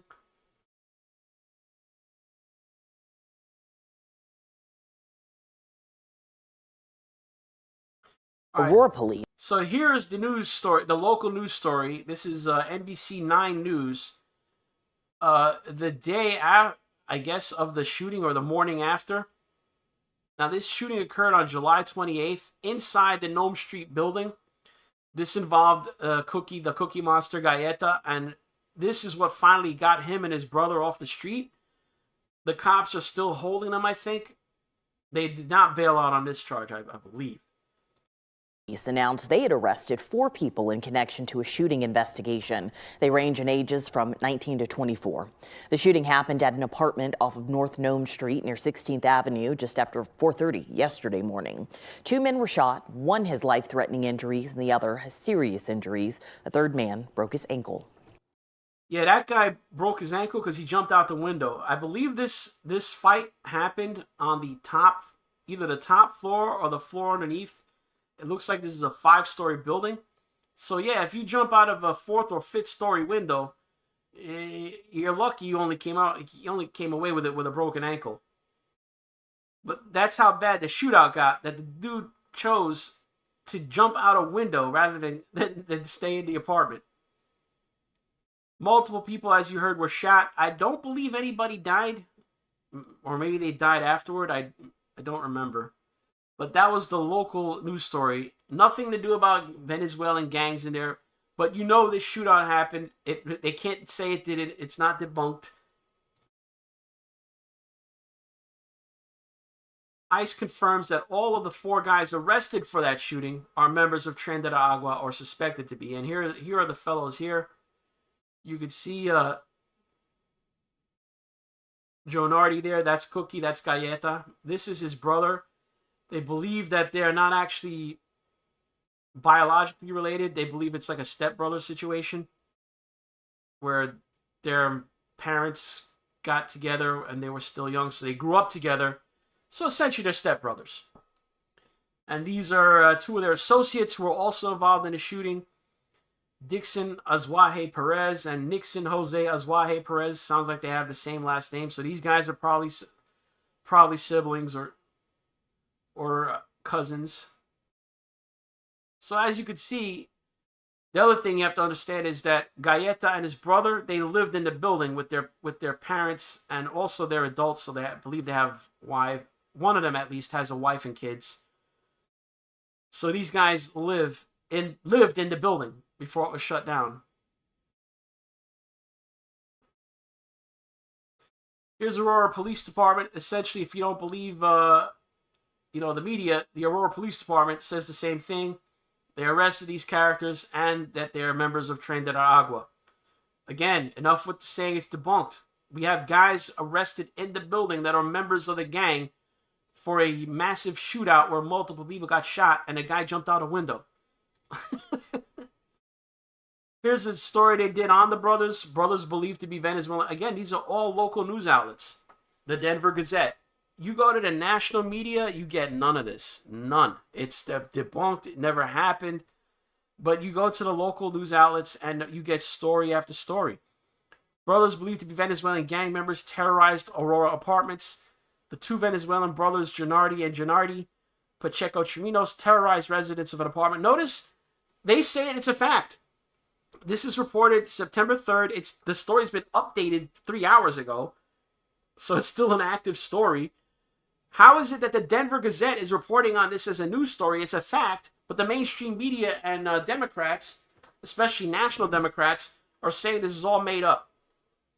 Explain that to me. How is the local Denver media reporting on this story day after day after day, saying this happened, this person's in custody for X, this person's in custody for Y, this guy was beaten into a coma, this guy was threatened that they would kill him if they didn't take half the rent, this lady was moved out of her apartment because she was forced to give up her food and she had to put 5 locks on her door. Another lady had to be moved out. This is crazy to me. How do we have this? This is a post-truth society.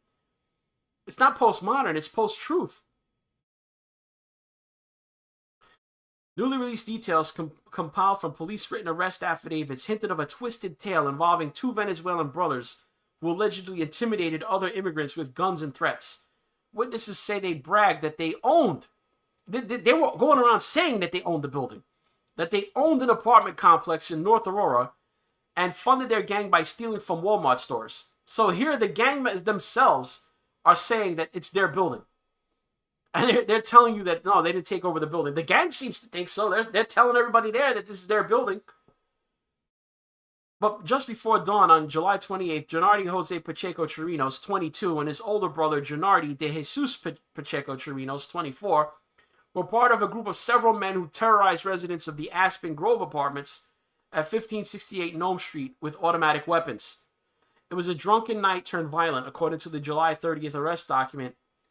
The brothers are now in ICE custody, so they turned them over to ICE. Now they finally want to get these guys out of the country. Their names are almost identical and are often spelled with a consonant or 2 out of place, which could happen because neither speaks English and police must work through translators. Get this, none of these characters even speaks English. Imagine you're being ruled by a gang of people that they don't even speak English.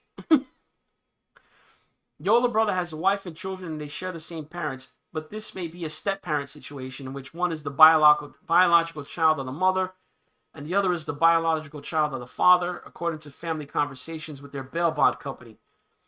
Gennady and Gennady, his wife and 2 children, and their parents all live together, sandwiched at a unit at the Aspen Grove apartments, so they took over one of the apartments themselves. Gennady and Gennady were arrested after a shootout at the 1568 Nome complex in late July. Police noted in the arrest document that the younger brother is a documented member of Venezuelan prison gang Tren de Agua. His brother is also believed to be a member of the group. Referring to Gennady, the Aurora police said the authorities are not aware of his status within the gang, likely a reference to reports that he is the ringleader or shot caller of the Venezuelan gang in the region. Essentially, if you're a shot caller in the gang, that means in whatever area you're in, you're the guy who says what's what. You're the guy who says, kill him. No, you don't touch that guy. So you're the guy, you may not be the ultimate leader of the gang, but as far as the people in the local area are concerned, you speak for the gang leadership. Essentially, because this is a prison gang, that's where this comes from. If you're the shot caller on a given prison yard, you're the guy who determines, yeah, you guys go shank that guy. If you don't do it, he has you shanked. So that's what shot caller means. Gennady is facing 2 attempted murder charges and 1 assault charge in connection with the July shootout. There is no official arrest affidavit for Gennady's role that night, although the city admitted that he was involved and being held for it. At 4:23 a.m., July 28th, Aurora police were called to the property on reports of shots fired and a possible stabbing. When they arrived, vehicles were careening out of the parking lot. 2 men were throwing spent shell casings off of the balconies. By the time the incident was under police control, a man had jumped out of a 4th-story window trying to escape. 1 man was shot in the arm. Another man was found across the street bleeding from his stomach. according to an arrest document for the older brother. Search by the Adams County court clerk did not turn up any record that Gennady Jose Pacheco Chirinos had been arrested for the incident, but the city of Aurora sent a news release Friday affirming he's in ICE custody for his role in the incident. The man known as Galleta, the younger brother Gennady Jose Pacheco Chirinos, previously identified by police as Chirino with no S, is known to family and friends as Galleta, which translates to cookie. According to court documents, Galleta entered the United States October 2nd, 2022, was charged with alien inadmissibility under federal code. He was supposed to go to New York to answer for the charge. There's no record he ever went there, and instead wound up in Denver. August 2023, records show he was pulled over for a traffic stop. They show that in October 2023, he was the victim of domestic violence. On November 23rd, 2023, a year after he entered the country illegally, Gennady Jose Pacheco Chirinos beat up a man, which led to a traumatic brain injury during a drunken argument, the arrest affidavit said. There was so much blood, he went into hiding because he thought he killed the victim, according to the court documents. So he thought he committed a murder, and he went on the lam. Pacheco Chirinos was arrested in March on charges of first-degree assault and given a $20,000 bond, but his parents bonded him out on April 8th, 2024 with $2,000 cash, according to the woman who did the paperwork. Rose Burton with 720 Denver bail bonds. So this bail bonds company is the ones that knows the most about Galleta, because they were the bail bondsmen, told the Denver Gazette that the Pacheco Chirinos was released, but it would not be the last time she heard from the family. In August, Pacheco Chirinos' parents returned, seeking to pay bond for the older brother, also for the July 28th shooting incident. The bond for the charges of attempted murder, assault, and illegal discharge of a firearm was set at $100,000. The man's parents could not pay the entire amount. "We never met the young men," said Burton, "but the parents seemed like really nice people. They were cooperating." Burton said that the parents eventually came up with $5,000, but it wasn't enough to pull his bond. During this time, the mother, sobbing, told Burton that her older son was apprehended by ICE and was in federal agents' custody, and the rest of the family is being evicted from 1568 Nome. Yeah, they're being evicted because they shut the building down. Because of her sons. It's because of her sons they shut the whole building down. But we're supposed to feel sorry for her. Trenda Agua's influence in Metro Denver area unknown. CBZ management wrote emails to Colorado Attorney General complaining of the gang activity as early as June 28th. The three CBZ-owned apartment complexes mentioned in the emails were the Aspen Grove, the Edge at Lowry, and the Whispering Pines. I'm not going to give the addresses out. I mean, obviously they're on the screen if you want to do your own investigation. Just last week, the video of men with long guns busting down doors at the Edge apartment surfaced. On Tuesday, tenants at the Edge disputed claims that gangs control the property. Again, that's what I'm telling you. Of course they're going to dispute the claims that gangs control the property. There was just a shootout inside the building involving the gang. You think those people are going to tell you? Even if they're not in the gang, they're not going to tell you. They're not stupid. They're not going to, you rat on one of the gang. Okay, so Galleta goes to jail. What about his 35 homies that'll come in and kill you? That's what people got to understand. When you're dealing with a gang, it's people want to be a tough guy. Oh, I wouldn't knuckle under to them. It's not the one guy you got to worry about. It's his 20 friends that are going to come if you rat him out and get him arrested. And you see, they bust down your door. They're not ringing the bell or knocking politely. Brutal Venezuelan gang violence spills into quiet suburb from the sanctuary city next door, despite efforts to keep migrants out. So, I know I've been hard on the mayor, but I'll say this at least for him. He from the beginning has been saying to Denver, stop sending these illegal aliens here. We don't want them. So he's not one of these guys that was inviting in illegal aliens. He was just covering up that this gang activity had happened. But he, unlike a lot of areas you could say they voted for this. No, this mayor, he's not a sanctuary city type. He's been complaining loudly that they don't want any more illegal aliens there, and that Denver is basically taking the illegal aliens and shipping them out of Denver to Aurora.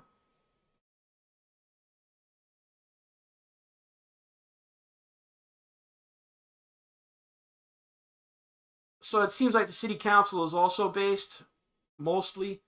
In February, Aurora City Council passed a resolution 7-3, emphatically stating it will not provide resources or support migrants or others brought into the community from neighboring cities. So if the city council votes 7-3 that they will not give freebies to illegal aliens, this does not sound like a blue Democrat area. Cookie Monster, blah, blah, blah, blah, blah. I just read you about everything you could know that is known about Cookie Monster, so I'm not going to subject you to another article on that. Now, beyond those 4 that we talked about, Aurora police have now linked 10 people to the Venezuelan gang, with 6 now in custody.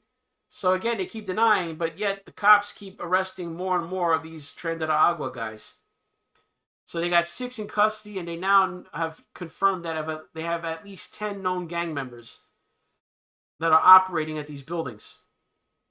Explain the debunk shit to me again.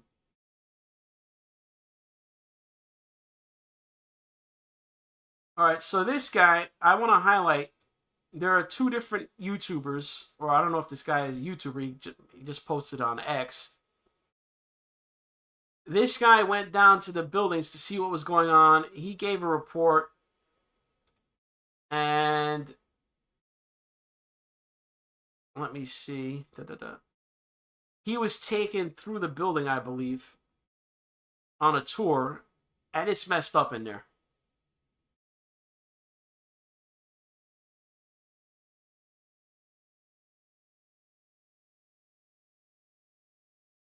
Alright, I hate it when Twitter videos spins like this.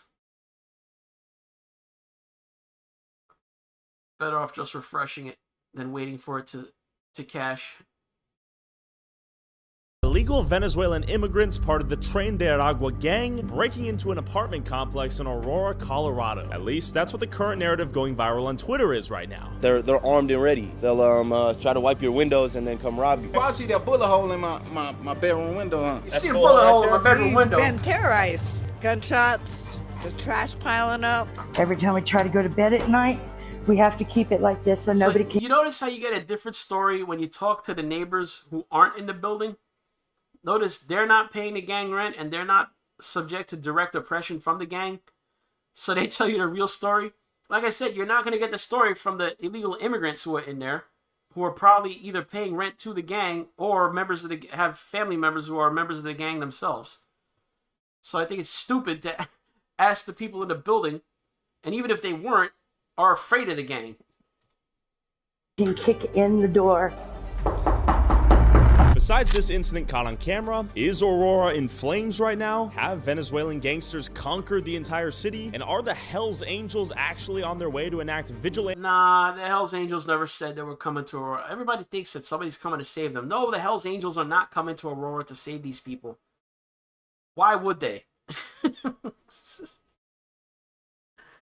That was just, I don't know, somebody said that on Facebook or Twitter or something, and it just spread. Any justice on this gang while the police sit by and do nothing? This Venezuelan gang has indeed... Oh, by the way, I want to identify this guy. This is Tyler Oliveira who made this video. He posted it on Twitter, so you could obviously see the full video for yourself. It's like 16.5 minutes long, so I might have to skip forward. Taken over at least some of the buildings. You're saying at least 2 of the 3. And what I just heard from you is you don't know how they ended up there. All right, that's the mayor. I think he's, I don't want to call him a clown, but he was denying this was happening until a couple of weeks ago. So this is what I'm talking about. Here, this guy, he's talking to people that are in the building. So you get a different story from the people that live there. They wisely say, I don't know nothing, I see nothing, I hear nothing, blah, blah, blah. I can't say. Source of media here. Everything on Twitter is telling me we're going to show up to a war zone in this apartment complex. I doubt that's going to be the case. So I hopped out of the car and walked straight up to the apartment complex with no clue what was going on and with hopes of not getting shot with a scoped rifle. Is it true that gangs have taken over this apartment complex or no? Tren de Agua? No sé, hermano. Oh. I don't know, brother. This dude's probably in the gang. Come on, man. He doesn't know. He's either in the gang or he's just wisely saying, I don't know, I'm not going to be seen talking to you, talking about them. Okay, okay. ¿Es peligrosa aquí o no? Sí. Sí. ¿Por qué? Like, pop, pop, pop? Sí, muchos plomos. Yeah, a sí, lot of pero bullets no, around o here. sea, no Criminales. puedo hablar más de lo que I can't really talk about it. See what I'm saying? Listen to what he's not telling you. He's like, yeah, I can't really talk about that, sir. Pues sí, porque también es mi seguridad My security's at risk. I'll be in danger. He's telling you he can't talk. Okay. de mi persona. Are most of the people that live here from Venezuela? Yes. Okay. Yes. Y yo fui uno de los primeros que llegó aquí a... All right, so for those of you who are listening and not able to see, he's saying that he was one of the first Venezuelans and that he came here when he came there. a los edificios. Bien. El principio fue bien, pero después que... He said it's good at first, but the administration changed. That's a nice way of putting it. It was nice at first, but then the administration changed. It's under new management. Cambiar la administración de los edificios, todo se volvió nada. Todo cambió, todo cambió. Los edificios no sirven. No bueno, Buildings are in bad condition, no good at all. No bueno aquí. It's not good here. Interesante. Pregunta. Is Tren de Aragua? He's just going up to people. Hey, is the Tren de Aragua gang here? Just saying it out in the open, like where everybody could see. I'm sure they're gonna rat the gang out right there in public. Aquí? No. No? Nah, no gang here. Fake news? Falso news? Okay, gracias.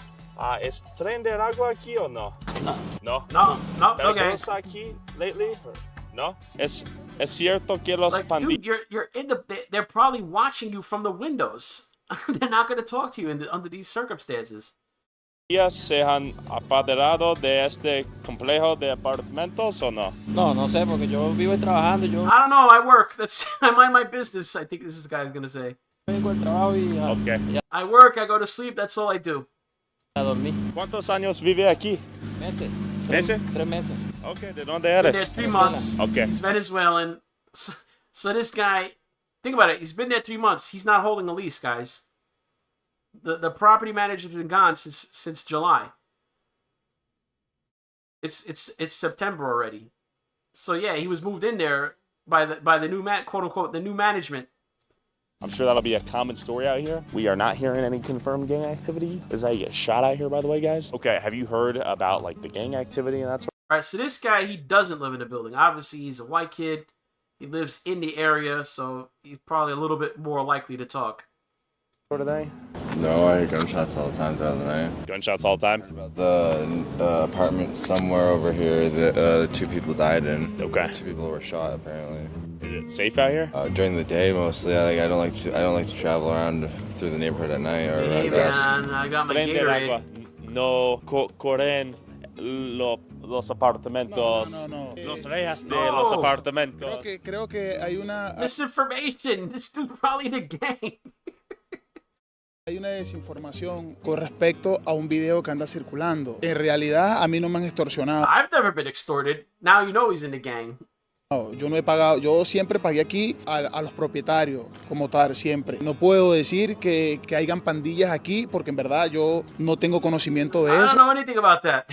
Okay. Y sería una injusticia uno hablar lo que no es. I don't wanna De eso spread deberían rumors, encargarse you know? las... Yeah, that's a way. Okay, culturally, you have to understand. I don't want to be one to spread rumors, meaning you don't want to be known for talking. That's a colloquial way of saying I don't want to be known for talking. Autoridad de investigar bien y si es cierto que está aquí metido el Tren de Aragua. Do you think it's motivated by fear of immigrants and xenophobia? Creo que hay una campaña en contra también de nosotros los buenos. Yo creo que There's a campaign against us, the good guys. las autoridades deberían abocarse al problema como tal. Aquí hay muchos padres de familia, muchas personas que tenemos nuestro proyecto, que vinimos con un futuro, que vinimos a construir un futuro, a ayudar al país a que salga adelante. Y creo que nos están metiendo a todos en el mismo saco y no debería ser. Pregunta para ti. ¿Es falso información regarding la... All right, this OG here, this guy's gonna take him around the building. This dude is smart. Do not, I repeat, do not go into a gang-run apartment complex without an escort. Somebody from there that you know. He doesn't know this guy, so he's taking a chance. But do not just walk up in there. Just telling you guys from experience.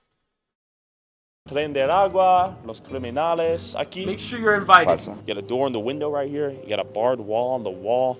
Someone's definitely driven into it. Everyone here's chill, but something's going down. We have broken glass over here. I don't know if we want to find out what's going down in there, but there's some noise calling me in. There's broken glass, broken windows, broken doors everywhere out here. Pregunta para ti. Hola. ¿Tú sabes del video? No. Here's another guy. No, I don't know anything about that video. Allí. No. Okay. ¿Es peligrosa aquí Is o it no? dangerous here? Sí. A lot of shootings. Okay. Muchas policías recientemente. Mucho. Porque Sí, por Okay. muchos balazos. ¿Cuántos meses vive aquí? 2 años. Pregunta para ti. Hola. He's screaming up at this lady in the window. Or look, he's being recorded. This is what I was telling you. He is being recorded. They're watching him from the windows. See, that guy's taking video of him with the phone. Whoever this is. ¿Tren del agua aquí o no? Mucha. Peligrosa. Okay. Bien. Tren del agua is here, he said. I said dangerous. He said no. Fuck and find out. Oh, great. This is not a good sign. We got large piles of uncollected trash here. Normal, standard. We got the van normal. I'm pretty sure this means stop the violence or something. Is it safe out here? Yeah. No. It's not safe okay, out here. be safe. Cops are out here often? Yeah. Lots of shootings? Shootings last night? All right, be safe. Is it fake news? Sí, es que acá nosotros vivimos, Another guy, just go to work, mind my business.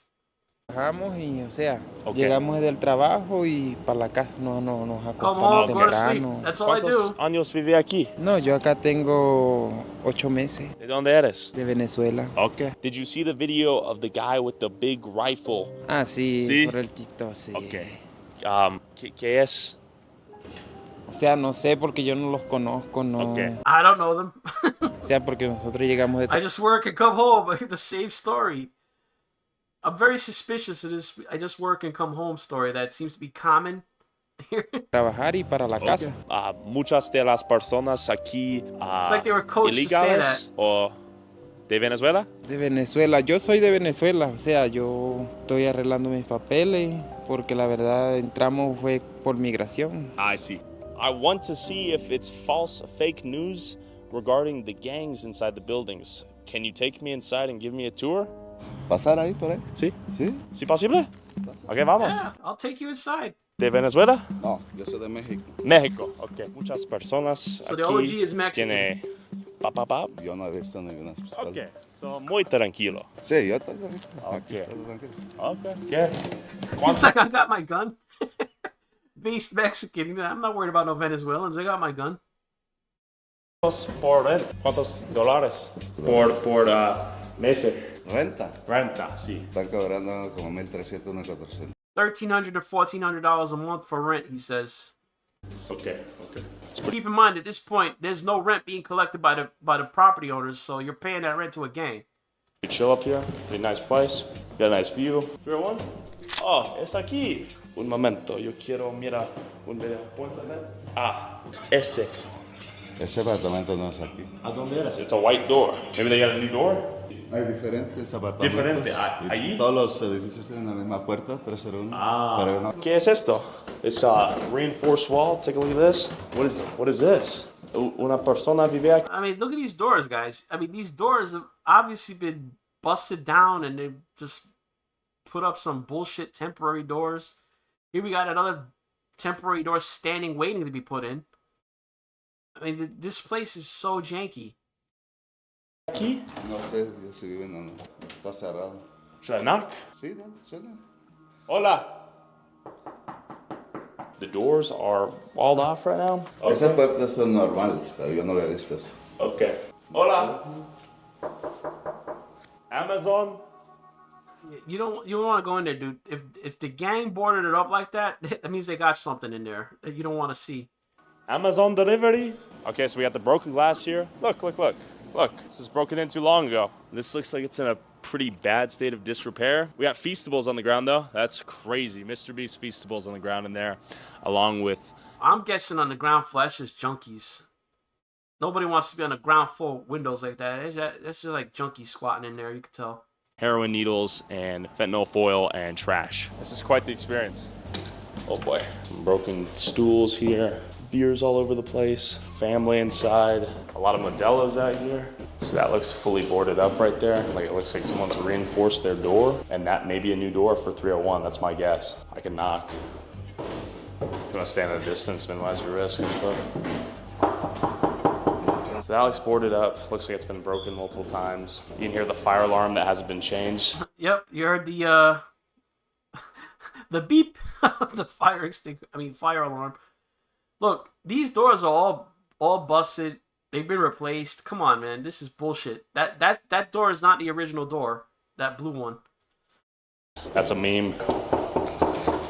Hola. So due to recent events, I think it's understandable that lock has been replaced. You could tell.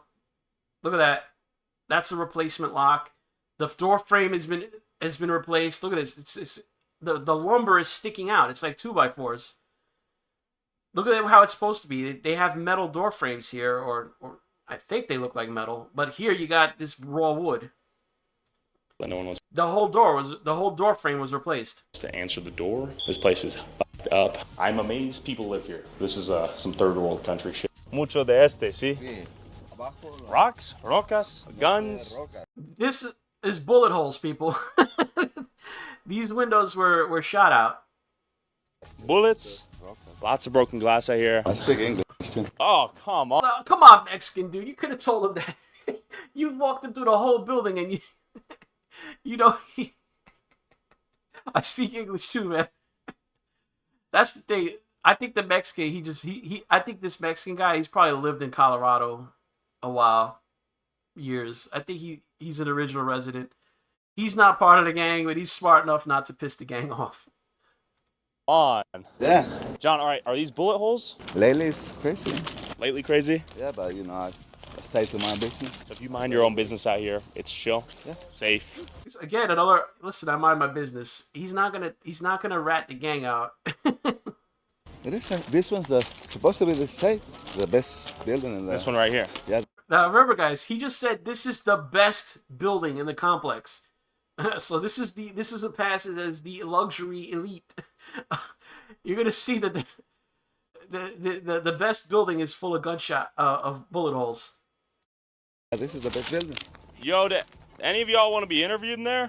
We're trying to figure out if the gangsters have taken this place over. I'm looking right. You probably see that bullet hole in my bedroom. Now here you got a black holdout. He's just like holed up in there like a bunker. He's like, yo, man, these Venezuelans, they run this joint. So this is like the lone black guy in the building trying to survive amidst the Venezuelan takeover. He got bullets. He's got bullets coming through his walls. Window, huh? That's a bullet hole right there? You had a wasp nest right next to you, too. Yeah, it's a bullet hole right there, though. Okay, so how often do you hear bullets out here? Right there, probably like every 2 days. Damn. That's pretty shitty, yeah? Hell yeah. I mean, it's not too bad. Most time I'll be at work, so I don't really have to deal with a lot of them. You ever been hit with a stray bullet out here? Nah, not yet. How much is it to rent an apartment out here? Here, shit. It's like 14. Actually, straight on the inside. And this one, the other ones look like the trenches. Yeah. Yeah. I heard you have the best building out here. Yeah, it's pretty much the best one yet. The other ones they look trashed. They fucking it up, though. Who's fucking it up? Like the Venezuelans. Okay. What percentage? But they cool, though. Like, I ain't got no problem with them, but like, clean your shit up. You know what I mean? Yeah. Why do you think they're so dirty with all this stuff? I just think where they come from. Maybe they just don't give a fuck because they're in a whole different new place, so they ain't got to pay for nothing. Everything free given. You know what I mean? Do you have beef with them that they're not paying anything and you're like, yo, I'm paying $1,400 a month? Hell no. You chill with it? Yeah, I stopped paying rent. I don't like shit. I told them, like, 2 y'all come over here and fix some of these problems, like the trash, for instance. Like, why the fuck I'm gonna be paying rent and for the some of the things that y'all supposed to sow the stuff? You can see this building that has some characters in it. Why am I gonna pay the rent? Stuff that's like in the leasing contract applies to that trash. I see. You know, and the upkeep for the complex. And y'all not saying in agreement, so I'm not gonna pay shit. How long you not been paying rent? like a month. All right. How long do you plan on? Who is the dude talking in the apartment? There's another dude in there, obviously talking. I would love to get a transcript of what the I don't know, is that guy like a heroin addict talking behind him? Not paying rent. I'm about to be out of here today. Yeah. I'm moving today. Yeah. When did you notice He's had enough. He's moving. He's like, I'm out of here. Venezuelans start to come in? Like a year ago. Okay. They kind of took over? Yeah, kind of. Like I said, man, shit. I ain't never had no issue with them. Like, shit. If I need some help with something, they help me. Okay. They need some help. They, when they first got here, them motherfuckers would be parked behind my car and shit like that. And I'll be like, hey, I don't know how you do it in your country, but right here, you don't park behind my. You know what I'm saying? I smoke that. It's pretty much like on that type of tip. Did you see that video of the guy kicking the door down with the scoped rifle? Yeah, it's in the next. It was in the next building. Did you see it happen in real time? No, I didn't see it happen, but I do know them. Is it gang affiliated? Nah, I wouldn't say that. I think they were just looking for somebody. $1,400 to live in this hole. That is crazy. You'll notice a lot of broken. Let me again. I want to give credit to this guy, this Tyler Oliveira. This is what I'm talking about. He went to the building. He didn't just say it was debunked. He went down there and he's talking to these people himself. I mean, how hard is it for a reporter to just show up, poke around, do reporting shit? I don't understand. One of these networks should hire this guy. Glass, a lot of bullet holes in the wall. Yeah, look at this car shot up, man. Come on. The whole back window is full of bullet holes.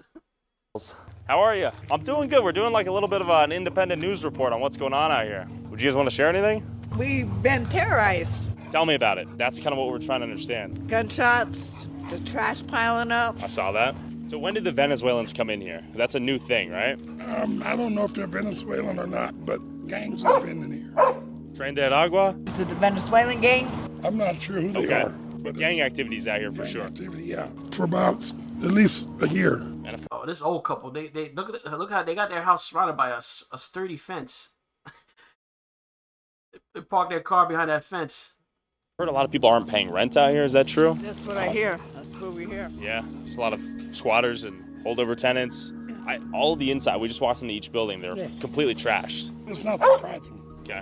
Because the whole place is trashed. Completely trashed. Completely. Like third world abandoned building. Is that what it looks like? It's pretty shitty. I think Denver's targeted because it's centrally located and not close to the border. Okay. So that's why I think we're targeted. What would be a message for like the city council or the governor or the mayor you guys would like to get out, if anything? Shut this place down. Shut it down? Just like they did in Elm Street. Okay. Because it's the same owners. So and they do a poor job at vetting their tenants and maintaining the place? Do shit. The owner needs to be locked. All right, so social media aspects. I gave you the flavor of that guy. Again, if you want to see the whole video for yourself without my commentary, without all the breakups and all that, Tyler Oliveira on Twitter. Props to the guy. He went down there. He got, or at least part of the story right. Now this guy here, this is Nick Shirley. He actually, I think, got more out of this because, unlike Oliveira, ironically, Oliveira being, you would think is a Hispanic name, that he would speak Spanish, but Nick Shirley apparently does speak Spanish, or passably well at least. So he was able to speak, and I guess get some of these people to open up a little more. Obviously, they're more comfortable speaking in their own language. They're less suspicious of him. If you don't know who this guy is, he is the YouTuber who actually was, I think, the first YouTuber to get access to the prison down in El Salvador that Bukele opened up for the MS-13s. So he went down there and checked out that prison. He went to Aurora as well to check out the situation. I think he actually got more information. So I just want to clarify one question. So this is Nick Shirley on YouTube. If you want to check out this video again, uninterrupted, without my commentary, because got to do that. You can't just play his video and snake his content without significant commentary over it. And let's see what he found. Quiero clarificar una cuestión. Los trendeaguas están aquí en Colorado. Sí, hay bastante. She's saying yes, there's a lot of them. He's gonna talk to that lady later. This is like the highlight reel. A bullet come through right here? Yeah. So right here where we're standing, is this where the Venezuelans came with the guns and they started pointing at the people in the video that we saw on the internet? And right here in this window, it's obvious that a bullet was shot right through there. Okay. So do you believe that gang activity is actually happening here? I'm standing here in Denver, Colorado, and here dangerous Venezuelan gangs such as Tren de Araguas have allegedly started to overtake apartment complexes and extort the people. These gangs are extremely dangerous, and it's extremely frightening that they have arrived here, not just only in Denver, but they have also arrived in cities like New York City, Chicago, and other sanctuary states and cities in America. And now you may be wondering how we got to this point in the United States where Venezuelan gangs are actually committing crimes such as extorting and attacking police officers like they did in New York City. But we all know that over the past couple of years, millions of migrants have entered the United States, and a large majority of those migrants... All right, we don't have to hear that. Let's hear when he gets to the building.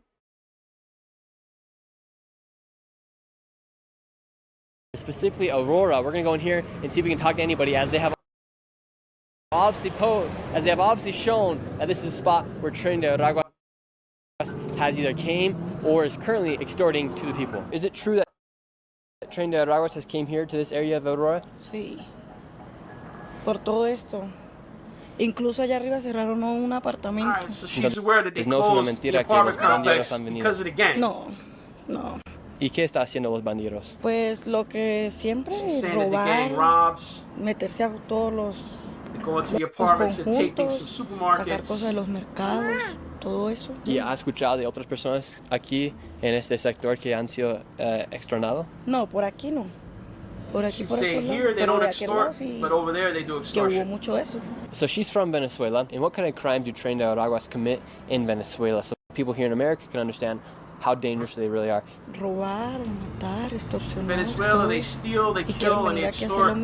No están en Venezuela. They come here to do the same thing. Para que hagan lo que hacen allá. Not in Venezuela, they're doing it and here. So you believe they also want to do the same here as well? Sí, ya se ve que lo hacen. Y personas como usted y yo deberíamos estar temerosos de los miembros. Sí, porque no les saying importa. They don't care who they hurt, they'll do it to anybody.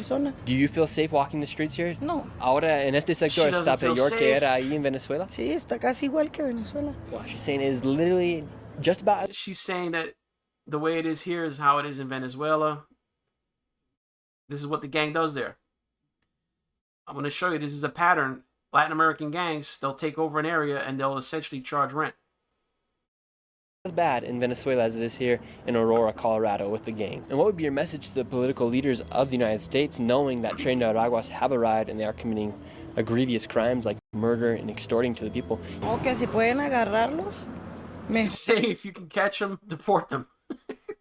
Here's the Venezuelan lady saying, well, deport them. Si los pueden deportar. This apartment complex right here is one of the main apartment complexes that has been shut. This is the building. You can see it's since been shut down and they put a fence around it. So the whole thing is boarded up and a fence around the building. Because of the activity of the gang, this building, a apartment complex, no longer exists. 54 people, or I don't know if this is this 99 person complex or the 54? Might be the 99 per unit complex. So all those people have been rendered homeless.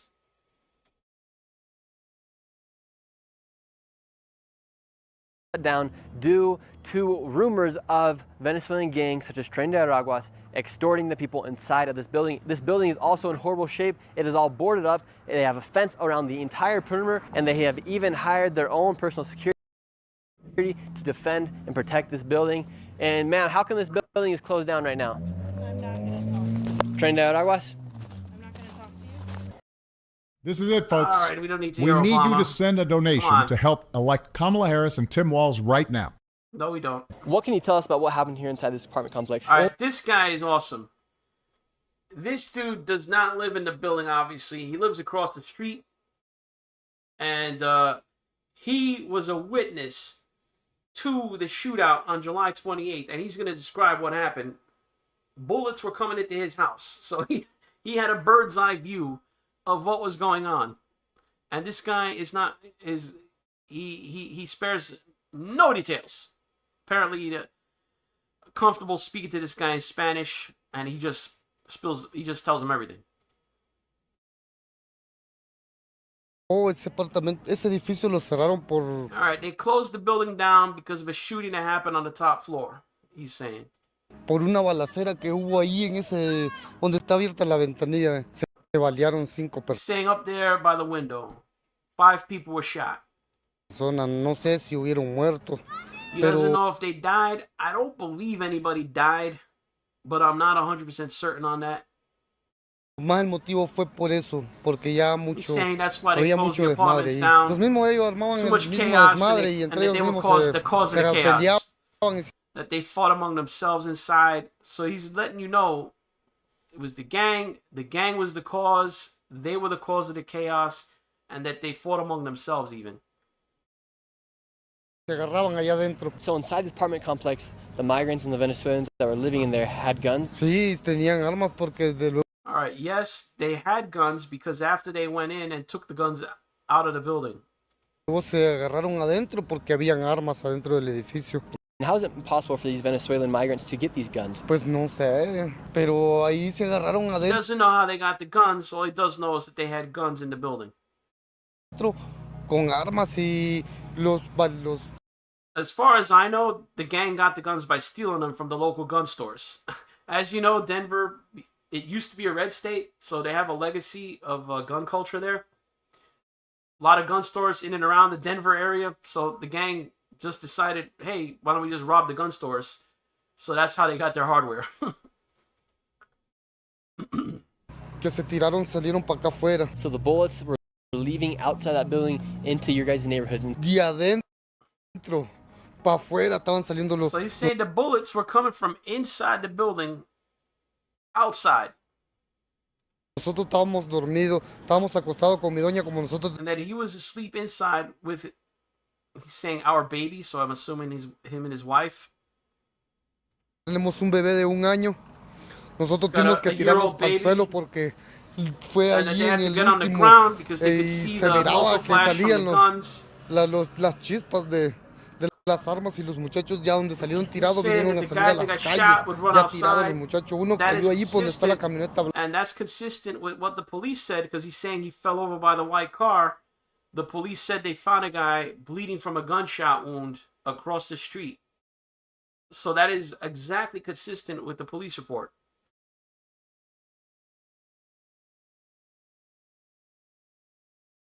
Blanca. Se salieron pues ya tirados de adentro. So they would come outside from being hit inside the building.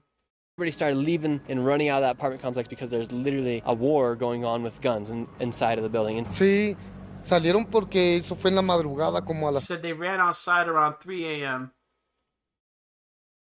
3 de la mañana. ¿Personas murieron adentro de eso? No sé, pero sí hubieron tirados. So people were shot. We don't know if they were killed, but they were shot. Anybody died. I don't know either. Wounds in their stomachs and in their body. Sí, salieron disparados, baleados en sus pechos. Usted salió un país de tercer mundo y ahora parece. All right, so he's gonna ask him in a little bit here. You left a third world country, and now it seems like the U.S. is becoming a third world country. So let's get this guy's opinion. Dice que los Estados Unidos está volviendo a ser más como un tercer mundo. Sí, porque se está en vez de. He agrees. Says, let's see his reasoning. De estar bien uno. Tiene que andar. He said instead of feeling good or safe, you have to look in front and back. Con un ojo adelante y otro atrás. And before I went over to the apartment complex where the video went viral, the Venezuelan gangs walking around with a rifle, I wanted to call a friend who's a nightcrawler in New York City to explain just how dangerous these gangs are and how to identify them with their tattoos. Can you tell the people a little bit how these gangs identify themselves and what kind of tattoos they get and how people can know whether a person is a gang member or not? Sure. So there's multiple different tattoos these gangs use. There is anything Michael Jordan, Chicago Bulls, the Michael Jordan sign, 23. Another telltale sign is anything with trains, right? If they have a train anywhere, train tracks, trains, that's another telltale sign of Tren de Agua. Another thing is crowns. They love the crowns. For some reason, they love the crowns. You gotta be careful because those crowns could also be Latin kings, but they have specific looking crowns.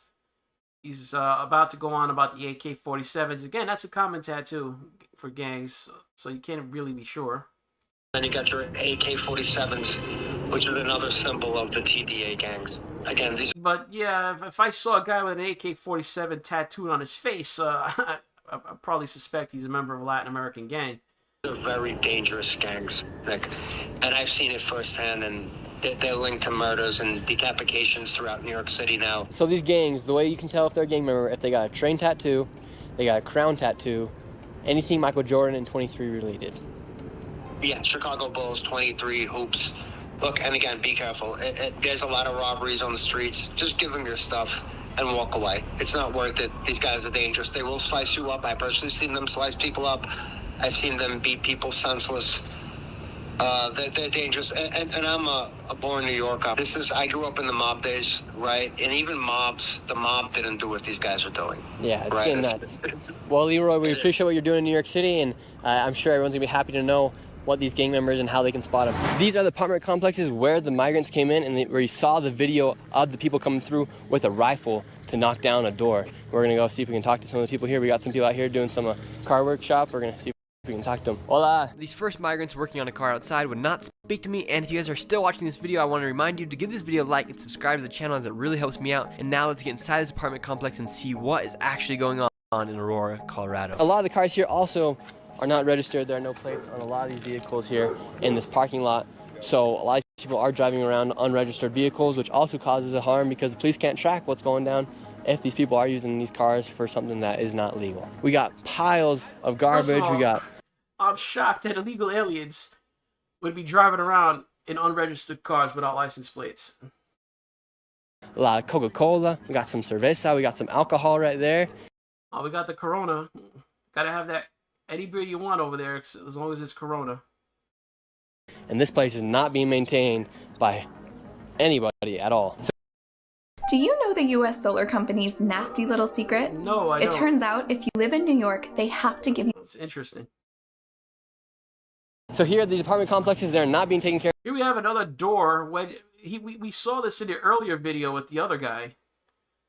This is the same place. So we have the door wedged in the window. Whatsoever. We got a door through this window right here. And alguien está? And right here, another window is broken through, and they got ply. Oh, is this that was the black guy's apartment, wasn't it? Isn't this the black guy's apartment? I thought I recognized this grate. This window guards. Looks like they boarded it up. He did look like he did move out. Plywood on the outside of this one. A bullet hole right there. Hola, alguien está aquí? Hola, a bullet come through right here? So from what you've heard, do you believe that Tren de Araguas have came here? De lo que ha escuchado, ¿cree que Tren de Araguas han llegado aquí? Por lo que se escucha, dicen que es el tren. Es una gran posibilidad que sí. Sí. When you guys got here to America, did you think you guys would be living in conditions like this? No. And right here in this window, it's obvious that a bullet was shot right through there. Okay. So do you believe that gang activity is actually happening here? All right, so this guy, as far as I recall, does not live in the complex. Bullets. We've seen videos of migrants that do have guns. Can I say this? All right, let me skip forward here. This guy gives a long story.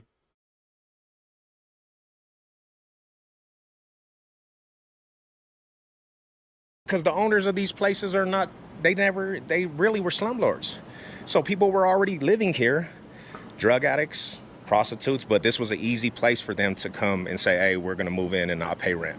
That's what it is. Has the city done anything, or have they called on any other gangs in the city? Because we know that Denver, like you said, there's a lot of gangs here. Have they called on the gang to try and I want to give kudos to this dude, Nick Shirley. He really dug in here. He got the story, clearly, all right? He's good at what he does, all right? He didn't just go there and, oh, there's no gang. Oh, no gang here. No gang here because this guy said so. This guy that's in the building is probably a gang member himself. Venezuelan gangs. And that's the situation, is that after the police didn't come in here and raid these places, if there was a lot of problems like there was, people started calling on the local gangs. You guys should go confront them. Like, this is your neighborhoods. When you think about it, it's like, bro, They wanted people to come over here and start basically a war. Let's turn this up and have conflicts where they can actually have something to say, hey, it's going crazy over there. Yeah, why don't the police come in here instead of the other gangs? I couldn't even tell you that. That's why when I see all this stuff, why didn't the gangs, when they had the footage of This is going to confirm kind of or jive with what I've been telling you guys. This is on purpose. They brought them in, right? The feds and the state of Colorado, and they're preventing any effort to do something about it. And this guy is suspicious.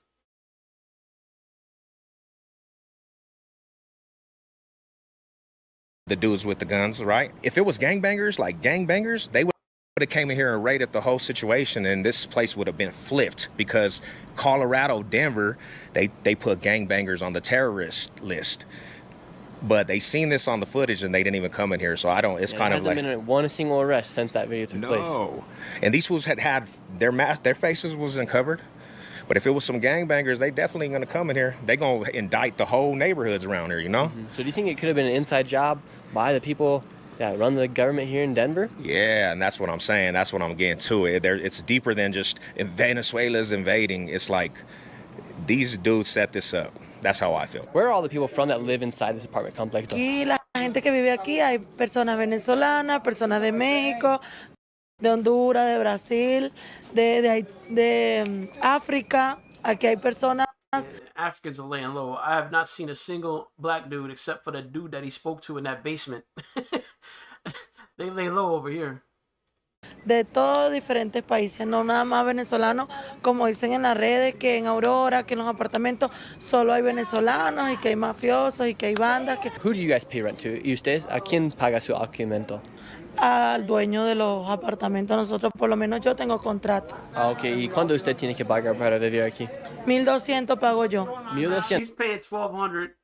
She says to the owners, yeah, right.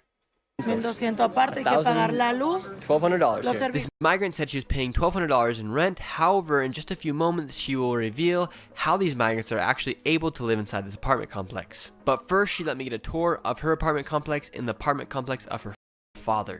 All right, let me give you guys a warning. This is one of the most disgusting apartments you're ever gonna see. Hers is bad, but her father's, oh my God. If you're eating, stop eating if you're gonna watch this. All right, let us in here. Wow. Here on the wall, there's holes. She says the electricity doesn't work, the hot water doesn't run. Not a very good situation. I mean, her apartment this is the bad, bathroom in here. Her father's place is uninhabitable.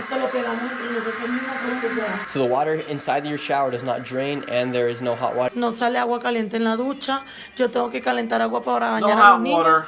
Y eso se tapa que a veces no baja el agua. It won't drain. And then obviously the kitchen right here. So clearly, I don't think she rented this from the owner, man. This got to be a sublet. Pone el agua y si no se seca se pone podrida el agua. Entonces tengo que estar secando, dejando un trapo. I mean, can you imagine the amount of black mold in there? Just from all the water leaking and all that stuff. And you still have to pay $1,200 just to live here.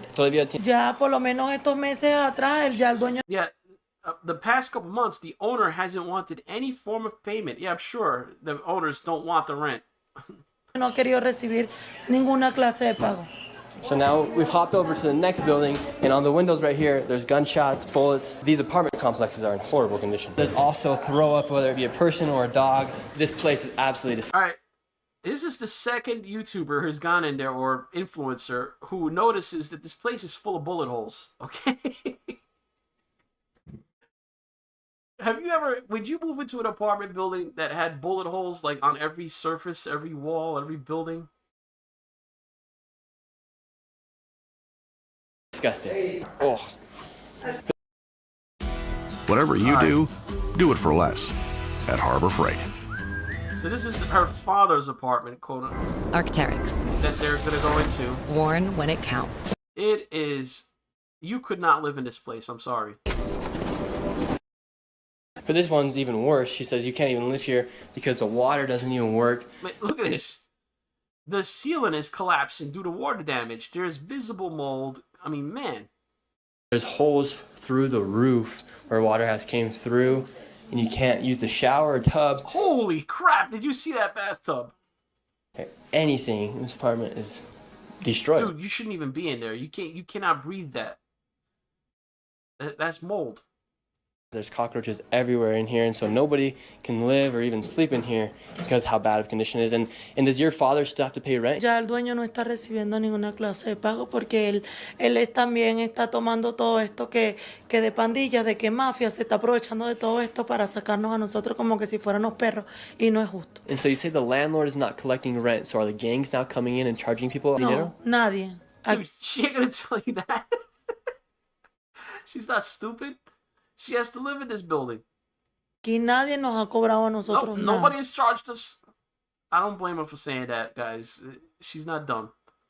And did you think that your life was going to be like this when you came across the border to live here in the United States? No, jamás.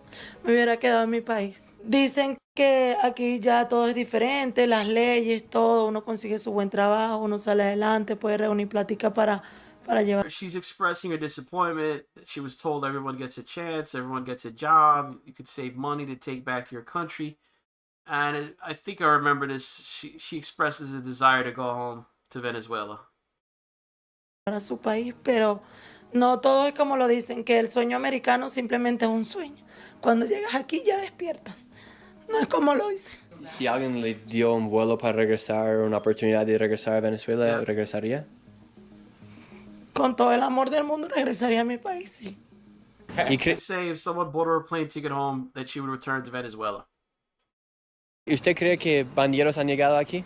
Sí he escuchado tiroteo, pero aquí adentro no he visto a ninguna persona con armamentos. Okay. Si vienen de los alrededores, vienen carros y arman, echan tiros que vienen y pues echan el poco de tiros y se van. Y entonces sí escucharon los disparos. Sí, el día que se armó el tiroteo, no sé, que corría mucha gente.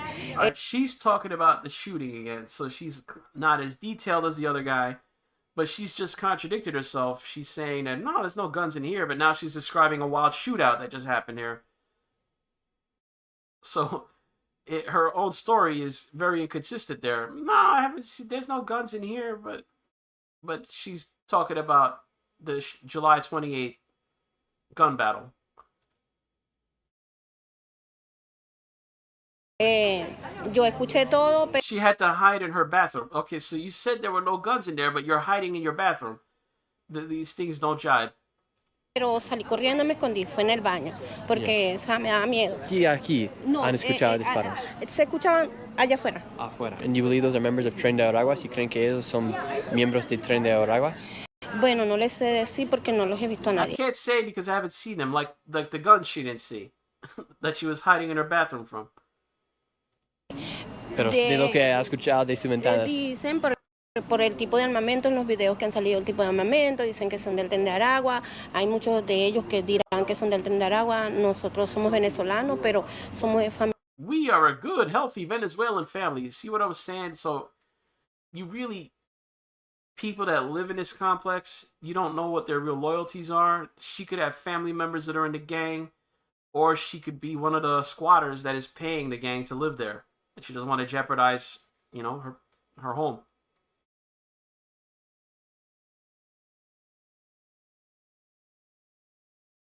Anyway. So the landlords have completely fled these buildings, which has caused a perfect situation for gangs to actually come in here and start extorting to the people, because if there's no government per se or no landlord inside this complex, the gangs come in and they create their own government, their own society here inside this complex. And so that's why the gangs are actually able to come in here and charge these people rent, even though they have no control of these buildings, because essentially all these people that are living here in this apartment building are squatting because they're not paying rent to anybody. And now from everybody I talked to inside this apartment complex, it seems like a lot of people were very hesitant to say as to what was actually going on. And from the people that I did talk to, I kind of got the vibe that yes, gangs are inside these apartment complexes, but obviously they're not going to say on camera. And if you enjoyed this video, please consider subscribing to my channel, as I post videos like these every. Same thing, obviously. If you want to see, he's got other videos. His video on when he went to the prison in El Salvador is also great. So check the channel out for that. Nick Shirley on YouTube. Suspected Tren de Agua gang members in Aurora, Colorado, released on a $1,000 bond. Explain to me how that makes any sense. Nixon and Dixon Azwahe Perez. So these aren't the, this isn't Cookie and his brother. These are the two associates that were arrested for the shooting as well. They got out on a $1,000 bond. What are the odds you think these guys going to stick around? Why wouldn't they jump bail? It's not even...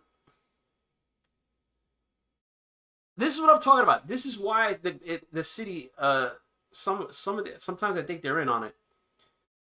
ICE wanted these guys. So even the Joe Biden, Kamala Harris Immigration and Customs Enforcement Agency put a detainer on these clowns, Nixon and Dixon. And they released them on bond anyway, despite ICE requesting to hold them for them. This is deliberate. These people, I'm telling you, how are you going to tell me that the Biden Immigration and Customs Enforcement, which doesn't do shit, this is so bad that they wanted these guys, but no, we're going to defy them and let them loose anyway. You know these guys are going to run. Best case scenario, ICE finds them. Worst case, they flee to another city or even go back to Mexico or something and just hide out there until the heat dies down. So stupid. So Andy No, he's been digging into the situation in Denver, and it's not just the apartment building, guys. What do you think? These guys are discriminating? So apparently the Tren de Agua, in addition to taking over the apartment buildings, has been going around to the local homeless camps and taking those over. And demanding that the homeless people and drug addicts pay them rent to stay inside the homeless encampments. A Denver, Colorado user on the homeless subreddit alleges that Venezuelan gang members have taken over public territory and are demanding, quote, protection money from the homeless people who are camping there. Some users say it might be helpful to pay and have them be protectors of the area. Antifa, who are very active in Denver and advocate for homeless encampments, have not offered to push the exploitative gang members out. So Antifa, they're only there for imaginary fascists. When real fascists show up with guns and threaten to kill you if you don't give them money, then Antifa's nowhere to be found. See, they'll fight the Proud Boys because they know the Proud Boys are just a bunch of guys that they're not going to usually escalate to stabbing and shooting. When you deal with a Latin American prison gang and you try to push them out, and they tend to go to metal, blades and pistols. So some users say it might be helpful to have them protectors of the area, like Antifa's going to do anything. A soy boy Antifa. The allegation comes amid the revelation that armed Venezuelan migrants have taken over several apartment buildings in Aurora, Colorado. So let's see what's going on in this Denver area homeless subreddit.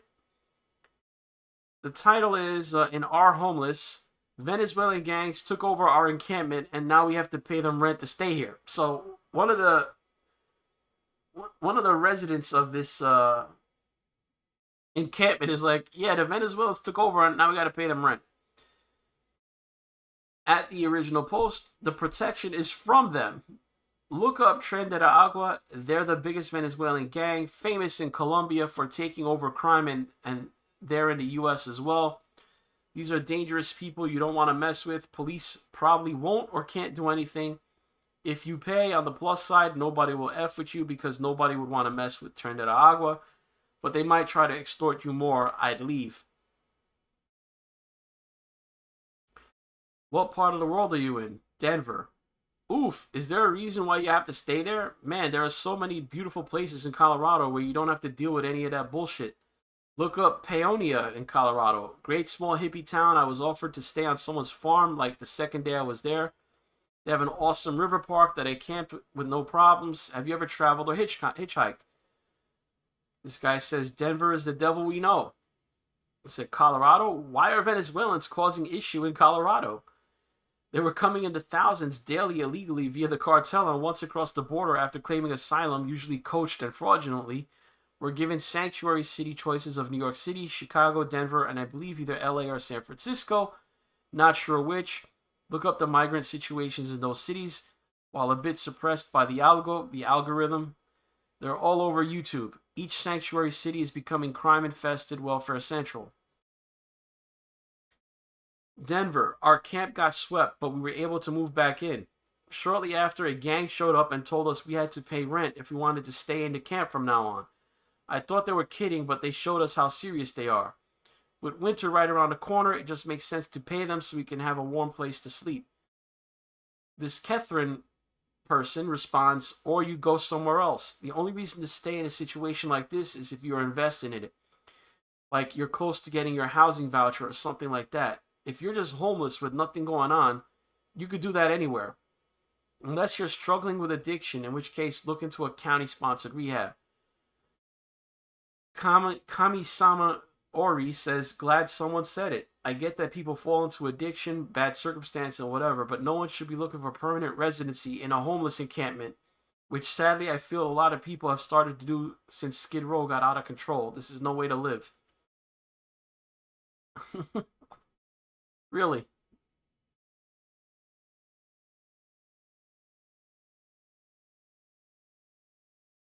And lastly,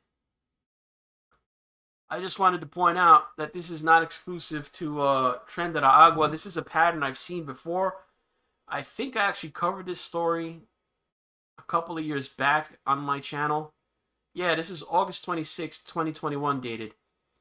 Attacks on transgender women expose MS-13's gang's grip on MacArthur Park. So, if you're familiar with LA, there's a famous park there called MacArthur Park. Not Griffith Park, obviously MacArthur Park, less famous.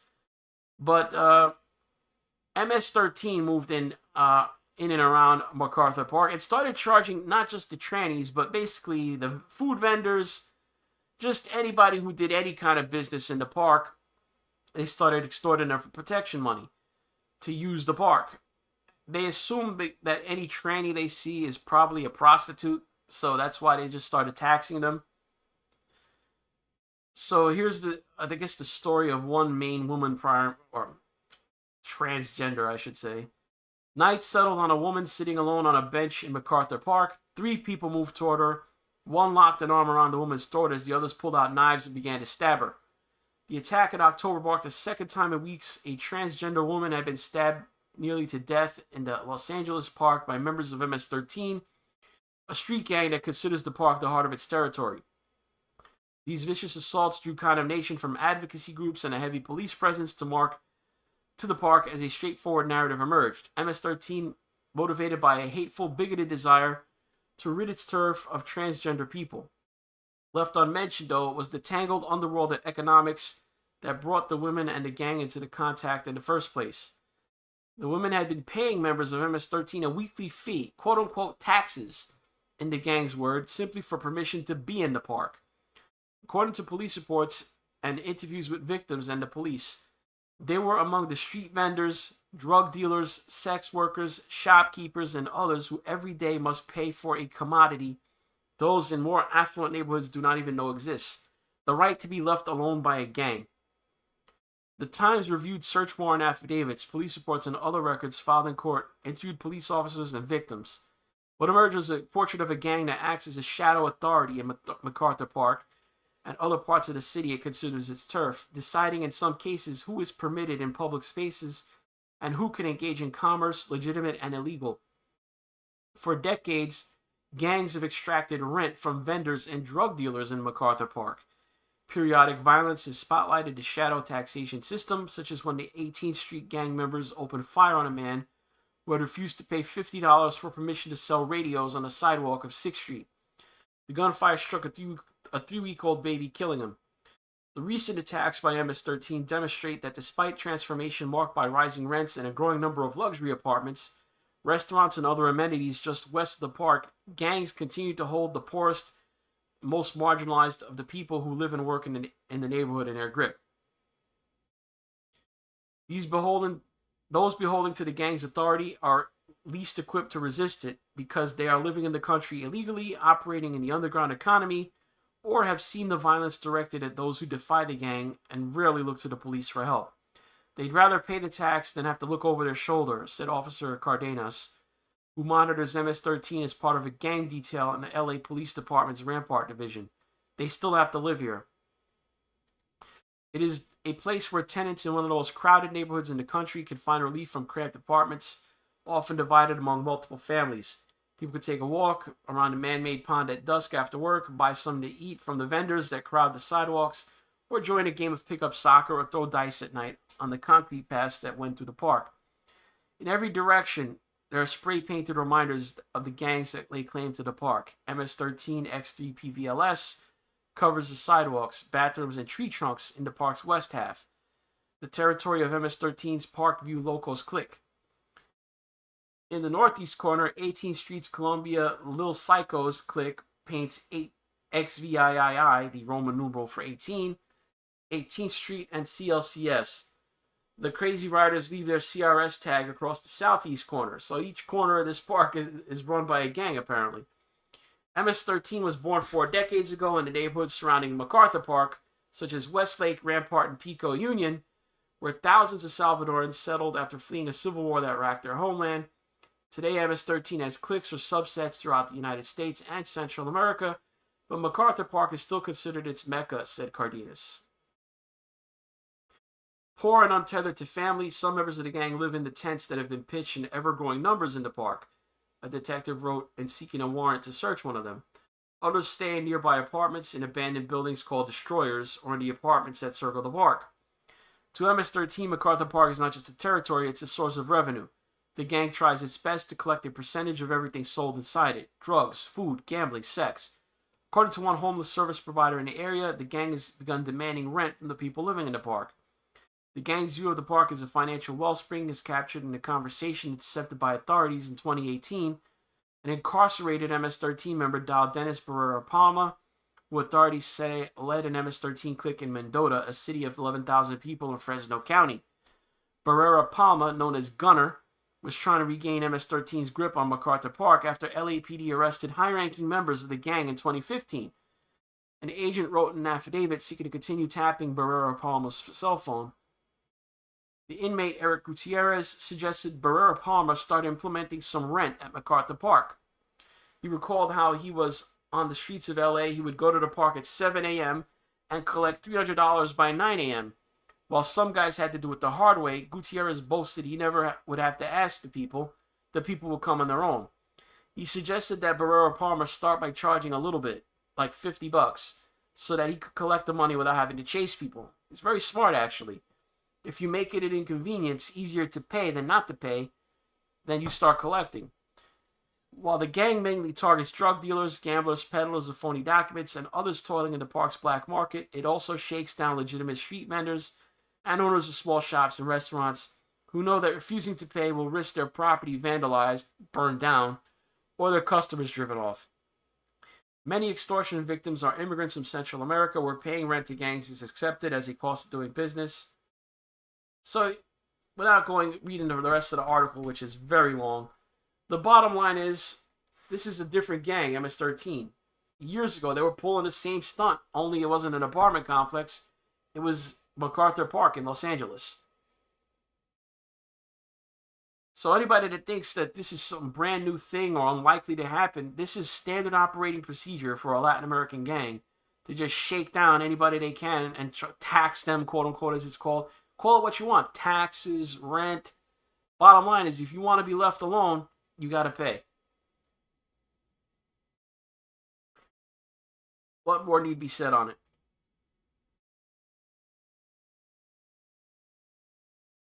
So, it's been what?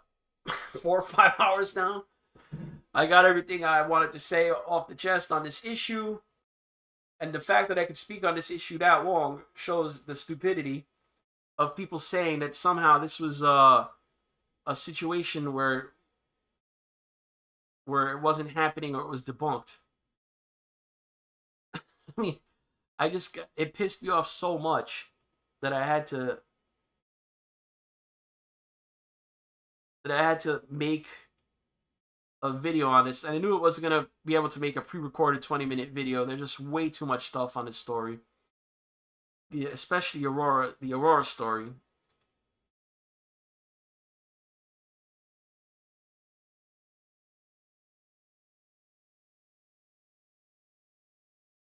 Anyway,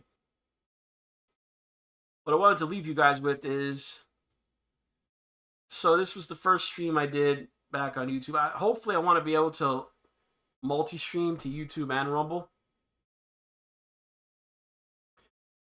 So what I'm going to try to, I've been speaking to other YouTubers who've been doing it, trying to get an idea of the best way to do it. Obviously there's pros and cons to every method. So it's just a situation of which works best. I'm going to try IO stream, I think. But however it works out, I may have to switch back and forth. Because I don't want to ignore Rumble, because the bottom line is I don't have any confidence in YouTube. I see how they're chasing independent voices off of here.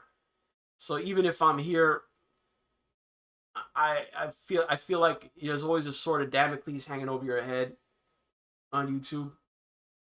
At any moment they could decide, oh, obviously they're probably not going to like this live stream. Oh, you're talking about Haitians, or Venezuelans. What are you, some kind of racist? So there is that. But anyway, a lot of you guys have asked. The same situation exists as before.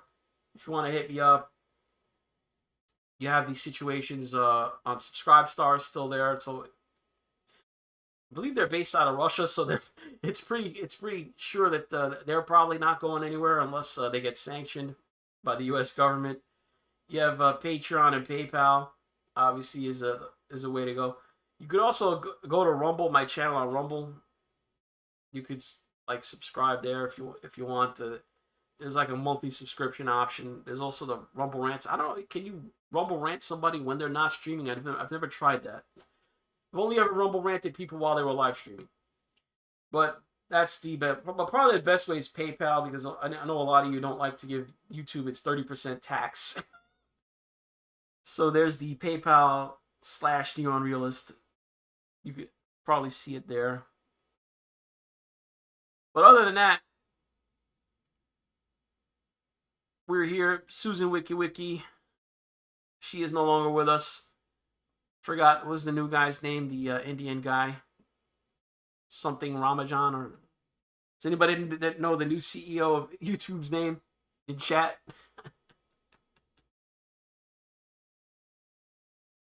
He's I don't think he's much better than Susan as far as I know. I mean, they are still yeeting right-wing accounts.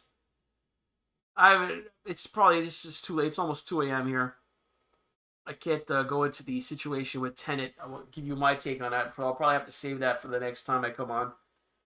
I have an idea of what might have happened there, but the fallout is whatever you believe really happened. The bottom line is Lauren Chen and Taylor Hanson, whose channels were all deleted, they haven't been charged with a crime.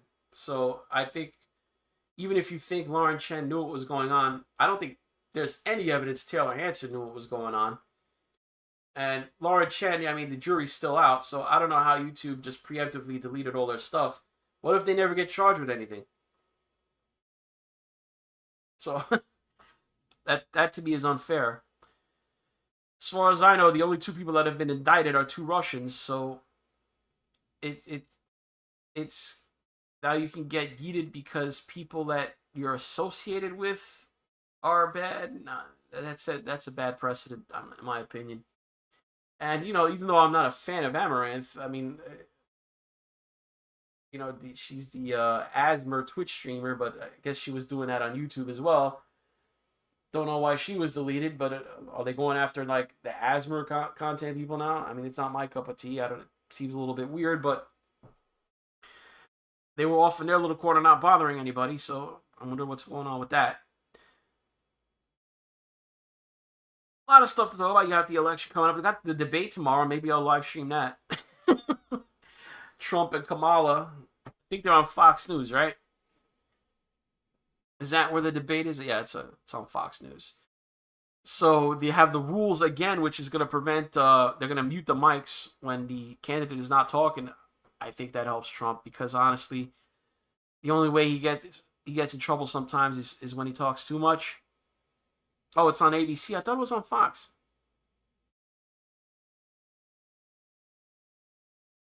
Anyway, so by having the mics cut off, he kind of focuses his answers and doesn't like mutter under his breath, which could get him in trouble. They'll say, "Oh, he's a misogynist." Yeah, I think that's what I'll do. I mean, if I'm gonna watch it anyway, see if I can give live commentary on that.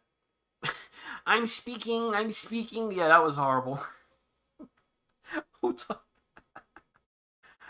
Oh my God, she is so bad. Oh, Kamala. You know, the funny thing is she has not done an interview in 54 days, like a real press conference. She's done that. She did that softball interview where she had Tim Walsh with her. But I don't think she's done a press conference in 54 days. Which is crazy. You're running for president and you're like hiding from the cameras. Make it make sense. It's like they're afraid that she'll talk too much.